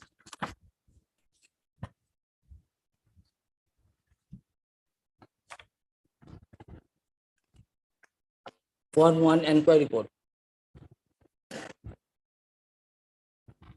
Rohila Khatun, my name. I am Ohila Khatun. One voter list appeared 97 Rohila. Subsequently, it was corrected, and thereafter all my voter list Ohila Khatun appeared. In the father's name, Ikram Ali shown. I denied. My father is not Ikram Ali. Then in the marital status, married shown. Particular spouse, Kofiluddin, my husband. My two children's names also recorded in the next page, Lordship. Page 41, serial number 9. Kofiluddin, husband. Atwar Rahman, my son, who deposed before the tribunal. Kavita Begum, my daughter. Is the enquiry officer, Lordship, page 42. Siddiq Hussain. Enquiry date 70/2020. Siddiq Hussain, take note. In the next page, page 43. Yes. Rohila Khatun, Ikram Ali, same thing. But I received that notice and contested. The Siddiq Ali Lordship is the after the decision of this honorable court lordship, another notice was issued. That is page 106. Second notice 105, page 106.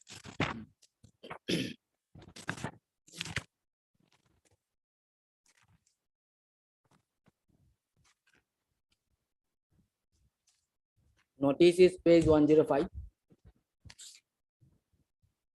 Rohila Khatun name, my husband's name mentioned.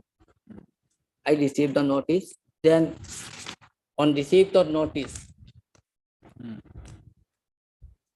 I filed a written statement, and prior to that lordship, inquiry report may kindly be looked into.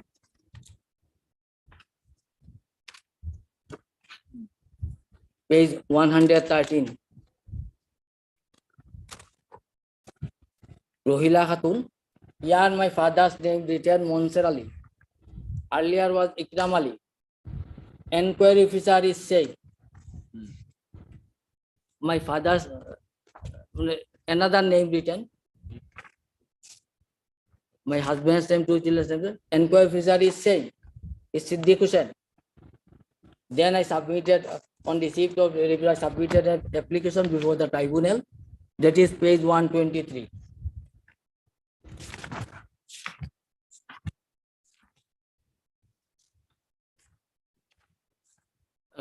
Tribunal report 120 prior to this lordship. 120 is by application on receipt of second notice.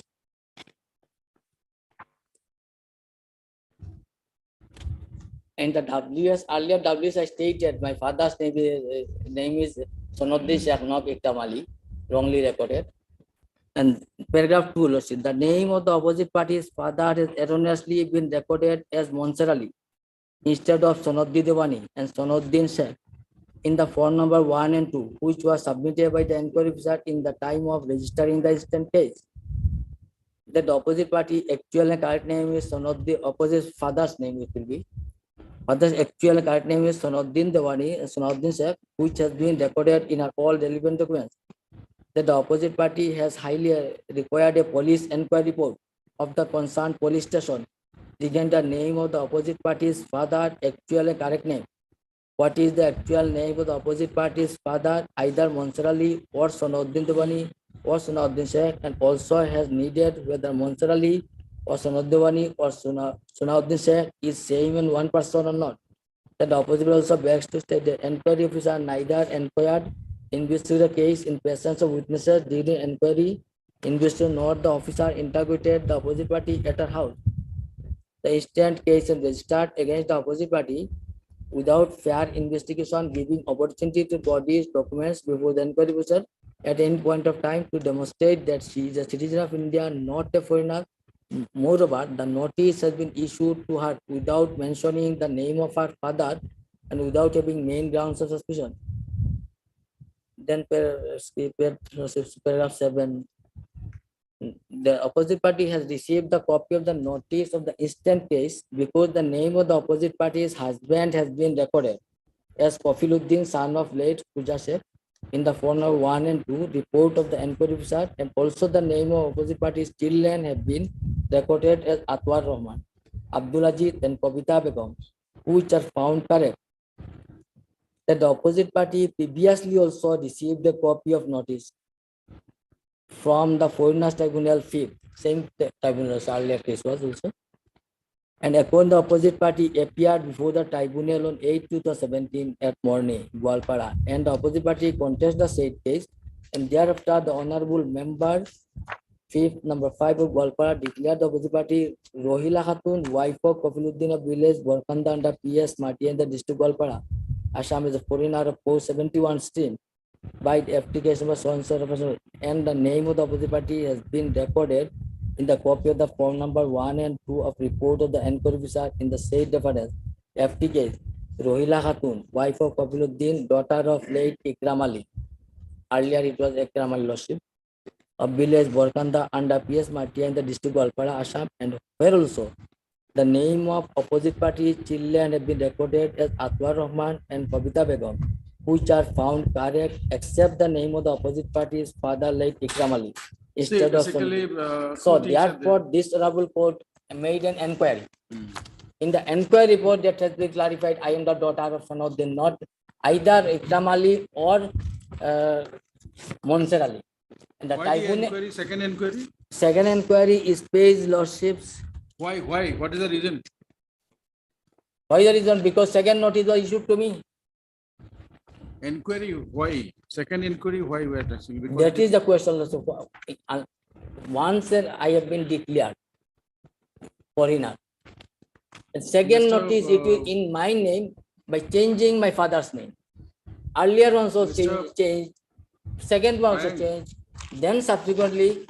Why the second inquiry? It was the same time. Same time. It was in the same time. First was in the IMDT case, madam.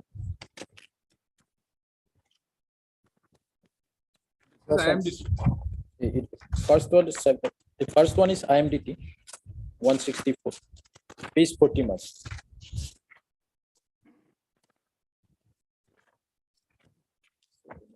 Okay. It was converted. Thereafter notice was issued. Yes, ma'am.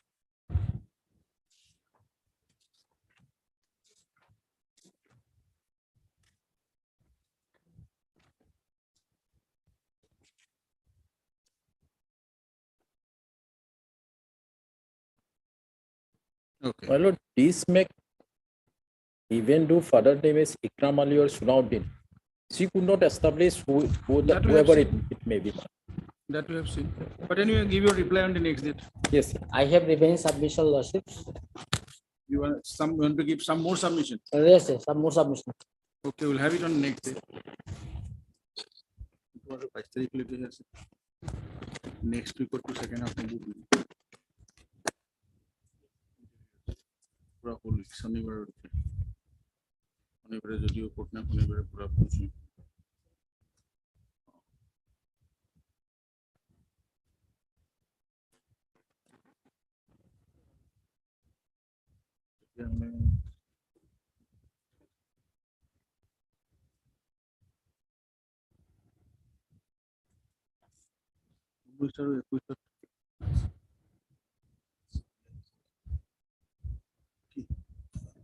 single day DV.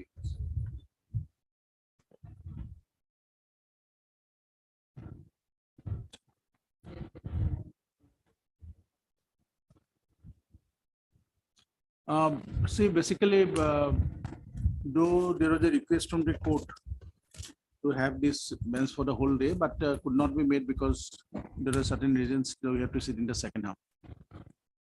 Next week, second half not possible because of some interviews are there. The week thereafter, we have some part hard matters which are fixed for hearing ultimately. The sister will be here as per the bench up to 22nd. Will not sitting tomorrow. So bench is up to 22nd. Her bench is available up to 22nd. So if after we'll see to hear some matters before vacation. Why should you keep all the matters after vacation? My lord, may not be on 22nd, my lord. We are not fixing because we do not know the bench. But the bench will come maybe by next week. So once the bench is constituted, if the madam is available, Next week, next week, we will give some date. So he will able to know because since he'll be away, he'll come to know when the bench is available.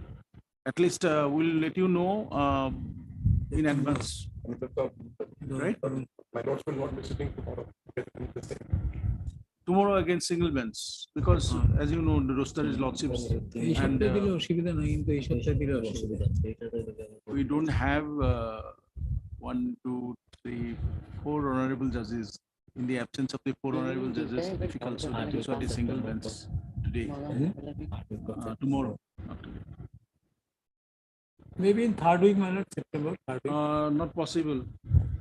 Possible probably if Madam continues to be at Guwahati, then last week of September. September. Yes, my lord. And we may have in the first 2 weeks of October, wherever.